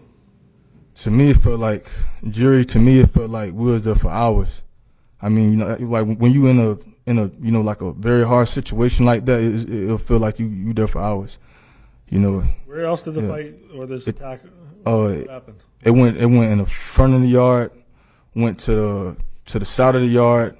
Why was it going different places? What were you doing? Well, when you being jumped, you trying to spread out, trying to like you can't just stay in one spot because you gotta create distance. You can't just sit there and just keep getting pounded and punched and kicked. Especially when these guys saying that you and your brother gonna die and basically we gonna kill y'all. Was it ever one-on-one against you? No, sir. Always more than one person? Yeah, they kept switching up. Like they never really gave me and my brother a fair fight. Like it sometimes, no, let me repeat that. Sometimes it would be like maybe like in the yard it was more like they kept switching up. Okay. But then like one particular time we had got to the street and it was like a one-on-one for like 6-7 seconds, and then it'll be somebody else that'll come and hit you and try to bruise you up basically. When they were hitting you, were they trying to knock you out? Yes, sir. They were trying to like literally knock us unconscious. So you're trying to create distance. Explain to us, to the best of your memory, where you went. We went to You, not we. You. Where'd you go? I go to like around like Sable Palm. All right. Before you get to Sable Palm, did you ever see anybody with any firearms? Yes, sir. Where did that happen? That happened on the side of my house, on the grass area by the garage. Was this after the attack at the front door? Yes, sir. All right, tell us what happened there to the best you remember. So I'm literally like on the ground being pounded and fiercely assaulted by these strange guys that I don't even know. And I see this firearm from Tyler, and if he watching this, he knows that he did it. I see this firearm from Tyler Robinson. He points his gun at my head, saying, like you gonna die today. You gonna die today. Did he shoot you? No, sir. You have any idea why he didn't shoot? I can't testify on Tyler's behalf. Let me ask you the cameras that are in your house on the outside. Do you know if they light up at all? Any kind of colors? So that would show me if I was a stranger and I come to your house. Would I be able to see the cameras are working? Yes, sir. You can see them if they was working. How would I see that? What would I see? Like if you walk up, you'll see the doorbell. You'll see like a camera in the front by the door. Right, but how would I know? Is there a way I would know your cameras are on? Do they change colors, or is there? Oh, like is there a way that you know if they're on? Yeah, me, if I'm a stranger and I walk to your house and I'm not the Ring camera, but the other cameras. Do they change colors or they light up or do something? Nah, no sir, they don't do none of that. All right. Did you ever check that? No sir, never checked it. I mean, I just assume that like they'll always be on. Right, but I'm saying if a stranger came, do you know if they see a colored light around your camera on the outside of it? No sir, I don't know. Are those motion activated cameras to the best of your knowledge? Yes sir. Not the Ring, I'm talking about the other system. The motion, yes sir. Okay. So you're on the side of the house. Correct. Remember what this man that you said is Tyler, what he was wearing, do you remember? He had his shirt off. When you first came out of the house, did he have a shirt on or shirt off? He had his shirt off when I first came out. Did that mean anything to you? Yes sir. Would you take that? I mean, Jerry, it's unusual for somebody to come to your house with their shirt off at 12 o'clock at night. So I took it as a sign of, of somebody threatened, like you hear, like you mean business. I mean, because we don't have a swimming pool at night, so we don't have a swimming pool at all. So I know he wanted to come there to try to swim in the pool. He came over there to fight. He had his shirt off, so that's how I took it as a sign, like you trying to fight. You didn't invite these guys over? Nah, no sir. All right. So could you tell what kind of gun it was when he pointed it at you? Looked like a semi-automatic. You know anything else about guns? No sir. You know the difference between a semi-automatic and a revolver, or no? No sir. I mean, I was honestly when I saw that gun, Jerry, I thought like my life was over. Then I thought like there was gonna be like my last day on earth, so I wasn't really paying attention to like the type of name brand of the gun he had. So you go from the side of your house. Where do you go next after the gun's pointed? So after the gun pointed, we started breaking off into groups. All right. And there's no way you can tell me moment to moment where you were and what happened, is there? Correct. Did you eventually wind up by Sable Palm? Yes, sir. How'd that happen? That happened because I'm trying to create distance from being beaten and fiercely assaulted, by these grown men. Did you ever see where their car was when you first came out of the house? Can you repeat the question? How they got to your home is my question, basically. No, sir. Never saw it. You don't know if they walked there, they got dropped off by a cab, or they parked somewhere far from your house. You don't know. Don't know at all. When's the first time you noticed their car? The first time I noticed their car was like how can I describe it? I actually noticed it because it turned on and I saw. Okay, so before that car turns on, are you down at Sable Palm? Yes, sir. Where on Sable Palm are you? Are you on your side where your house is?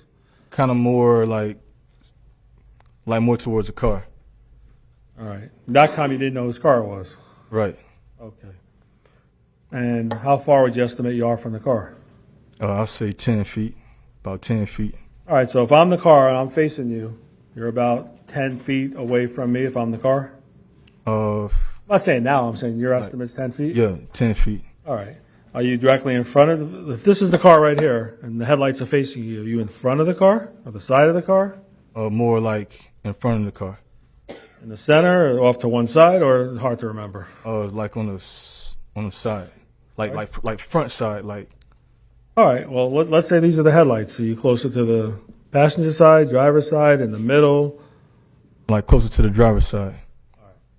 All right. At that point, you didn't notice anything about the car, right? That's correct. All right, so what happened to you while you're near this car? I'm being fiercely assaulted, beat up, brutally. By who? By all of them, Sebastien, Chris Lowe. It was at one point that me and Sebastien was in a fight, and then Let's slow you down. So, what's the first thing you remember happening? Well, actually, let me rephrase that. It was at first. It was at one point where it was like a little subsidy inside the fight. Then I remember I had grabbed Keyshawn from trying to keep going back at Travis. And then that's when Sebastien, he came and sucker punched me, and now I'm now I'm being brutally, assaulted by Sebastien, and then within like 5-6 seconds, Chris Lowe, he comes out of nowhere. Where are you when this happens? When you're being attacked by Sebastien and Chris Lowe comes out? Where are you? Well, this is before I'm like 10 feet away from the car. So there'll be like more. Hold on, I'm confused. Is this happening while you're near the car or a different place? More like like a little, like between the car and between my house, kind of. Okay, so Yeah. how far would you estimate you were from the car when you were being attacked by Sebastien? I would say I couldn't really calculate it because I was in a fight for my life. Of course. So, I mean, Roughly. If roughly, I say about maybe 30 feet.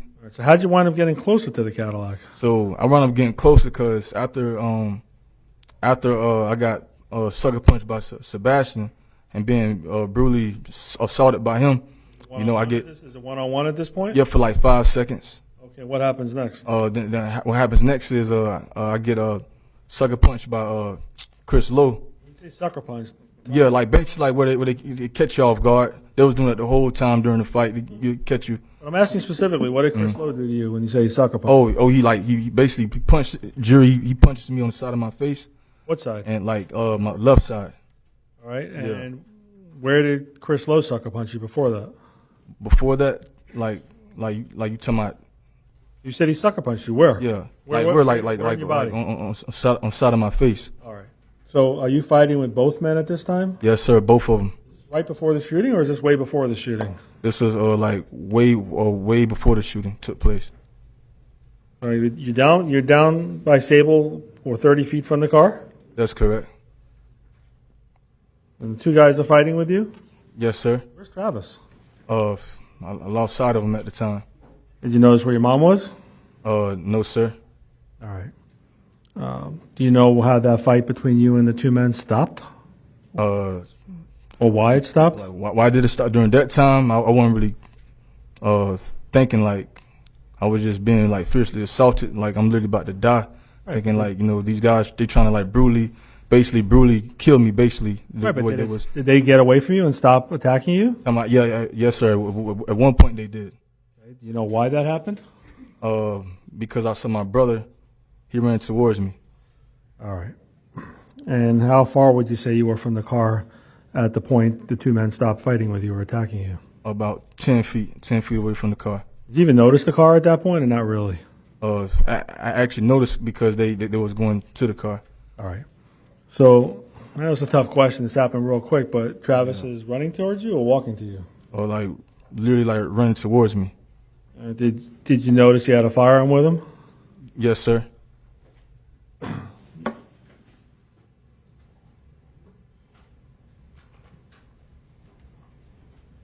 I'm going to show you State's Exhibit number 3. Was this the firearm?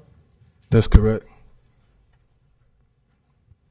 Before he got to you, did you hear him shooting at anyone? No, sir. You didn't hear the gun go off at all? No, sir. When Travis ran towards you, when did you notice him? When he got to you or before he got to you? I had noticed him like 5 seconds before he got to me. Is that an estimate or is that a real time?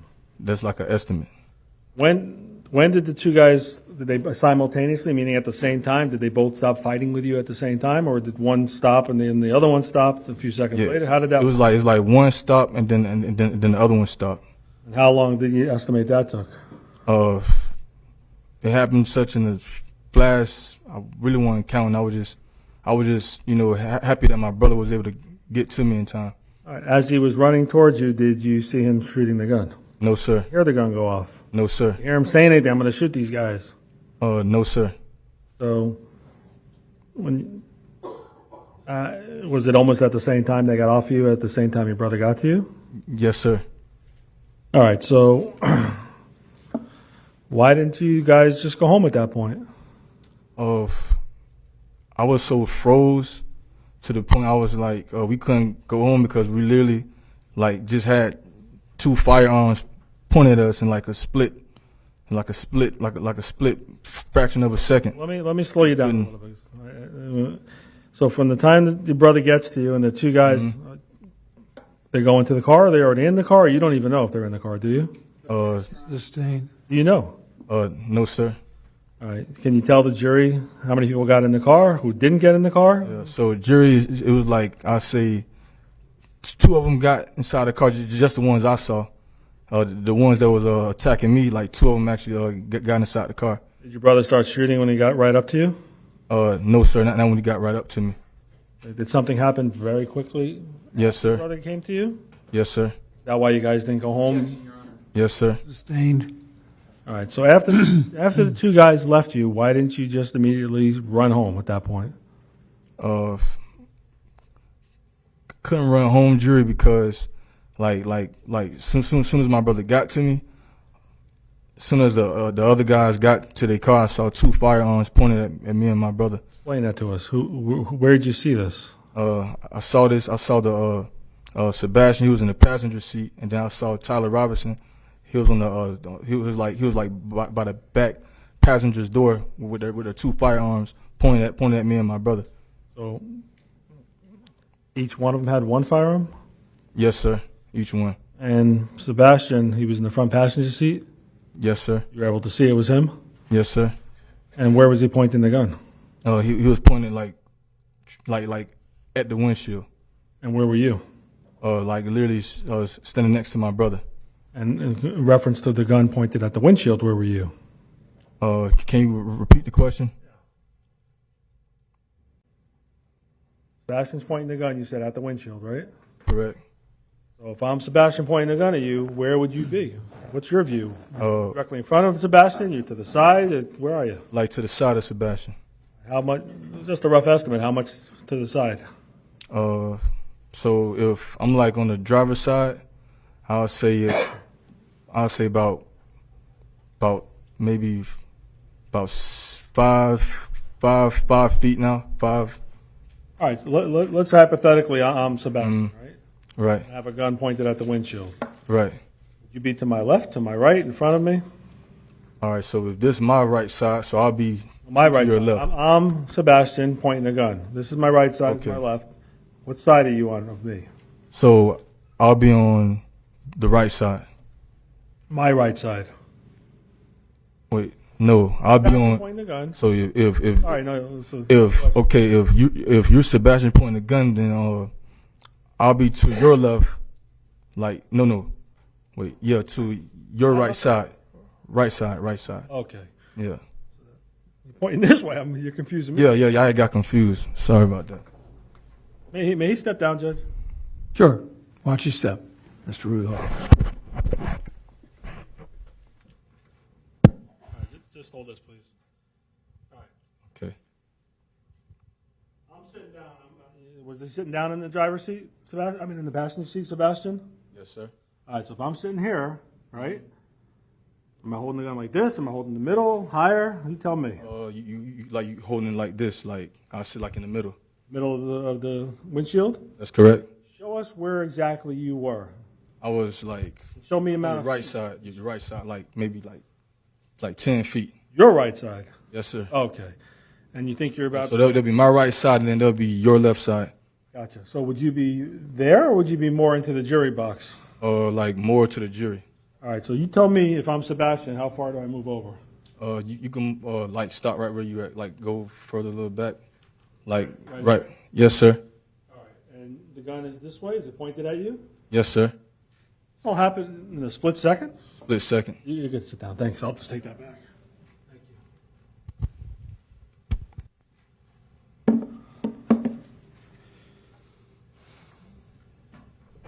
The guy without the shirt, can you tell me, if you know, do you know the position he was in, pointing the gun in your direction as well? Yes, sir. Where? He was trying to basically like seemed like he was trying to use the back passenger door as a shield. So he was like pointing like behind the door, like in like a little crouch position. Was he closer to you than Sebastian was in terms of? Yes, sir. More closer. Okay. I mean, more in your direction. Right. More in my direction, basically. Okay. And did you feel that he was pointing the gun directly at you? Yes, sir. Where? So if you're over there where you just told us, where's your brother Travis at this point? Is he next to you, behind you, in front of you? He was like more to Sebastian's side. All right. So if I'm you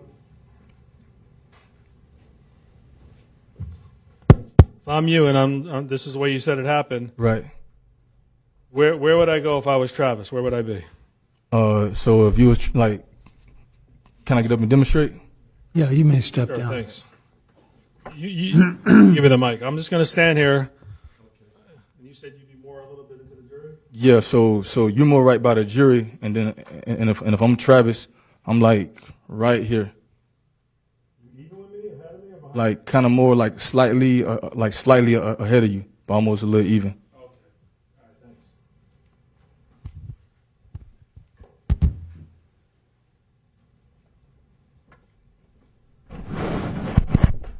So, do you see the two guns simultaneously at the exact same time?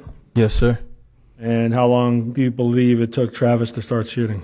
Oh, not long, not long at all. What second? Split second. 10 seconds? Split second. Jury happened so fast, it took like a split second. Did you know how many times he shot? No, sir. Jury, like I couldn't even count how many times my brother shot, because I was such in a state, like thinking like this is my last day on earth. Like, you know, I got these two guns pointed at me from Sebastien as well as Tyler, and I'm like what the world? So to sit and actually count at that particular time, actual, you know, 30, like it's, I just couldn't keep count. I mean, I thought it was my last day on earth. Did you see the car turn on? Yes, sir. You know if that was before the shooting started, after the shooting started, if you know. Can you repeat the question? Sure. Well, let me ask you this. Before your brother started shooting, did the car ever move? Did Did the car move? before he started shooting? Yeah, or at the same time as shooting? I mean, No, sir, it didn't move. do you ever remember the car coming towards you? Yes, sir. And was that before the shooting or after the shooting started? That was after the shooting. Sure? Sustained. Are you confident on that answer? Honestly, I couldn't really pay. Sustained. Next Okay. question, please. So this happened really quick? Yeah, really quick. Everything happened so fast. You ever seen anything like this before? No, sir, I was like traumatized. I couldn't even really. Any Exactly. doubt in your mind that there was two guns pointed in your direction and your brother's direction? Oh, no doubt. Were you in fear until the car actually disappeared from your view? Can you repeat the You question? were in fear the whole time until the car was out of your view anymore. The whole time. Did you ever see Tyler fall or jump out of a car? No, sir. You ever know if he got in the car? You don't know, or do you know? No, don't know. Did you see Tyler running from the car after the car made a U-turn? Yes, sir. You ran. What'd you do? Jerry, I know this is gonna sound so stupid. Like, I don't know what the world I was thinking. I don't know why I did it. I ran after Tyler. Like even though he pointed a gun at me, I'm not even thinking. Like everything happened so fast. This like in a matter of seconds. I don't know why I did it. Just being dumb, running after somebody that just pointed a gun at me. I was so traumatized at the moment that I just wasn't even thinking. Yeah, I don't know why I did it. Where'd he go? You know? He went to one of our neighbors' yards. How far did you go back? Where'd you go exactly? You person? Where'd you go? I went to I stopped like in the darkness somewhere, like on the side of the house. First house, or did you climb a fence at all? Nah, I stopped. When did you ever see Travis running after Tyler, No, sir. threatening he was going to finish him off and kill him? That's correct. Did you hear him do that? Can we repeat the question? Did you ever see your brother running after Tyler, saying he was threatening and making threats he was going to finish him off and kill him? No, sir. Did you make any threats as you're running after him? No, sir. Did you ever tell your brother, stop chasing Tyler, he's going to go to jail? No, sir. Nothing like that. Nothing like that. Do you know where Tyler went? No, sir. Did you even know if he was shot at that point? No, sir. Did you know if anyone got shot at that point? No, sir. All right, so do you see Travis while you're in the backyard, or what happens? So wait, Or on can the you? side of the house? When do you see Travis again after you ran like you described? Yeah, so I saw my brother, like after I stopped chasing Travis, when Travis, he told me, DJ, come on, let's go, Tyler. Yeah, he said, DJ, let's go. Let's go Where home. was he when he said that, Travis? Can you repeat the question? Where was Travis when he said, DJ, let's go home? Where was he? He was still standing in the street. He called you to come out? Yes, sir. Did you see him from where you were? Yes, sir. And so do you go in front of Travis or behind Travis? I go behind Travis. All right, so you get in the house, or what do you guys do? Do you leave? Yes, sir. We leave. Do you go to the house or you go somewhere else? We go to the house. Did you ever see your brother run away? No, sir. See your brother try to hide his firearm? No, sir. Where was mom at this point? Where was she? My mom, she was in the living room. Who got in the house first, you or Travis? Travis did. Before you got in the house, did you see anybody, any of the neighbors at all? No, sir. Did you hear anyone say call the police, or they're calling the police? I heard one of our neighbors, like this was like close by Sable Pond where me and Travis was. Somebody yelled out and said, call the cops. Did you start hearing sirens before you got in the house? Yes, sir. You know anything about Shot Spotter? Not today, but back in April. You even know what that was? No, sir. So did you start hearing sirens? Yeah, I heard sirens. I heard a helicopter. How much after? In the house or before you got in? No, this is like before we got in. You heard sirens? Yes, sir. Any cop cars come right up to your house? Can you repeat the question? At that point, did you see the cops come up to your house, or they weren't there yet? No, sir. They weren't there yet. So was Travis in the house before you? Yes, sir. How were you feeling at that point? What was your state of mind? Jerry, my state of mind, like I remember when I had walked in and me and Travis, we told mom, like, Mom, we just had two guns that was pointed at us. So my state of mind was like I was just like traumatized, because not only was we were being fiercely assaulted, now we got firearms, like I thought we was gonna die that night. Like it was like our last day on earth. You tell your mom that you had guns pointed at you? Yes, sir. Right away. Right away. As soon as I walked in, I was like, Mom, these guys, they just had pointed a gun at me and Travis, and they when they said that y'all niggas was gonna die, that was their words. Now I know once they pointed those guns at us, I know that they was actually being for real. All right, so when you talk to your mom and you're telling her this, do you tell her that Travis shot at them? That's correct. Say he saved your life or anything like that? Yes, sir. Do you feel that way? Yes, sir, to this day. Okay. And do you know if Travis spoke to your mom before you got in the house, or after you, or at the same time? We said at the same time, like, Mom, they tried to shoot us, and we just had guns pointing at us. Did you call the police at that point? No, sir. I mean, we heard sirens, and we heard a neighbor that said call the cops, and I also heard a helicopter.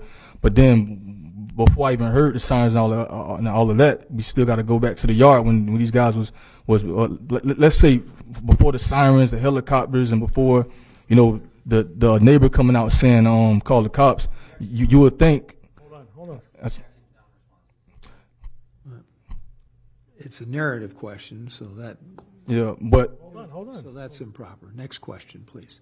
You got to hold on when someone objects, okay? All right? So you were talking about being in the house, hearing what you heard. Mm-hmm. Was asking about why you didn't call the police. What else were you saying about that? Yeah. I was saying before we even heard sirens or anything, when the fight first started, these guys was being loud saying, hey, we on demon time and y'all niggas gonna die today. And they were saying all this while they were fiercely assaulting us. You would think that the neighbors, they could actually hear this, because they being like aggressively loud, just pounding, just beating us up, saying, like they were saying it real loud, like, yeah, y'all gonna die today. Yeah, your brother, he F with the wrong girl. So you would think like neighbors could actually hear this. So you would think like, like this is way before the gunshots. You would think that somebody actually hear the commotion that's going on. So you would think that the police would be on their way. Did you wait in the house? Yes, sir. Did Travis wait in the house? Yes, sir. How about your mom? Say it again. Your mom, was she in the house? Yes, sir. What was your mom doing? What was her state of mind when y'all were telling her these? She was traumatized as well. She was crying. Is she a fragile woman to start with? Yes, sir. Did you ever see her, other than the day your dad got killed, did you ever see her in a state like that before? Yes, sir. When? Can we repeat the question? Sure. All right. I know your dad was tragically killed. Was your mom destroyed that day and months and weeks and years to follow? Yes, sir. The night this happened, was she in a similar state of mind? That's correct. How about Travis? What was he doing after this happened? You know, Travis, he was crying. I was crying because we thought life was going to be over. You're still crying in the house? Yes, sir. Did there come a time that your sister and her husband came over Yes, sir. while you're in the house after the shooting? Yes, sir. And do you know why your sister came over? Yes, sir. Why? She came over to bring mom her food. At the middle of the night? Yes, sir. Your mom sleep at night, or is she up most of the night? She up most of the night. She can't go to sleep because she's still just traumatized from like losing our father and being out of work, you know, for a long time. She just still can't get over my father's death, so she's up all the time. All right, so you knew your sister was coming, or what? Can you repeat the question? Know before your sister got there that she was bringing food for your mom? No, I didn't know. I didn't know she was bringing food. Did you see her come in with food? Yes, sir. While she was there, did you see her doing anything with Travis? See who doing anything? I'm sorry. See Taryn and your sister doing anything with Travis? Thank you. Yes, sir. What was she doing? Well, we told her what happened, and she was basically telling Travis, like this girl Dominique crazy, like I can't believe she just sent guys to our mother's house. Did you see anyone or Travis take pictures of his injuries? Did you see him take pictures of himself? No, I saw Attorney take pictures of Travis. And whose phone was she using? She was on her phone. And were you aware if she ever sent the pictures to anybody? Travis? Of Travis? Yes, sir. Who she sent them to? She sent to my phone as well as my mother's phone. How about Travis's phone? Yes, sir. How do you know? Did she tell you that? Honestly, I don't remember actually on that part. But I know she took pictures and she sent them to like multiple people. All right. You were one of them. Yes, sir. Do you know if Travis's phone, if you could see the screen after, well, do you even know if Travis's phone was broken that night? Yes, sir. Did you see it get broken? Yeah, I didn't see the actual part where it got broke, but I saw it was broken. Okay, so you can't testify how it got broke. Correct. And did you look at the phone at all and see if you could see anything on the screen? Yes, sir. I looked at it. Did it work to make phone calls that you could actually? No, you can't touch, like, you couldn't, like, make a phone call, none, because it was cracked. Like, it had a bunch of, it looked like a spider web. But the screen didn't light up at that point? That's correct. You know if the phone was able to still receive calls? Or you don't know? Or no, do you know? don't know at all. You know if the phone was still able to get text messages? No, sir. You know if there was a way to even turn it off, or you don't have any knowledge of that? I have no knowledge at all. All right, so how long do you think you were in the house before the police came? What would you estimate? My approximate estimation would be probably about, before they came, I said I was in there maybe about 30 minutes. Could it have been Like- longer? Could it have been shorter? Yeah, it could have been longer or shorter, but it's just a guesstimation. Gotcha. So when your sister came over, and did her husband come in the house? Yes, sir. And did they eventually leave? Yes, sir. Did they take anything with them that you gave them? No, sir. Did Travis say, hey, take some of these bullets or the gun or drum? Did you hear him do anything like that? No, sir. Do you know what Travis did with the 6 hour or the gun I just showed you? Can you repeat the question? You know what Travis did with the gun after he came in the house? What did he do with it? If you know. No, sir. I wasn't paying attention. I was still like traumatized and crying that these guys tried to kill us, and I was thinking like I was just in such a state of shock, like, so I wasn't really paying attention to what Travis was doing with it. Did you have any injuries on you? Yes, sir. Did your sister take pictures of you too? Yes, sir. Where are those? Do you know? No, sir.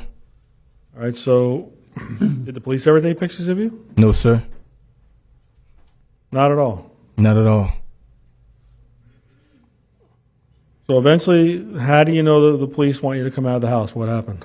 After that, they said, Travis, come out with your hands up. How do you hear this? Oh, they had like a loud speaker. You can hear it with no problem. Right. Do you know if Tierney ever called the house, your sister? No, sir. Hold on, first question. Do you know if Tierney called the house and spoke to somebody and said, the police, you need to come out? No, sir. What you remember is the police on a loudspeaker saying, Travis, come out? Yes, sir. They used his name, Yes, sir. not your name. No, sir. They didn't say Darryl Rudolph, come out. No, sir. They say Linda Rudolph, come out. What you talking about, like before they called Travis or? Yes, sir. Yeah, they actually told us all to come out, but they called Travis first. Okay. Yeah. So the first person that goes out is who? Travis. Could you see what was going on? Yes, sir. Tell us what you saw. So I saw Travis, he comes out with his hands up, and he's walking slowly towards the officers. Is that what they're telling him to do? Yes, sir. Does he get on the ground at all? After that, I wasn't really watching after that. You know, if he came in, if he went face forward, if he was walking backwards, if you know. He was walking, I think he was walking backwards with his hands up. You know if he had a shirt on then? Nah, I don't think he had a shirt on, but I don't want to, it's just an estimate. I don't remember if he put his shirt back on or not. Okay. How about you? Were you wearing the same clothes you had earlier? Yes, sir. Do you see Travis actually get handcuffed? Sir, repeat the question. See him get handcuffed. Yes, sir. Did you see any dogs out there at the time barking? Yes, sir. I heard dogs and everything. Did you see police officers with guns drawn? Yes, sir. Right at Travis. Right at Travis.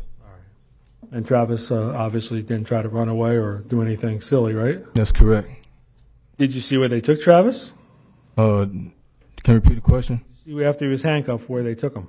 Yes, sir. Where? They put him in the back of the officer's vehicle. You think he was arrested at that point in your mind? Yes, sir. All right. Who came out of the house next to the best of your knowledge? My mother.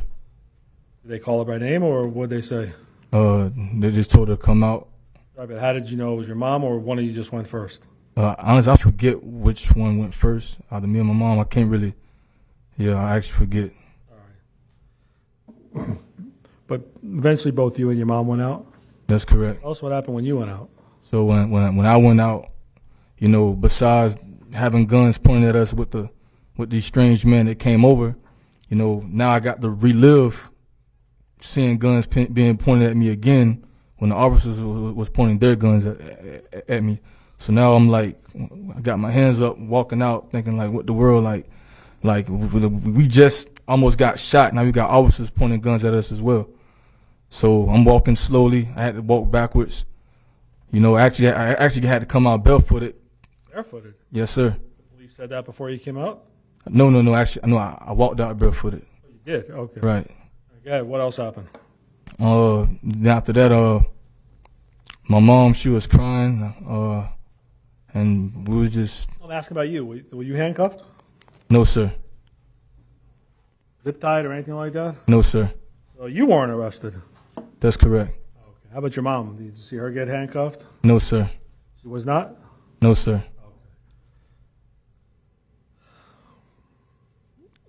Were you upset at that point? Yes, sir. Did you ever meet a lady who now you know her name is Detective Vanderline? That's correct. When did you meet her? I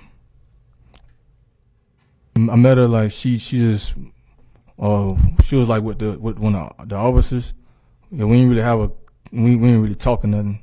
Right, but I'm saying when let's say in reference to you coming out of the house, was she right there, or did she come up to you a little later? Can you honestly, I don't remember. Yeah, I don't remember that specific detail of that situation. But did you meet her outside while you were there? Yes, sir. All right. And did she tell you she was the lead detective in the case? No, sir. She didn't tell me anything. Did she tell you her name? No, sir. But you knew she was a police officer, right? Correct. Now you know her name is Detective Vanderline. That's correct. Now I know now. All right. And did she ask you to talk to her? No, sir. Well, she testified earlier that you refused to. Do you remember that? No, sir. I don't remember talking to her. No. I'm not saying. I'm asking. Did she ask you to talk to her? Did she ask me to talk to her? Yes, sir. No, sir. Did any police officers ask you to talk to them? No, sir. So I thought her testimony was, and if you don't remember or it didn't happen, that's okay. Did she tell you she wanted to talk to you, and you said, no, I want a lawyer? Objection, Your Honor. Yeah. Sustained. Did you ever tell any police officers you're not talking to them, you want a lawyer? Yeah. I told one of them that, but not Detective Vanderline. You remember who it was, or no? You didn't get. Nah, I didn't know none of the officers' name at the time. Why didn't you talk to the police at the time? You know, I mean, just didn't trust them. And I seen the way how they did my brother, made him come out with his hands up. They trying to treat us like we criminals, so I just ain't trust talking to him. And plus, I didn't have a lawyer present. You didn't trust the police. That's correct.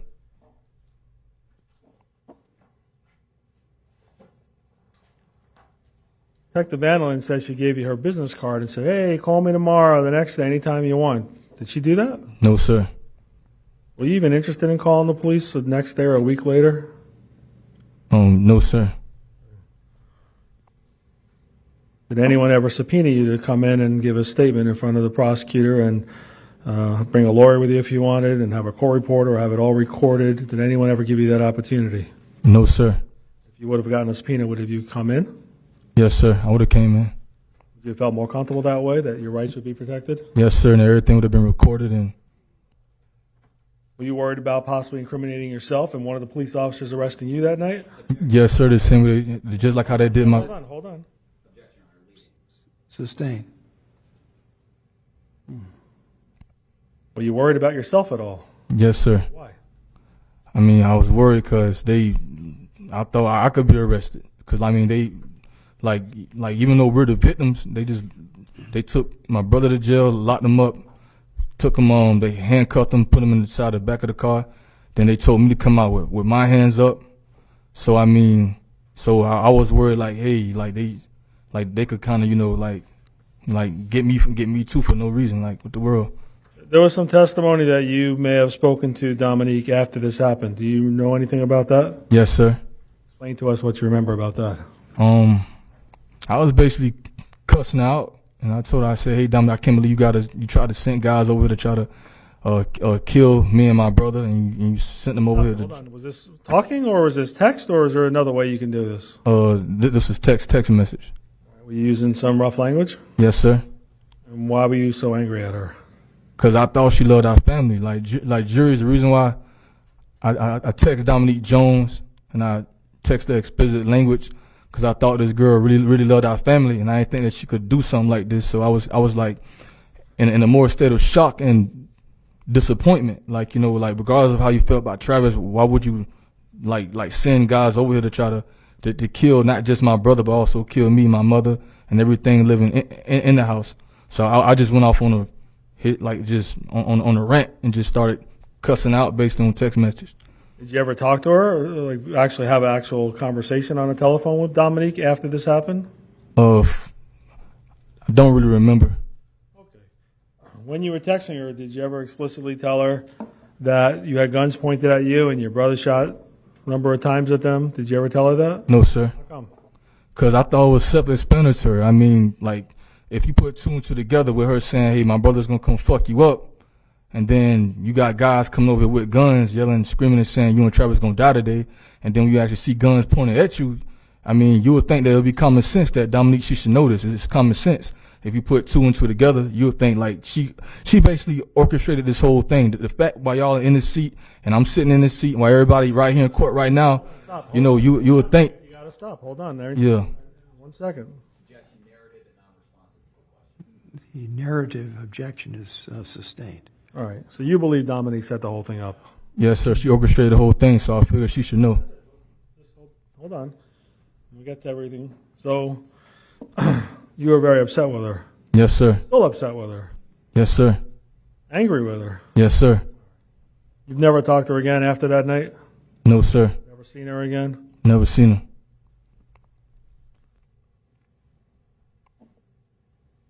Have a moment, Judge. You may.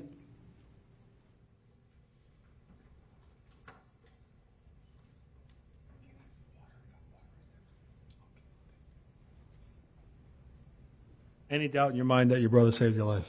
No doubt at all. That's all I have. Thank you very much.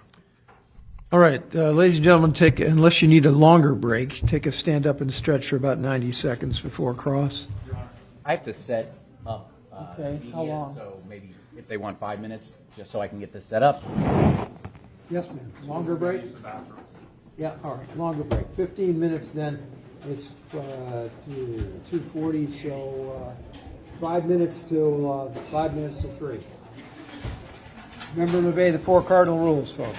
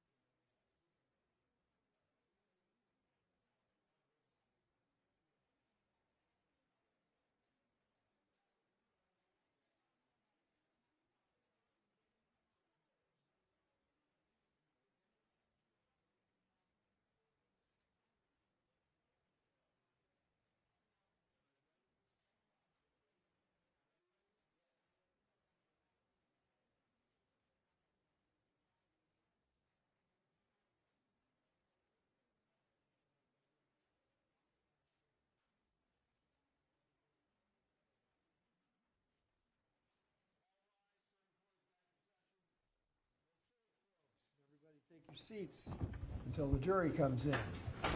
Go ahead, sit down, folks. That's fine. Thank you.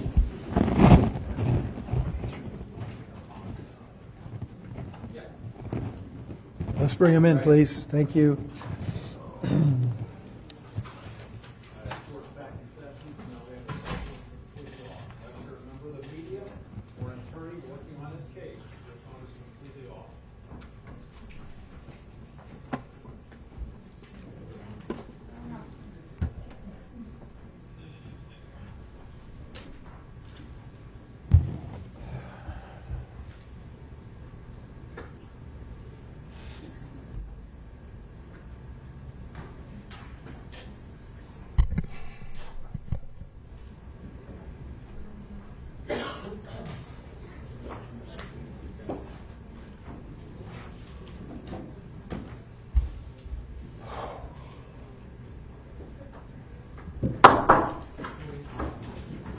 Jury entering.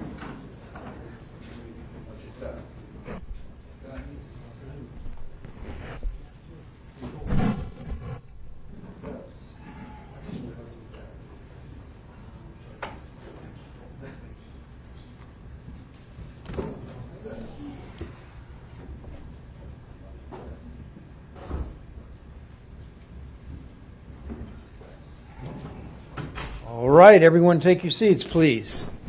Kelsey, you may inquire. Thank you, Your Honor. Good afternoon, Mr. Rudolph. Good afternoon. One of the first questions I'd like to ask you, sir, is something you spoke about at the end of the questioning with Mr. Shiner. I believe you stated when you were asked if Detective Vanderland ever came and spoke to you, you said the answer was no, right? Yes, sir. Do you remember giving testimony in this courtroom back on March 8th of 2022? No, sir. You don't remember coming into this courtroom? No, I remember coming to the court, but Okay. you That was said- my question. And do you remember that you came and gave testimony just similar to what you're doing today? Even Yes. though you might not remember it, you remember being here for that, right? Yes, sir. And you remember when you came in, you got sworn in to tell the truth just like you did today, right? Yes, sir.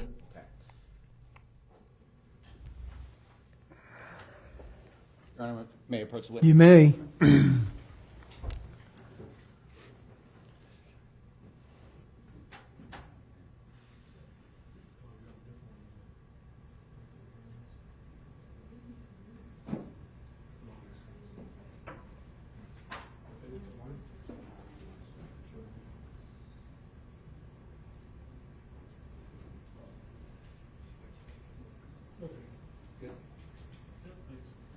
May I approach the witness? Yes, you may.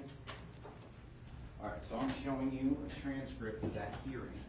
What I'd like you to do is just, I didn't see that handheld mic anywhere. I don't know. It's here somewhere. Mike, where's the mic? Thank you, ladies and gentlemen of the jury.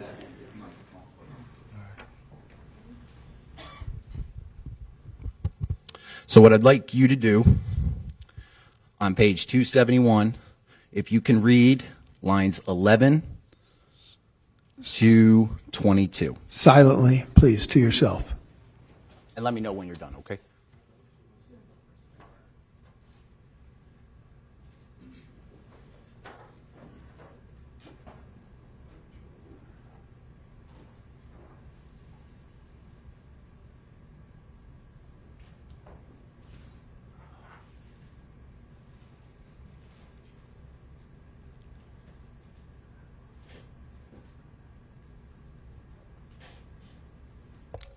Okay.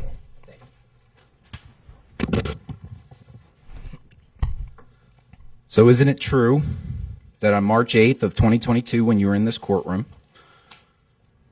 you were asked, and she, meaning Detective Vanderland, leaves her card, right? Do you remember saying yes, ma'am? Yes, sir.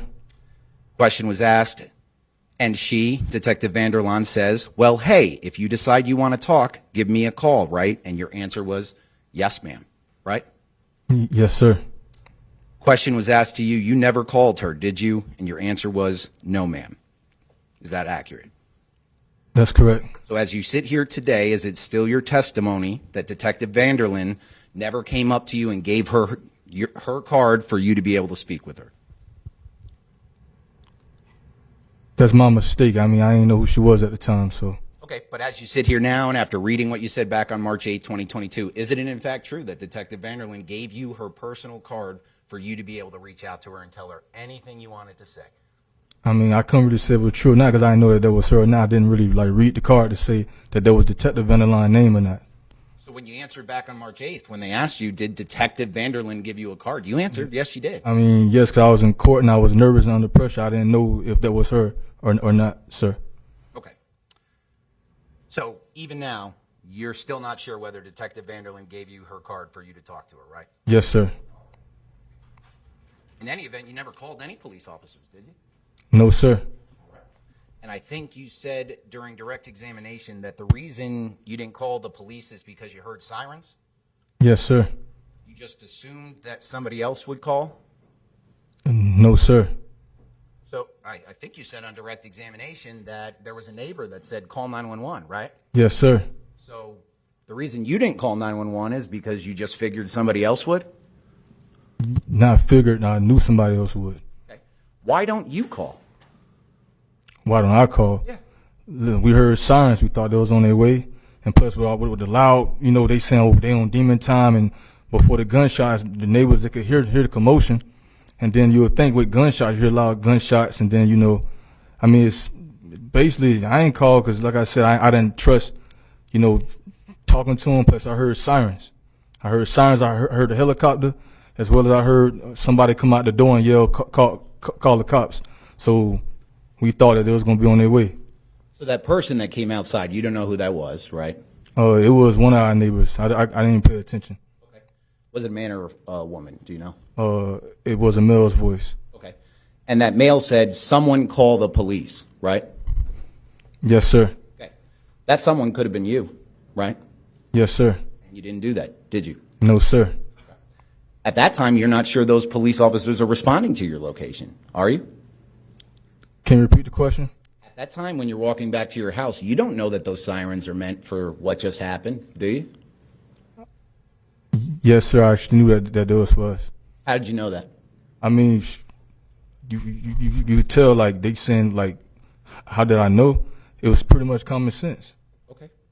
So you end up walking back to your house, right? Yes, sir. You go inside your house, right? Yes, sir. Looking out the window waiting for those cops to come? No, sir. I mean, I was in fear, like walking back and forth inside my house, traumatized. Okay, but my question is, once you're inside of your house, you have windows in that house, right? Can you repeat the question? You have windows in that house you lived in? Yes, sir. Could have looked out the window to see if any cops are coming, right? Yes, sir. Could have peeked out the window if you were truly afraid, right? Just to make sure that you could look out, maybe nobody sees you, right? Yes, sir. You didn't do that, did you? No, sir. You didn't come out and talk to the police officers that were outside, did you? No, sir. All right. Your mother didn't either, did she? No, sir. I want to back up now. Let's go to, I guess, late evening of April 6th. You remember that, right? Can you repeat the question? The events that took place kind of earlier in the evening with your brother and Dominique. You remember that as you sit there today, right? Yes, sir. Correct me if I'm wrong. Today, in court, you said that by the time the fight between Travis and Dominique gets outside, your testimony here today was that she tried to throw a brick or tried to grab a brick, right? Yes, sir. And to you, or maybe even your brother, you assumed that she was going to maybe try to wreck Travis's car in some fashion, right? That's correct. Your testimony here today was that you went and stopped her, right? Yes, sir. And I think you even said that she still had the Patron bottle in her hand at that time? Yes, sir. All right. And you were able to stop her from throwing the brick, right? Yes, sir. And that's when you said she started hitting Travis with a bottle, right? Yes, sir. Back during testimony today, you said you got hit with that bottle, didn't you? No, I said I got hit while she was trying to hit Travis. I didn't say directly the bottle. Okay, so during that, she struck you. Yes, sir. Trying to reach over to hit Travis. Back on March 8th, 2022, do you remember ever telling anyone that she actually hit you during that portion of the argument? Yes, sir. You did. Yes, sir. You said that during your testimony. Yes, sir.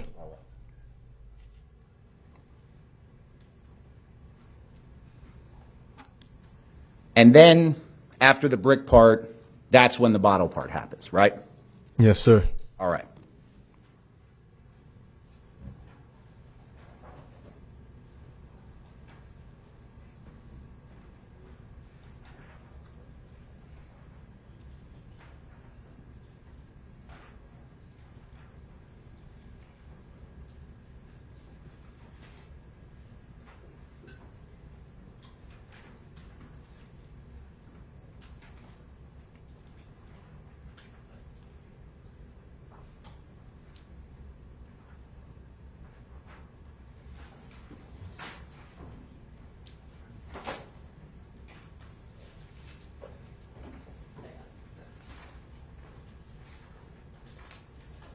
Do you remember during that hearing, sir, that you said that actually, after the brick part, that during that hearing you said that your brother got hit with the Patron bottle first, and then the brick thing happened? Do you remember saying it that way back on March 8th, 2022?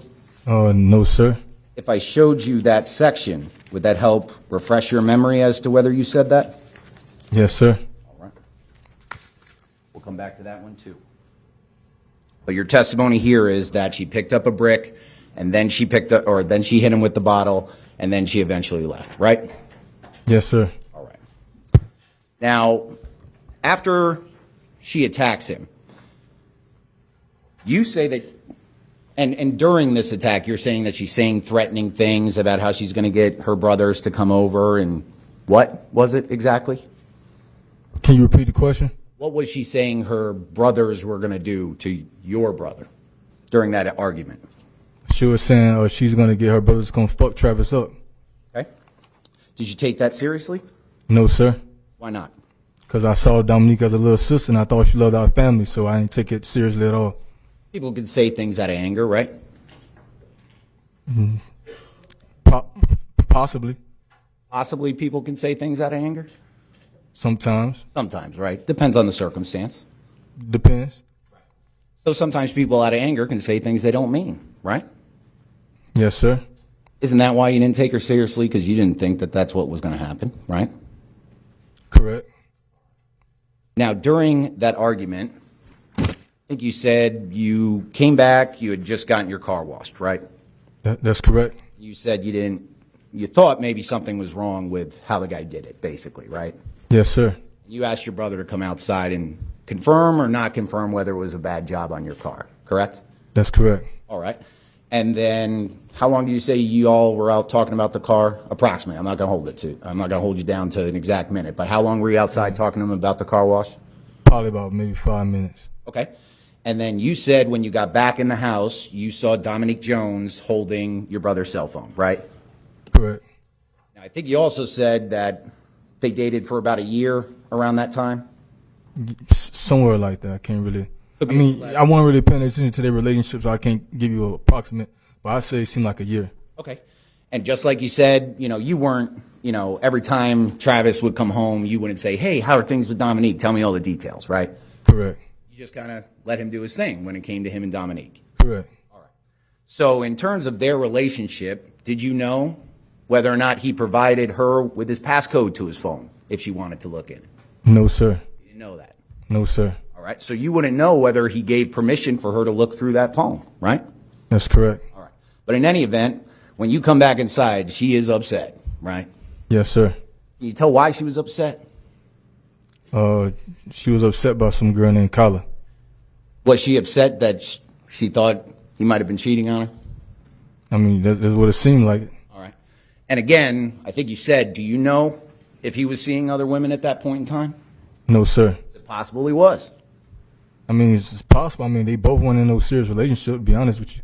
How do you know they weren't in a serious relationship? I mean, they just ain't seem too serious to me. Hey, but aren't you the one that says I didn't really pay attention to the relationship? Yes, sir. But I mean, it's common sense. Okay, well, common sense. Weren't you the one that said she slept over basically 5 nights a week? Yes, sir. You'd call that not a serious relationship? Honestly, you want me to give you an honest answer? I'm asking yes or no. Is that a serious relationship if somebody's sleeping over 5 times during a week? No, sir. Okay. Yeah. Well, the answer, he's already answered the question. Did you have something else to add to that? Yes, sir. All Yeah, right, go exactly. I ahead. was gonna say it just seemed like shacking up. I mean, they weren't married. Okay.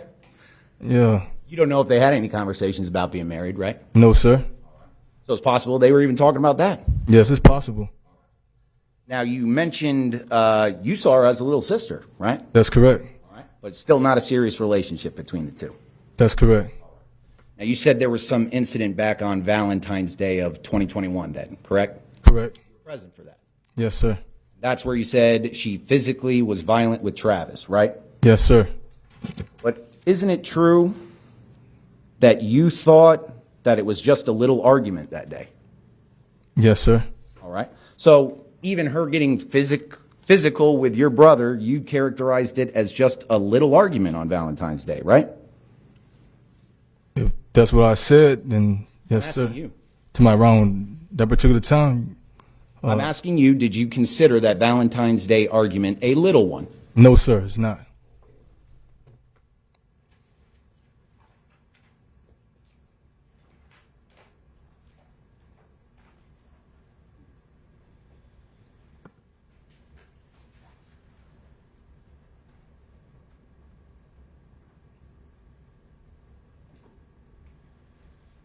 Showing opposing counsel the transcript from March 8, 2022, page 117, lines 3 through 6. 117? Yep, 117, 3 through 6. May I approach the witness? You may. You can look at page 117, lines 1 through 6. Let me know when you're done.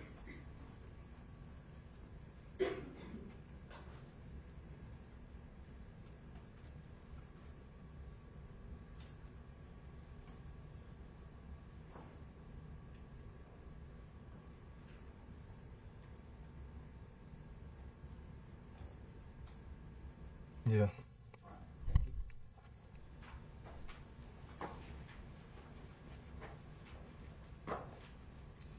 So isn't it true, sir, that back on March 8th, 2022, when you were asked about that Valentine's Day incident, you stated, but I ain't really take it like seriously because I thought that they was just going through like a little Valentine's, a little argument. That's what you said back on March 8th, right? Yes, sir. Is it still your testimony today that it was not a little argument? It was something bigger than that. That's correct. So it's different than what you said on March 8th, 2022, right? Yes, sir. All right. So, your brother got assaulted by Dominique? Yes, sir. Your brother stronger than Dominique? Yes, sir. Okay. Did there come a point in time where he did touch her when they were out in the lawn? I mean, when you try to stop Dominique from beating him up, My question Kinda is, like- did there come a point in time where he did put his hands on her? yes, sir. All right. Now, before that, you can understand why Dominique was upset, right?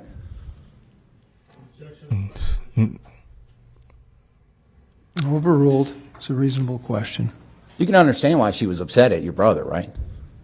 Yes, sir. It's understandable that when a girlfriend finds out that maybe she's not the only one, they can be upset over that fact, right? Yes, sir. That's true. So that fight didn't really start because of Dominique, did it? Yes, it did start because of Dominique. The fight started because Dominique found out about what your brother was doing with other women. Isn't that right? No, sir. Well, isn't your testimony that the first things coming out of her mouth is, who's Kyra? Who's Kyra? It started because she went through Travis's phone. Right. Without What- permission. That's how it started. You said without his permission? That's correct. Again, you don't know whether he gave her passcode back in the day and said, go ahead and look through it if you need to, right?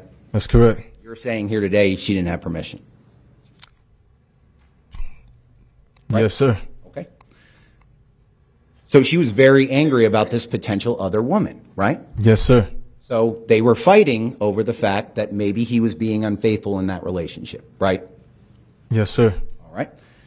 So she's very angry, and you said that your brother tried to calm her down, right? Yes, sir. So he didn't just say get out of the house right away or anything like that, right? No, sir. Okay. And I think you said they were kind of jawing back and forth, right? Correct. And then you went into your room because, hey, I don't got time for this, basically, right? Yes, sir. And then I think you said that you got brought back outside because maybe the commotion started back up again, right? Yes, sir. And at that point is when you come out and you hear your brother saying to Dominique, you just mad because Kyla has a better body than Dominique, right? Yes, sir. It's not a nice thing to say to your girlfriend, is it? Yeah, I agree with that. Right? You wouldn't do that, right? No, sir. Not a wise Sir, decision. I mean, I definitely, I see. So the point being, you can understand why she got upset after your brother said that. Of course, yes, sir. All right. And it wasn't until he said that Dominique started insulting him from what you could hear, right? Not insulting him this after she started hitting him after he said that. Okay, so let me just get the timeline clear. He says that comment. What does she do right away? So as soon as he said, Dominique, you just mad because Kyla got a better body than yours, that's when Dominique started punching Travis. I thought your testimony here today was she started calling him a broke bitch and saying, don't disrespect me first. Well, she said that first, but then after that, she started hitting him. All right, so just so we're clear then. As soon as he says that, that's when Dominique starts calling him a broke bitch. Right? Yeah, broke bitch or broke ass nigga. And she said, don't disrespect me, right? That's correct. Would you agree he did disrespect her with that sentence? I mean, it was a low blow. I agree. Right. Yes, sir. So then she starts hitting Travis, right? After she said that Travis was a broke bitch and a broke nigga, all the other stuff.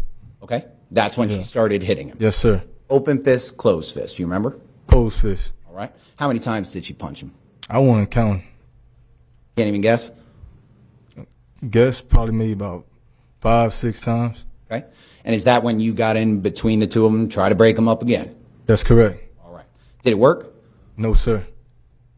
Well, eventually she didn't just keep hitting him 6, 7, 8, 9 times when you broke them up, right? Can you repeat the question? She hit him about 5 or 6 times, right? Right. And you stepped in the middle of it to try to get it to end, right? That's correct. So did she keep hitting him after that? No, sir. All right. So it stopped.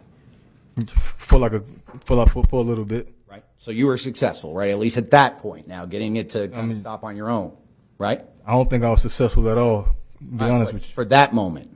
For that You moment? wasn't punching anybody, right? No, sir. All right. You were the referee at that point in your own home, right? Yes, sir. All right. So I think you said now the fighting stops and they both go into, I guess, Travis's bedroom? Yes, sir.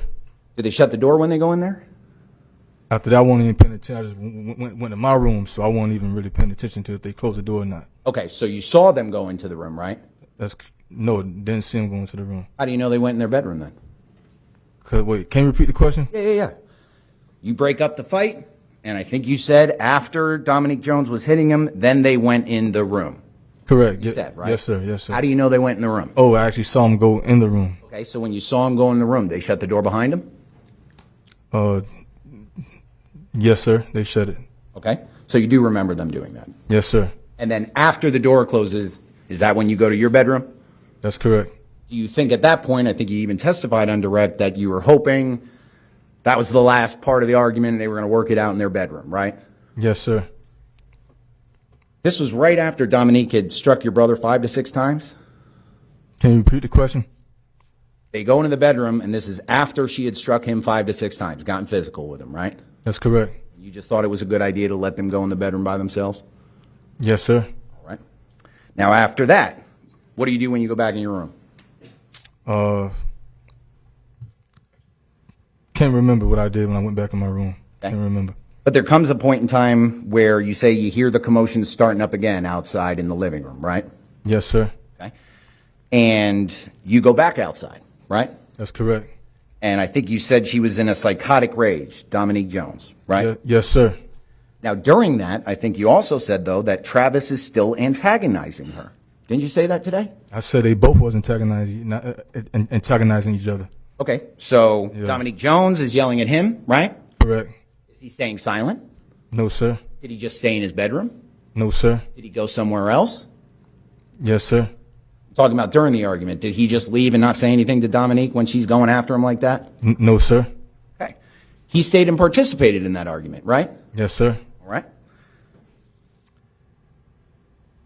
And I think you said that at some point, then Dominique goes outside, right? And the argument now is happening outside. Yes, sir. I think your testimony was that you were trying to get Travis to go back in the house, right? Like there was like in the middle, like after that. Wait, can you repeat the question? Yeah.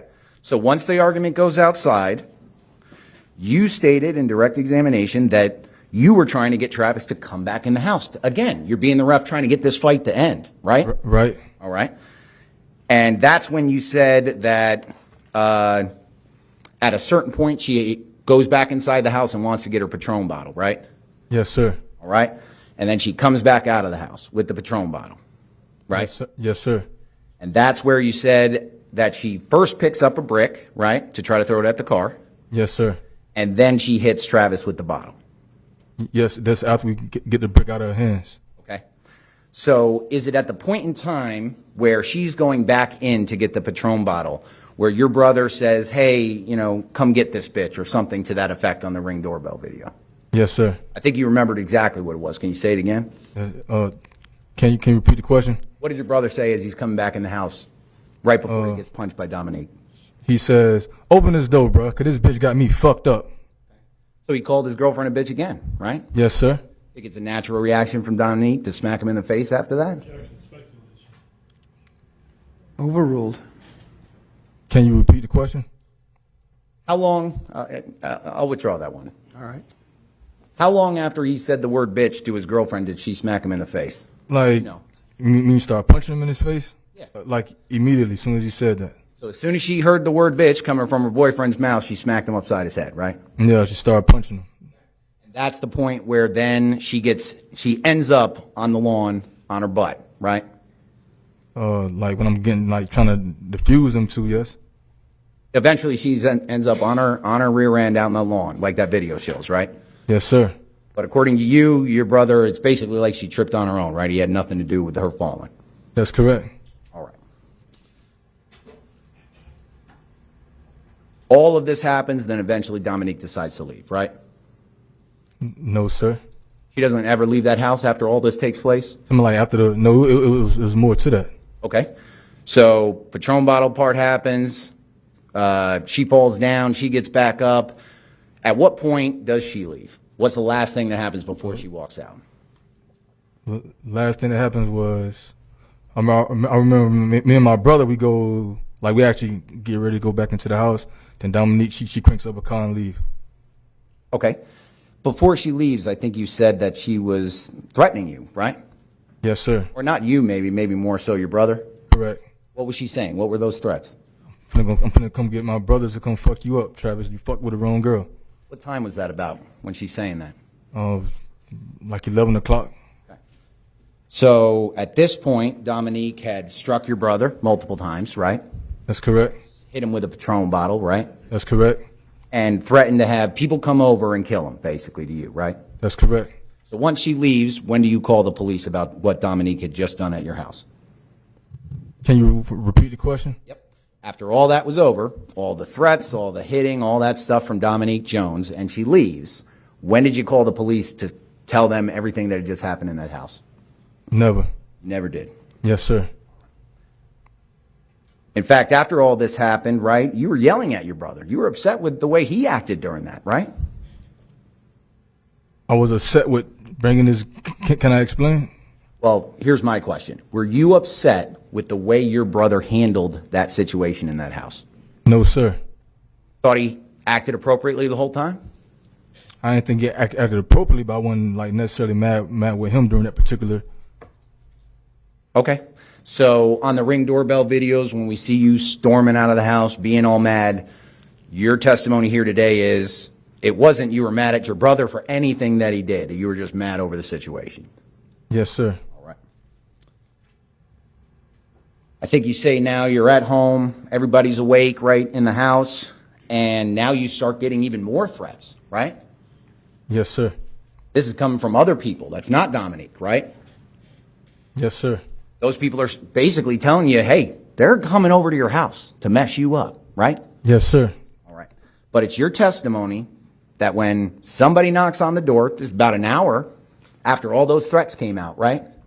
Yes, sir. That when those boys were knocking on the door, you thought it was the police? You mean those grown men that was knocking on the door?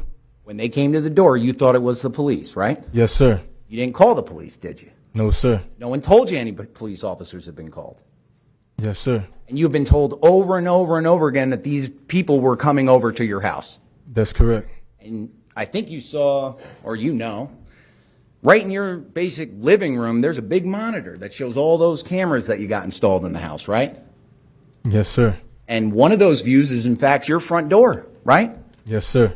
So you're telling this jury that before you opened up that door, you had no idea who was outside. You thought it was the police. Yes, sir. All right. Why'd you think it was the police? I mean, that's how police is knock, so I assumed like that this girl, I'm not taking that threat serious at all, so I said, who else could it be at 12 o'clock at night except for it's the police? When that knock comes, doesn't that ring a bell in your head that maybe the threats were serious? No, sir. I ain't take it serious until I actually walked outside. Okay. So you didn't look outside to see who was knocking at your door at 12 o'clock, midnight, right? No, sir. Didn't look out a window, I should have. but you didn't, right? That's correct. You just came right outside, even though all those threats had been made an hour before, right? Yes, sir. All right. And it's because you didn't think that they meant anything, right? You didn't think they were serious, correct? No, sir. I did not take a threat serious. Okay. So then you said that you go outside, and correct me if I'm wrong, when you go outside and see these four men, you don't see any gun in their hands, right? No, sir. Not at that moment. They didn't tell you they were there to kill you, right? You tell me as we're at the door doing the whole altercation. Right when you first went outside, they were asking for Travis, right? Yes, sir. They weren't asking for you, right? No, sir. They weren't asking for your mom, right? No, sir. They weren't asking for your sister, right? No, sir. They said they wanted to talk to Travis, right? That's correct. Now, it's your belief, right, that if you were in their shoes, the four men that came up, that you now know who they were, and you got the same story from your sister about her boyfriend potentially committing domestic violence against them, it's your opinion that you would have called that person first to try to figure out whether it's true or false, right? Yes, sir. Do you know whether or not they tried to call his phone before they came over? No, sir. Okay. So if they tried to call and he didn't pick up, that would have been the first thing that you would have done, right? Try to talk to him on the phone. Get it all sorted out that way, right? Yes, sir. But you don't know whether or not he was ignoring those phone calls, do you? Can you repeat the question? You don't know whether those calls were made and whether he ignored them, do you? No, sir. His phone was broke. Okay. If there's phone records about showing maybe around that time that it was rejected, the phone call, that would mean his phone wasn't broke, right? Overruled. Right? His phone was broke, so How do you know it was broken? because Travis showed me that the girl broke his phone and it had spider webs on it. Okay. You ever crack a phone face before? Ever have to get it fixed? Oh, plenty of times. Right? Doesn't mean you can't use the phone, right? No, the way she slammed the phone, it was like literally broken. Like you can't really use it. Did you try to use it? Travis tried and he couldn't. He showed me. I was right there with him. Okay. But did you try to use it? No, sir. You ever try to make an outgoing phone call? Can you repeat that question? Did you ever try to make an outgoing phone call with that phone? No, sir. Did you ever try to send a text message from that phone? No, sir. When you were there were no calls coming into that phone at that point in time, right? Can you repeat the question? You didn't hear the phone ringing or anything like that. You weren't next to the phone the entire time that night, right? Travis's phone? No, sir. All right. So it's possible that it could have still gotten calls and he didn't want to pick up, right? His phone was broke. Okay. So now, I think your testimony was that you're outside and they're asking for Travis. And I think you said that the reason you didn't go back into your house is because you felt threatened. Yes, sir, because they wasn't asking for Travis. They was demanding for Travis. Okay. But not you, right? Correct. You could have said, okay, I'll go get him and went back in the house, right? And then never came back outside. No, sir. Why not? Because I felt threatened. I was in fear for my life. You got guys, first of all, before Travis even came out, they was cussing me out, saying, you know, where Travis at. And Sebastien was calling me a fuck nigga, saying we ain't got to listen to you, fuck nigga. We ain't got to listen to what you got to say. So at that point, I felt threatened out, and I felt in fear for my life. Okay. So at that point, why didn't you just say, okay, I'll go in the house and go get him, and then just not come back out? Can you repeat the question? At that point, Tyler's threatening you. They're all threatening you, saying, we demand Travis come outside.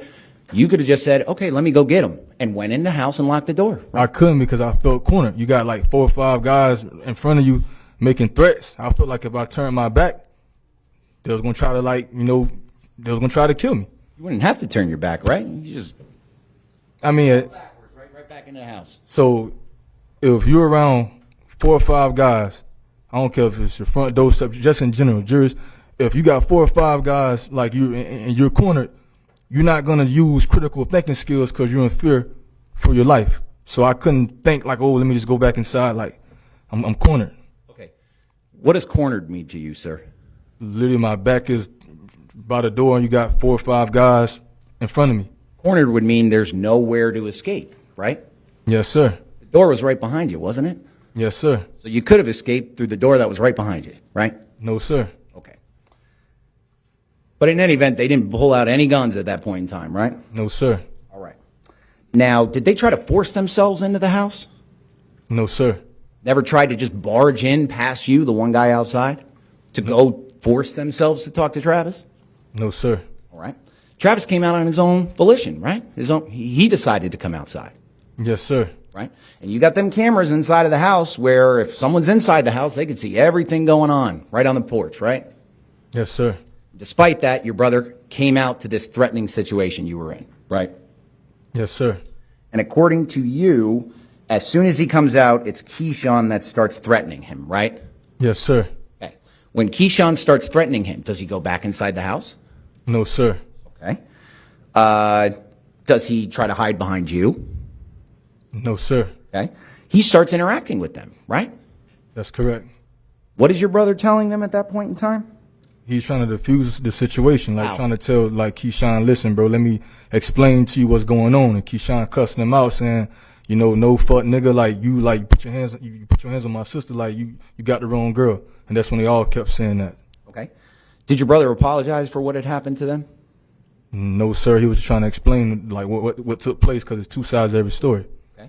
Did your brother start telling them, yeah, I did, make fun of her body? No, sir. He didn't say that, right? No, sir. He didn't talk about the fact that he might have been in another relationship with somebody, right? And that's what she was upset over. Can you repeat the question? Did he admit to all of them, yeah, man, I messed up. I got caught cheating on her. I'm sorry. Did he ever say something like that? He didn't get a chance to. Like they immediately like within like 3-4 seconds of Trevor trying to explain to Keyshawn, like all of them started jumping on him. He didn't have a chance to even explain. Okay. He couldn't explain himself. So is it your testimony that all of them jumped on him at once? Yes, sir. Well, no, not well, after Tyler sucker punched Travis. That's when they all started jumping. Okay. I remember you saying that on direct examination that Tyler came out of nowhere and punched your brother, right? That's correct. How'd he come out of nowhere?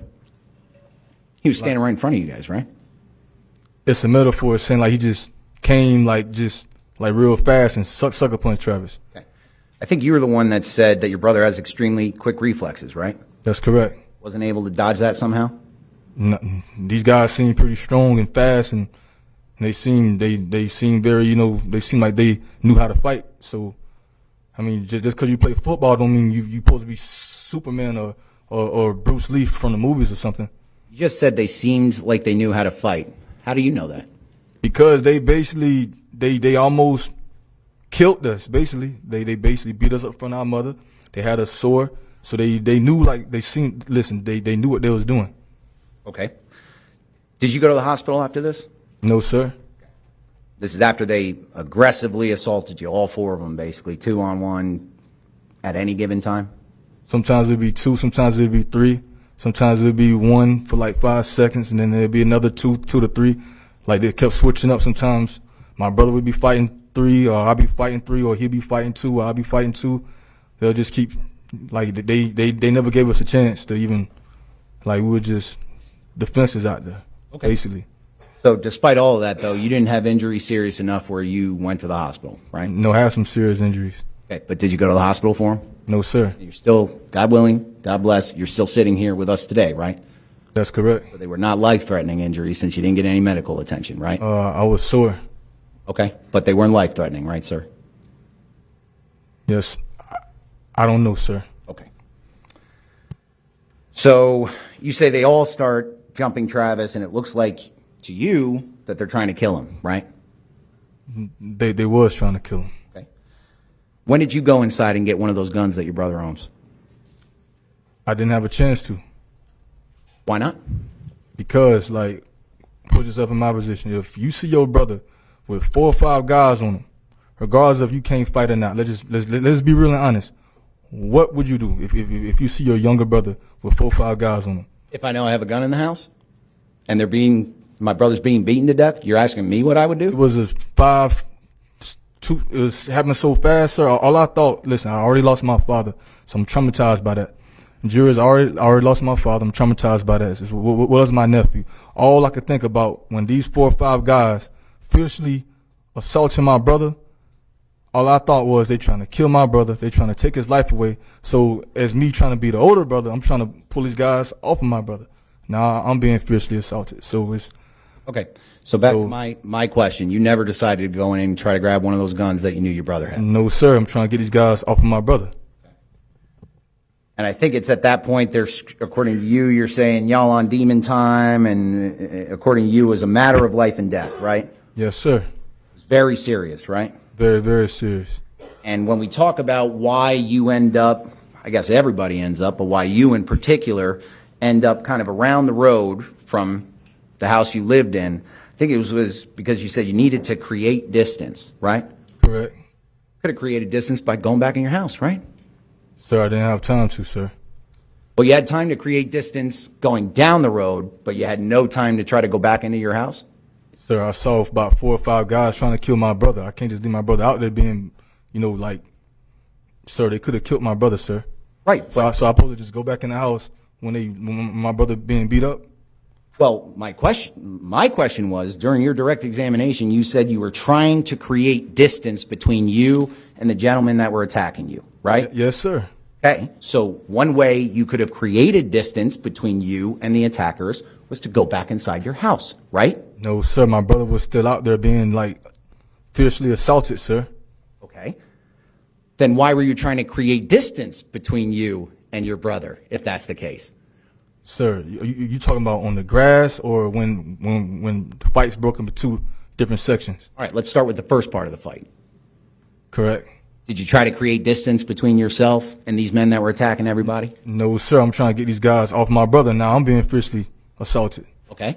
Now, after that happens, what point in time comes up that you, quote, try to create distance between yourself and these men?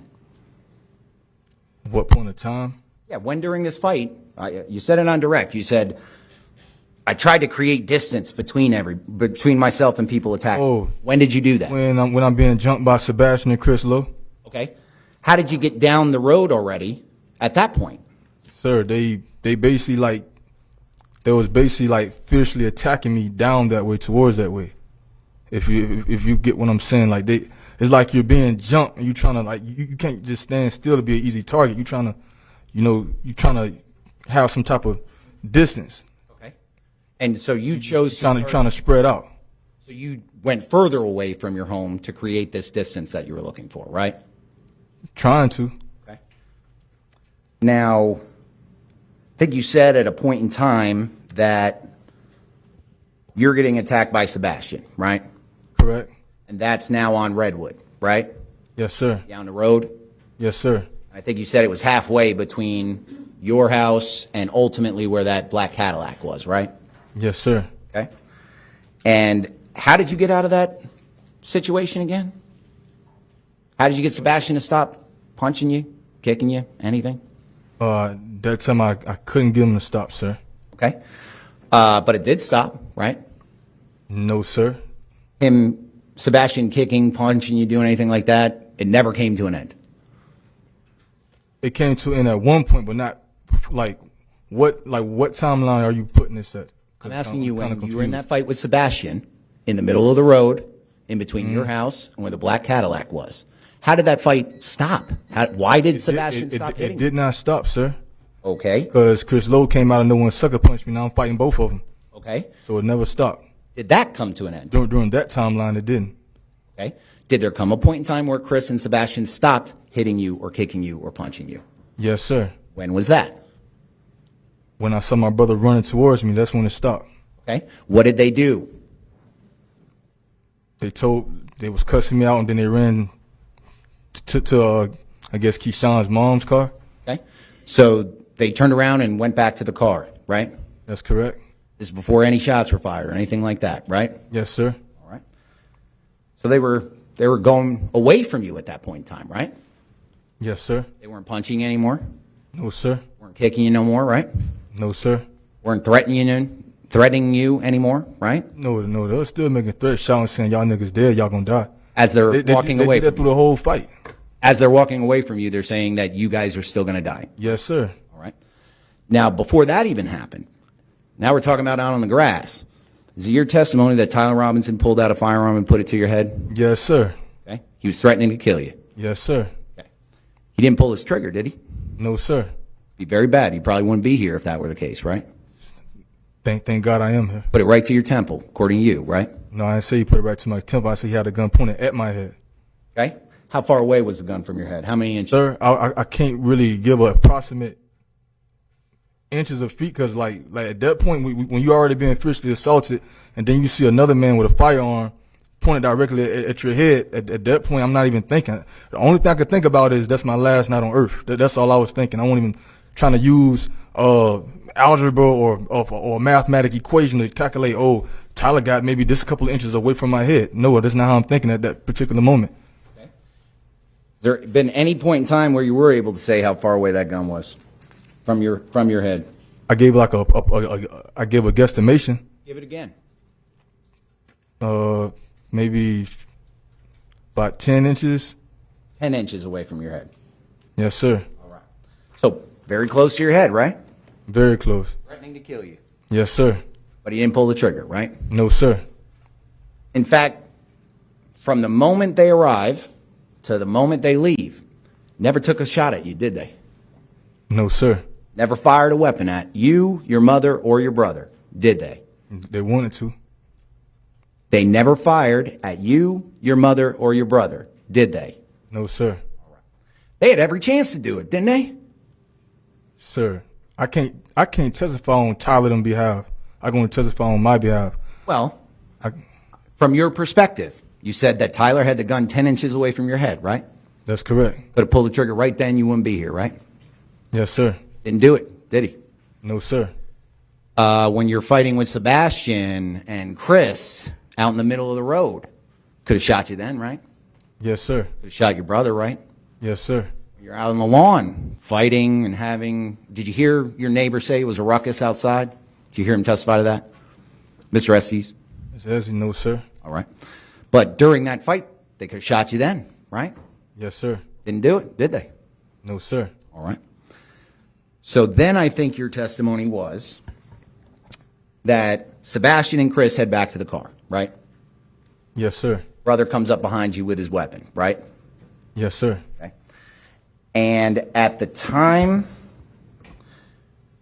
you said that you were about 10 feet away from that vehicle, right, when your brother starts firing at it? Yes, sir. Okay. And we saw the demonstration that was given.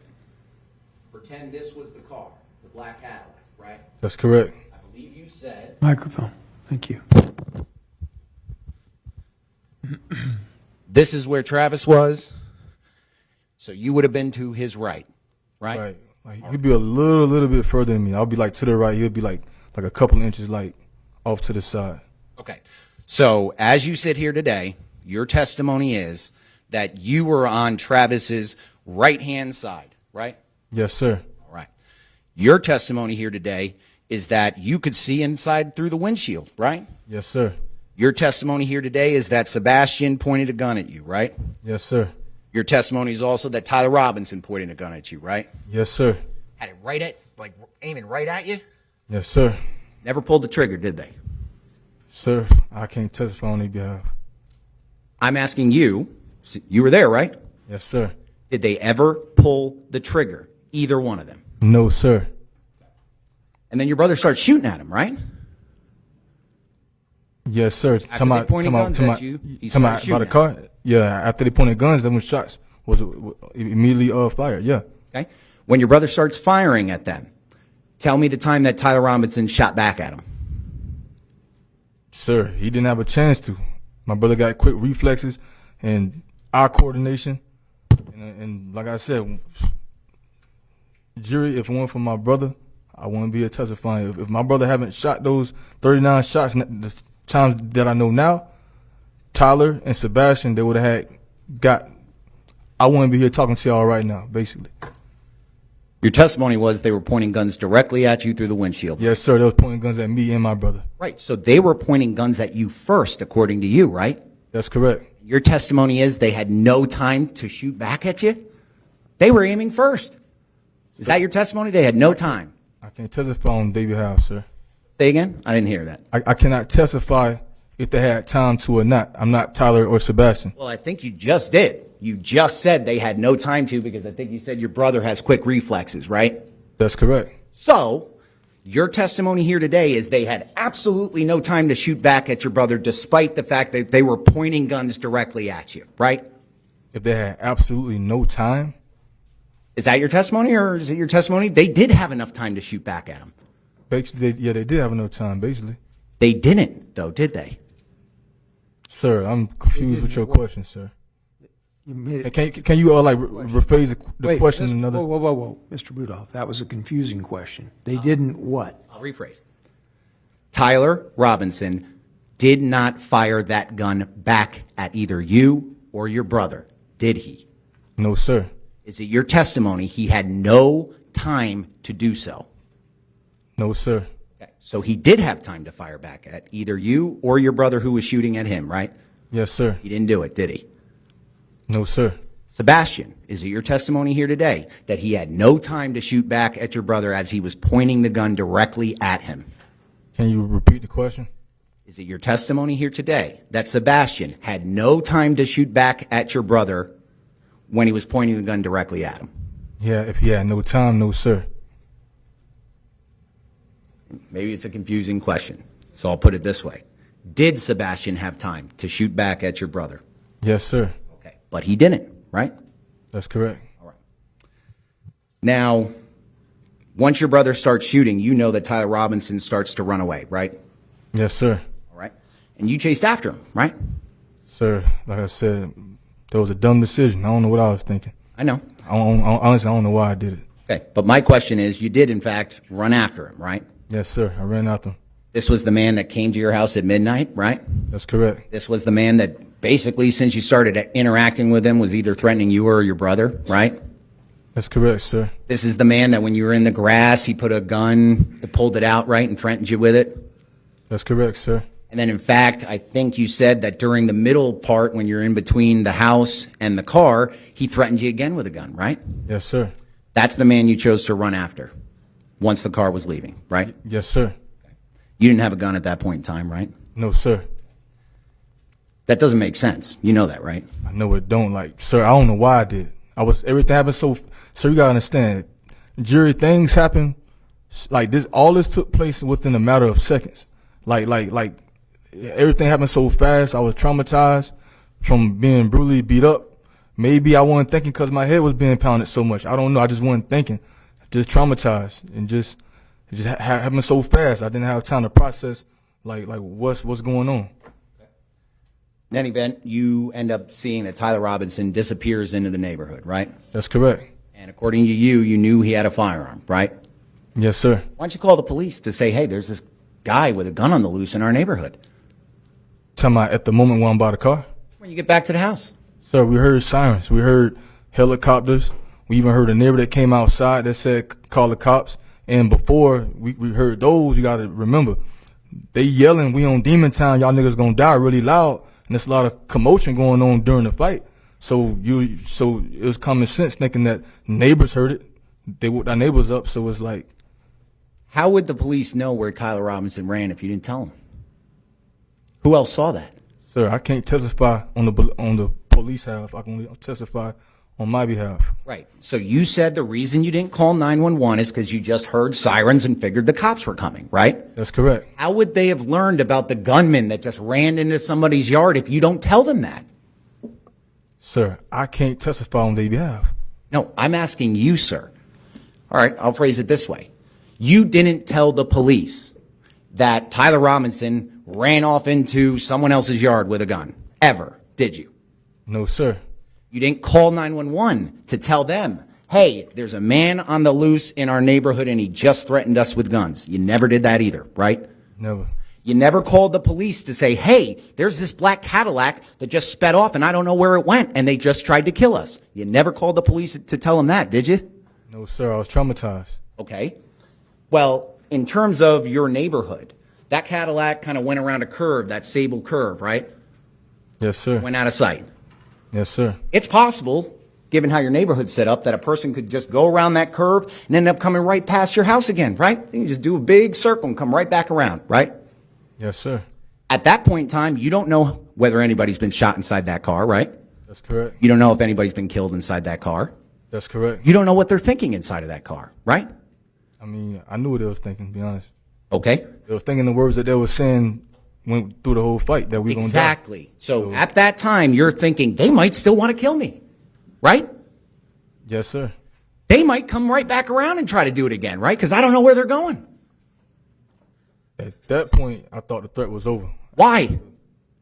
After my brother got him away, I thought everything was over. How did you know that they weren't going to come back?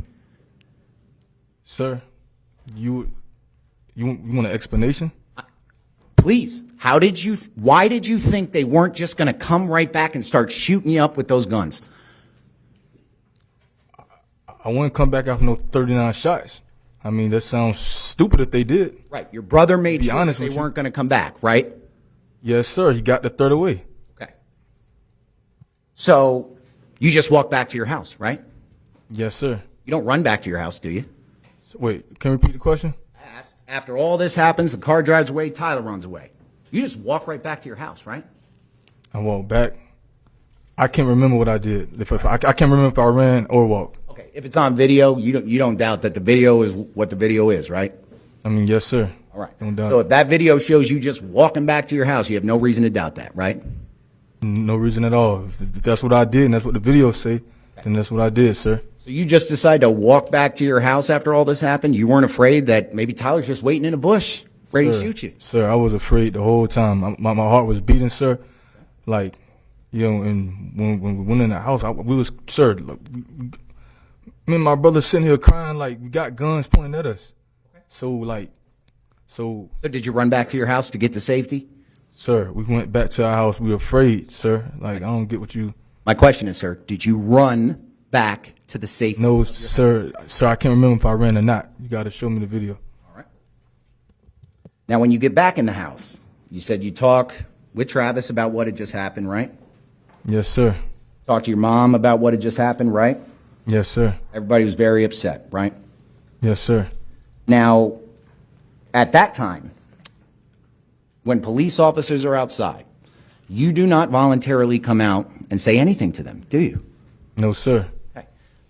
You'd agree with me that it would have been very easy to come out of the house and say at least one sentence. That sentence being, they had guns. You agree that would have been very easy, right?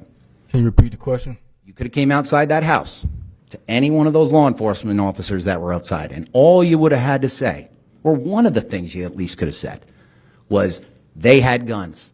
Sir, so you want an explanation? Could you have done that? Sir, why would I talk to them when they had made my brother walk out with his hands up and did all that? Like, When did that happen, sir? When did your brother get arrested? Was it right away? sir, yes, sir. So Before literally, I came out, he did. well, the cops get there and they just put him in cuffs. There wasn't any cops just waiting outside during that point in time? Sir, as far as I remember, sir, they basically detained him right then. So So it's your they treated us like they treated me, my brother, as well as my mother, like we was criminals or something. So How long afterwards did your brother get, or were you asked to come outside after the shooting happened? Do you remember? can you repeat the question? How long after this shooting occurred did it take To the point where your brother was asked and you were asked and your mother were asked to come outside on that loudspeaker? Can you repeat the question one more time? Yes, sir. From the moment the shooting happened, okay, to the point where your brother is being detained by the officers and put in handcuffs. Correct. How long did that take? I can't remember the exact amount of minutes, sir. Okay, maybe longer than a half hour at least, right? Before that actually happened? I can't remember the exact amount of time, sir. I was too shooken up by the whole situation. Okay. But in any event, before that happens, you never come outside. Before your brother gets arrested, according to you, you never came outside and told anybody a single sentence as simple as they had guns, did you? You're saying before my brother came outside? Yep. Sir, I didn't come out before my brother, so I didn't have time to, what are you? Right. You never came outside to try to flag down a police officer, right? No, sir. Never tried to speak to a police officer, right? No, sir. Didn't try to motion for a police officer to come to your front door so you could talk to him there, right? No, sir. Okay. And you didn't know any of these police officers, right? That's correct. They responded to your location, right? Yes, sir. Where you are saying you were the victim along with your brother, right? Yes, sir. And never once do you tell those police officers that are responding that these men had guns, did you? No, sir. All right. In retrospect, do you think you should have went outside and told them that? Sir, if I had a lawyer present, I would. Let's talk about that. Isn't it true that one of the reasons you said that you did not want to go outside and talk to police is because you didn't want to incriminate yourself without a lawyer? And I knew you were going to say that, sir. You got to understand, sir. I said that word and... Judge, non-responsive. Objection. Just, if you remember the question, please just answer it, Mr. Rudolph. Yes, sir. I remember I said that.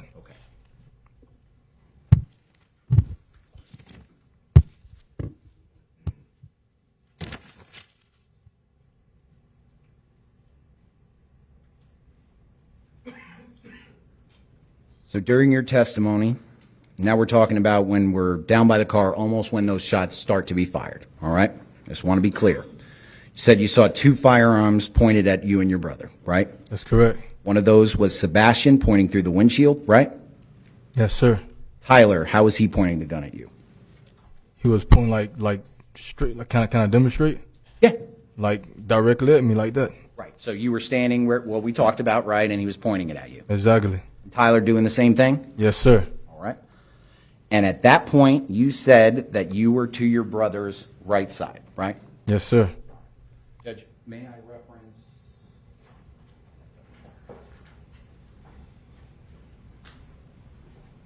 Is that the empty one?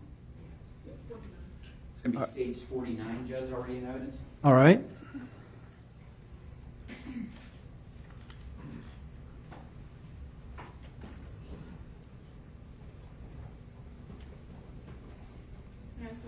You may assist, yes. You may. Mm-hmm. All right, I can't remember if this is one that helps with the lights dimmed. Okay.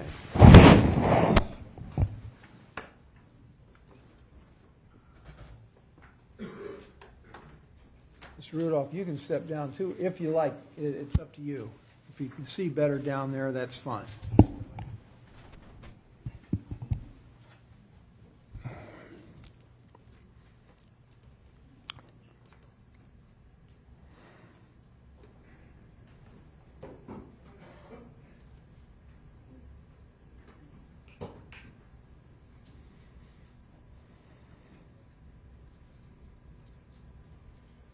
Did you see that, sir, that flashlight that just came out on that videotape?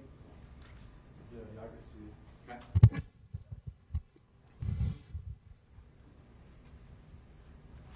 I don't think he's done, Mr. Rudolph. I'm sorry, sir. I should. That's okay.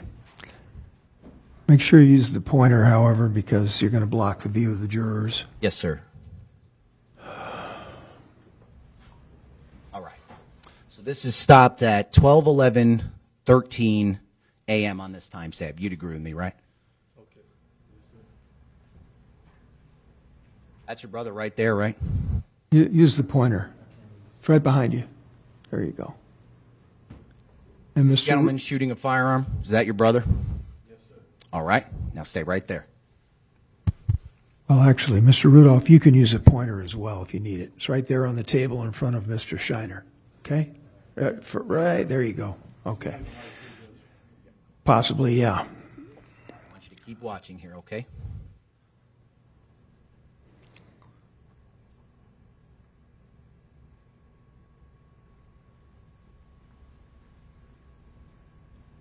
Who's that right there?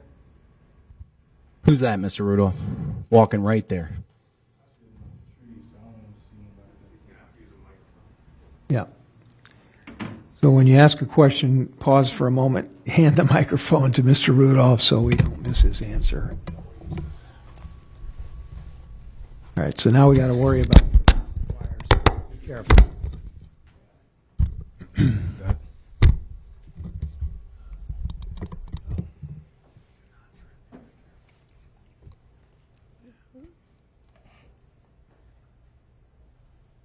All right.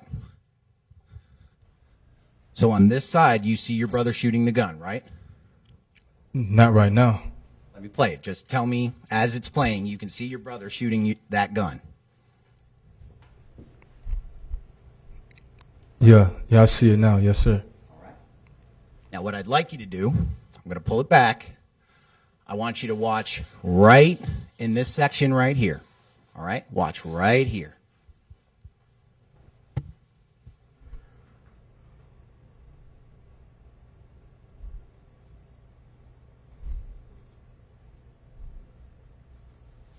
Do you not see a person moving right here? No, sir. You gotta play it one more time. I can't really.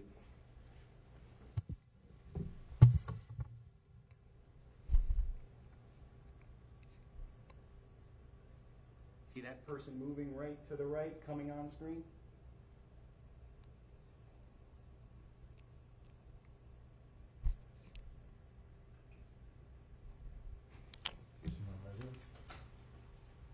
Right here.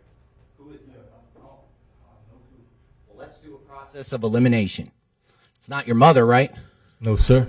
It's not your brother, right? Because he's shooting, right? Correct. Okay. It's not any one of the four boys because they're either in the car or right near the car, right? You mean a 4 grown man? 4 grown men. They're either in the car or near the car, right? Sir, I have no clue. Okay. So you're telling this jury that you don't know whether those 4 men that came over and assaulted you at this point in the video are either in the car or near the car. Is that your testimony, sir? Sir, gotta repeat your question again. At this point in time, as the car is leaving, is it your testimony that those 4 men that came over and attacked you and your brother, that they're either in the car or near the car? They was in the car trying to shoot at us. Okay. So This person moving over here can't be any of them, right? Sir, I don't know who that is. It's you, isn't it? No, sir. Okay, let's keep watching. You saw Tyler Robinson run away, right? Yes, sir. All right.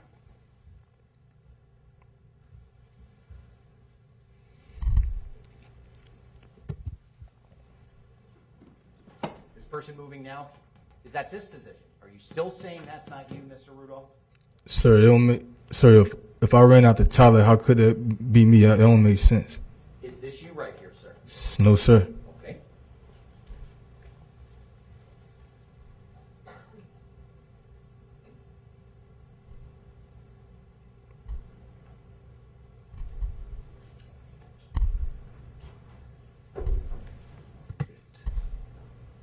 This way now.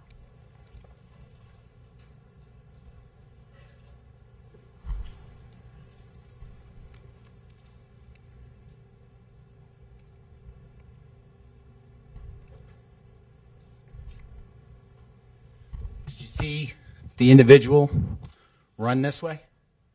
No, sir. You could play it back one more time. Yes, sir.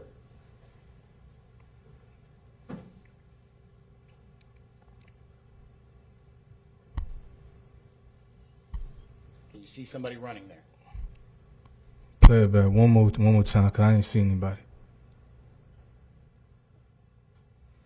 That's the Yeah. I saw like a little shadow. Okay. Yeah. That's got to be Tyler Robinson, right? That's exactly where he started running, right? I assume that's him. I can't really testify from this video. It's not like a clear. Okay, do it from your memory. Did Tyler Robinson run in this direction after the shooting occurred? Yeah, I remember he ran off to the right somewhere. So wouldn't that be Tyler Robinson? Isn't that the direction he ran? Yes, sir. Okay.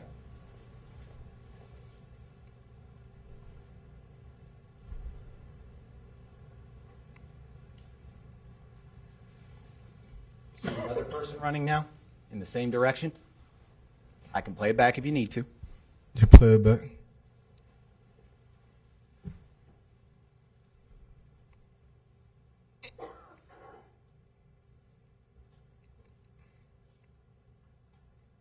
See it right there? Yeah, I see it. That's you, right? Running after Tyler. Right? Yeah, I know it was dumb. I don't know why I did it. Okay. And there was nobody else outside that you remember, right? Other than the people we talked about. To my brother Cotton, I guess. So isn't it true that this is you that comes on screen? I think it's at 12, 11, 18 right here. That has to be you, right? Sir, I don't know who on that side. All I know is I was on the right side of the car, so I don't know how I could get that way and then go. It don't make sense. Right, it doesn't. I don't know who that could be. Because this person right here certainly isn't to your brother's right side, right? He's on the left side, right? Can you repeat the question? This person right here would have been on your brother's left-hand side, right? Not his right-hand side. I can't, sir, I was so traumatized, I can't think of. Okay, you can take your seat, sir. Yeah. Watch your step going back up. You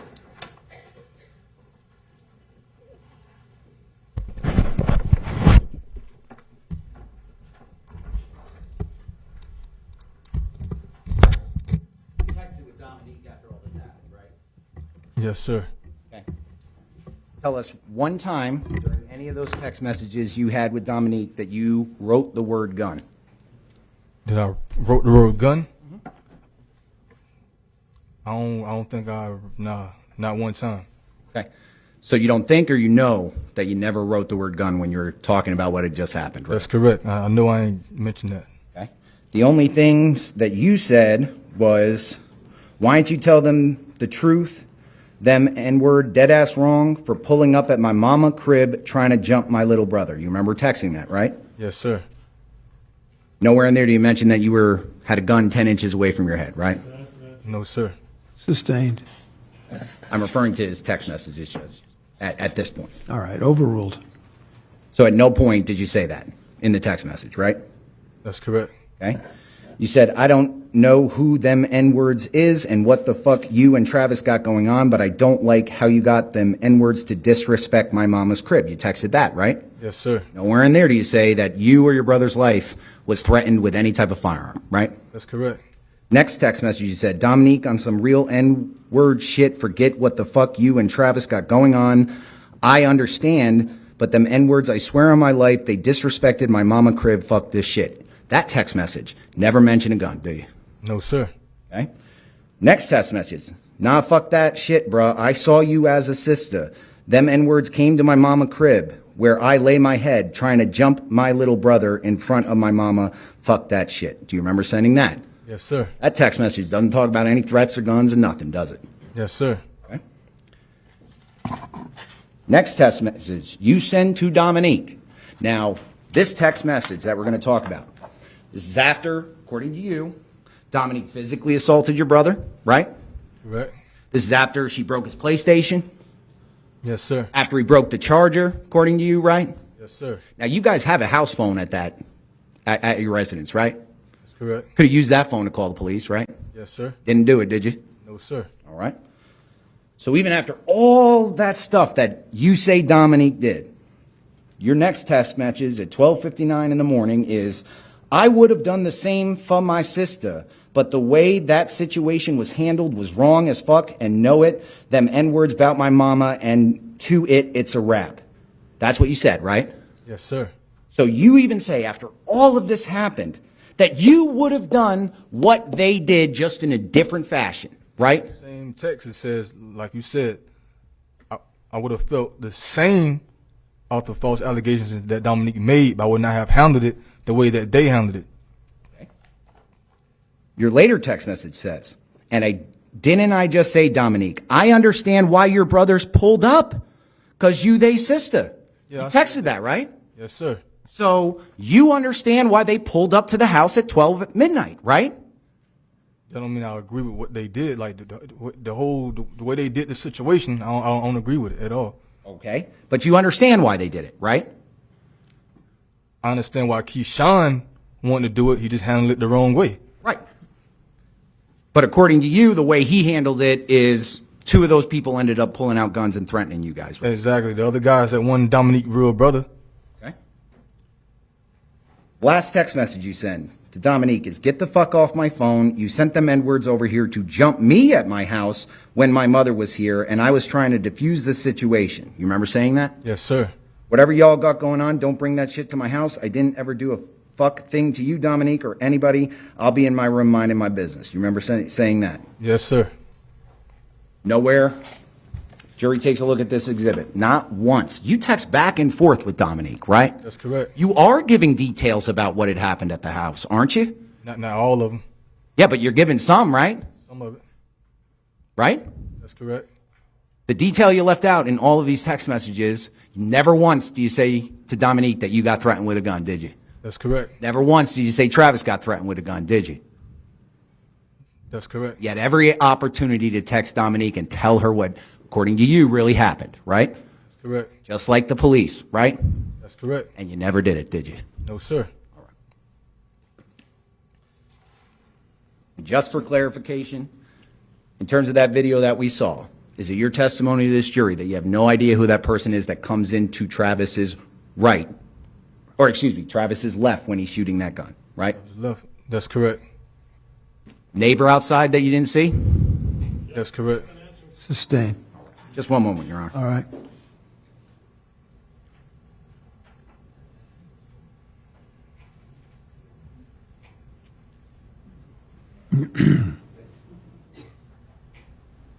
Sir, thank you very much. All right, I have no further questions. All right, ladies and gentlemen, unless you need a longer break, take a stand up and stretch 90-second break before redirect.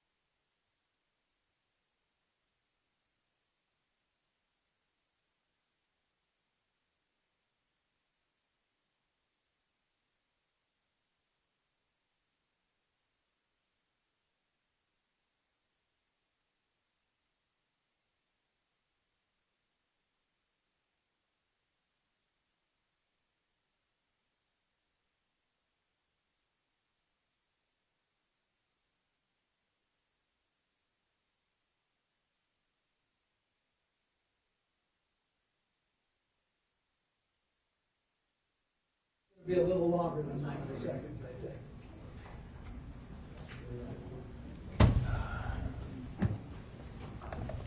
So if any of you needs a restroom break, that's fine too. Does anybody need to use the restroom?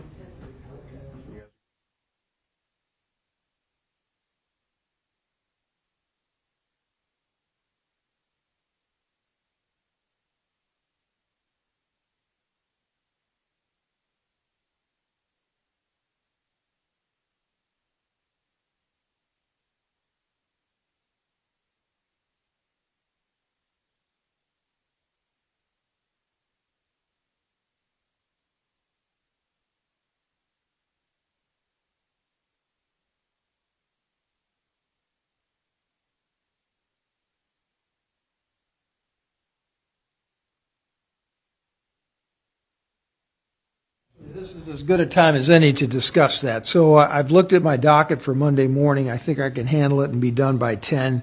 So that's when I'm going to have you all come back, sign in, and down to the jury office and come back up here to reassemble by 10 o'clock. Okay? Monday, yeah. We're going to, whatever the reasonable redirect examination of Mr. Rudolph is, will be the end of the day today.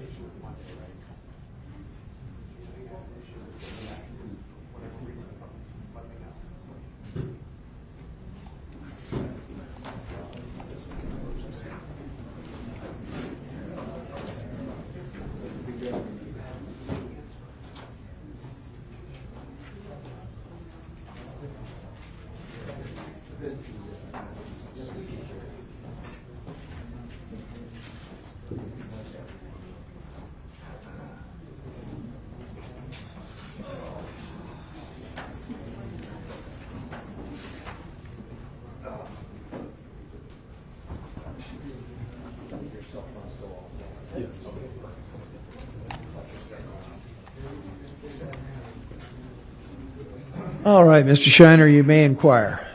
Yes, sir.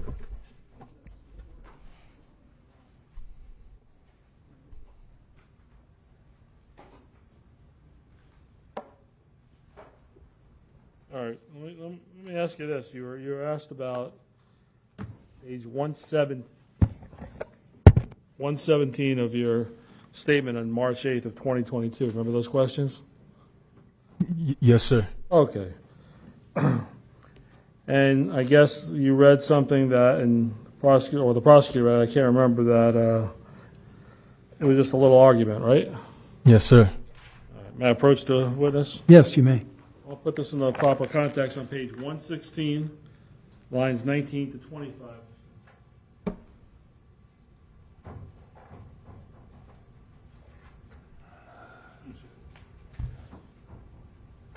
Turn to line 19 to 25 on that. 19 through On 25. that page.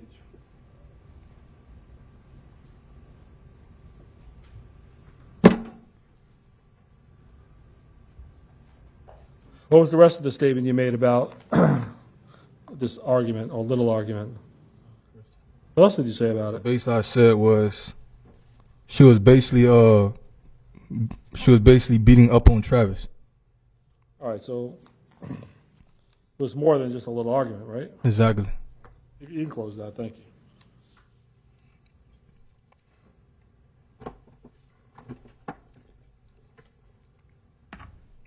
And I think you asked a question about calling the police on Valentine's Day incident.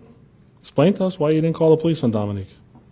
I didn't want to get Dominique in trouble. I mean, I saw her as a little sister, and I just didn't want her to get in trouble. Your brother didn't want her to get arrested either? Or he just didn't want to get her in trouble, and him too.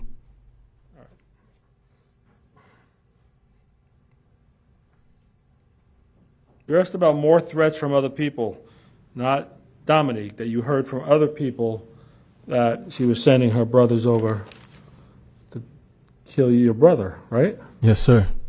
Where'd you hear that from? My sister. Okay. When did you hear that?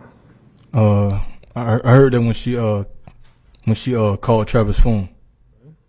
Well, called the house phone, actually. And was that on speakerphone? Yes, sir. So you knew from your sister that there was more threats about death threats to your brother. That's correct. And who else did you hear it from? My mother. And did Dominique make death threats to your brother through your mom? Yes, sir. Still didn't take it serious even after all that. Yeah. To this day, I'm like, I really can't believe we're even sitting here right now. To this day, it's like a nightmare, to be honest with you. Yeah.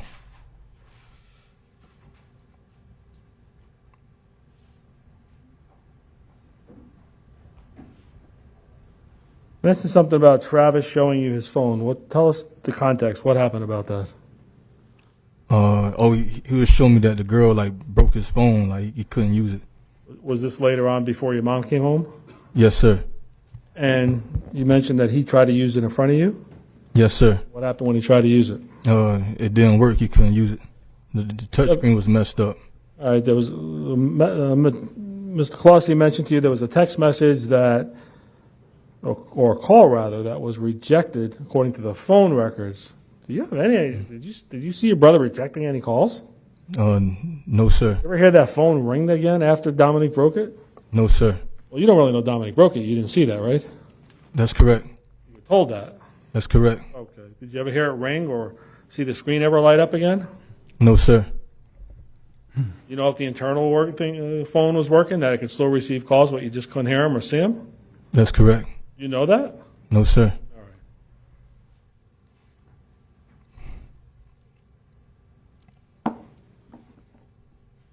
Did your brother owe Keyshawn Jones an explanation about what happened? No, sir.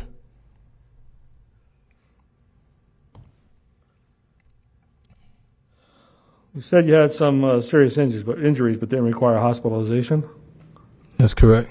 All right. What was hurting? You said you were sore and what's going on? My head, my back, my chest, my eye, my face, just sore all over. How long did it last? It lasted for approximately about six days. Okay. You're asked by the prosecutor. You never went inside to try to grab a gun, right? Remember those questions? That's correct. You not even shoot a gun? Uh, Oh, you pull the trigger, but do you have any experience in doing that? yes, sir. All right, then why didn't you go inside? Were you able to go inside? No, sir. Did you even think about it, or you weren't even? I was afraid Why? because I was surrounded. Did you have guns? No, sir. Did you know where your brother's guns were when you were outside? Yes, sir. Did you ever have an opportunity to possibly run inside the house and try to get a gun? No, sir. If you did have that opportunity, would you have acted upon it? Yes, sir.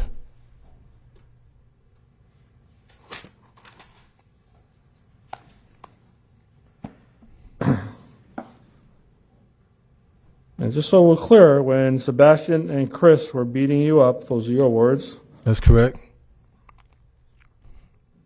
at the time they stopped beating you, is that when you saw your brother running towards you? Yes, sir. Did you get there at the exact same time? Yes, sir. Did the shooting happen within a couple of seconds from that, or was it longer? It was like after they Right, got to the car. seconds, minutes, I say like seconds. couple of seconds, or more than that? Yeah, like a couple of seconds. Very Yeah. quick. Very quick. Did you have time to dive on the ground when the guns were pointed on you? No, sir. Did you have time to turn your back and run home? No, sir. Why? Because I was traumatized and I got two guns pointed at me, so I was in a state of shock. I need to clear up where the guns were. One, you obviously said multiple times it was through the windshield, right? Correct. From Sebastien. That's correct. The other one in the car pointed at you, or out of the car pointed at you? The other one was out of the car pointing at me. No doubt about that? That's correct.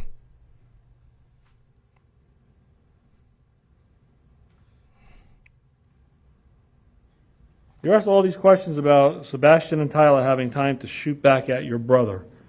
That's correct. Your brother started unloading his gun very quickly when you saw the guns? Yes, sir. You Yes, sir. know if they had time really, or didn't have time, or what was going through their mind while your brother is shooting them? No, sir. You know if the first bullet may have struck Sebastien and he was paralyzed or unable to even shoot back? No, sir. You asked about the police outside before they made your brother come outside, about you not coming out and saying anything. Remember those questions? Yes, sir. Were you worried about going outside? Yes, sir. Why? What did you think could happen to you? I get shot at, get killed By who? by the four strangers that came over earlier. I'm talking after this happened, when the police are outside, those questions. Remember those questions that the prosecutor asked you? That you saw the police were outside, is what he said, and you agreed. Okay. Remember that? Yes, sir. He was trying to figure out why you didn't come out then and say, hey, this is what just happened. Remember those questions? Yes, sir. Why didn't you walk outside then and try to find a police officer? Oh, because to my when they was there or when they was. Well, I don't know. I'm just going back by his questions. He said the police are outside. And this was before your brother was arrested. Were there police outside your door? Oh no, I didn't see no police outside at that time. All right. There was a word that incriminated came out, and it was a yes or no question. Correct. Remember that? Yes, sir. What did you mean by that? Basically, like the same way how they did my brother. I mean, you know, like sometimes officers may try to twist things and try to, you know, and it's like they just jump to conclusions with my brother. So I feel if I talk to him, they'll try to like do me the same way as they did my brother. You'll be charged with murder. That's correct. That's why you wanted a lawyer, to make sure you were treated fairly? Yes, sir. You were asked all these questions about the text and read each one. That's correct. If there was more text than that, or no, or you don't know? No, not sure. Oh. Don't remember. That was kind of heated. Yes, sir. Why didn't you start telling her every detail about what happened, about them pulling up, a gun pointed at you by Tyler, the two guys pointed guns at you and your brother shot back, not first rather, well, maybe shot back, I don't know, but why didn't you do that?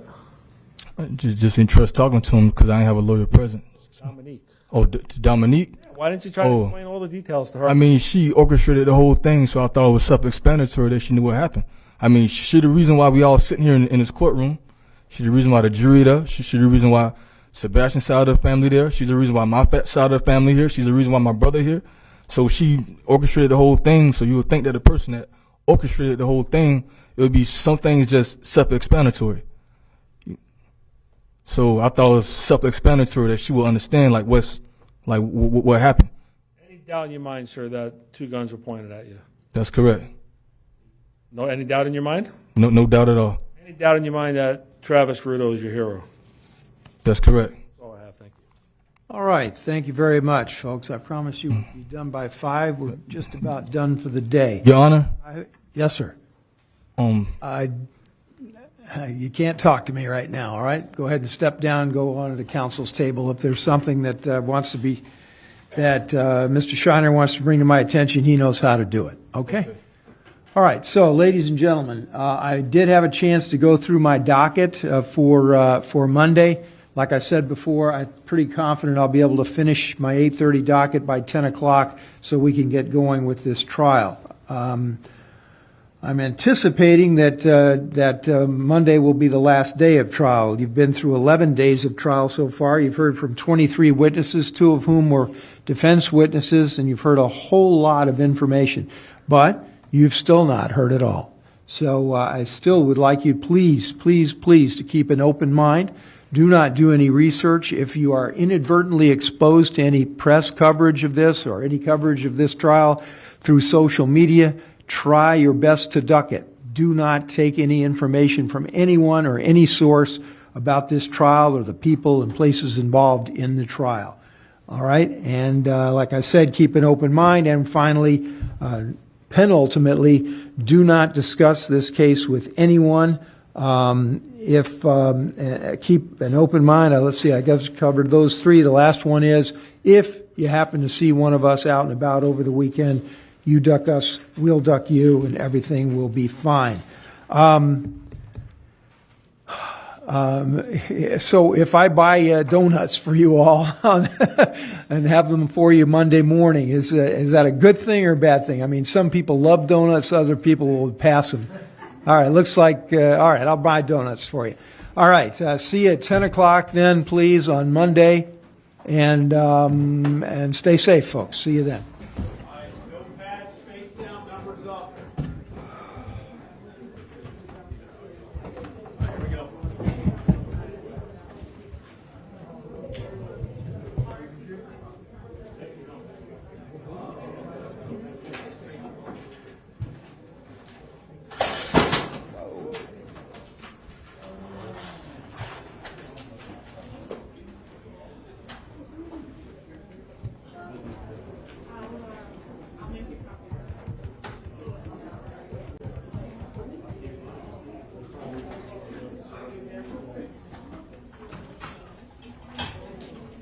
Let's see. Lawyers, you want to come up to the bench for a minute, please? Come on up to the bench, please.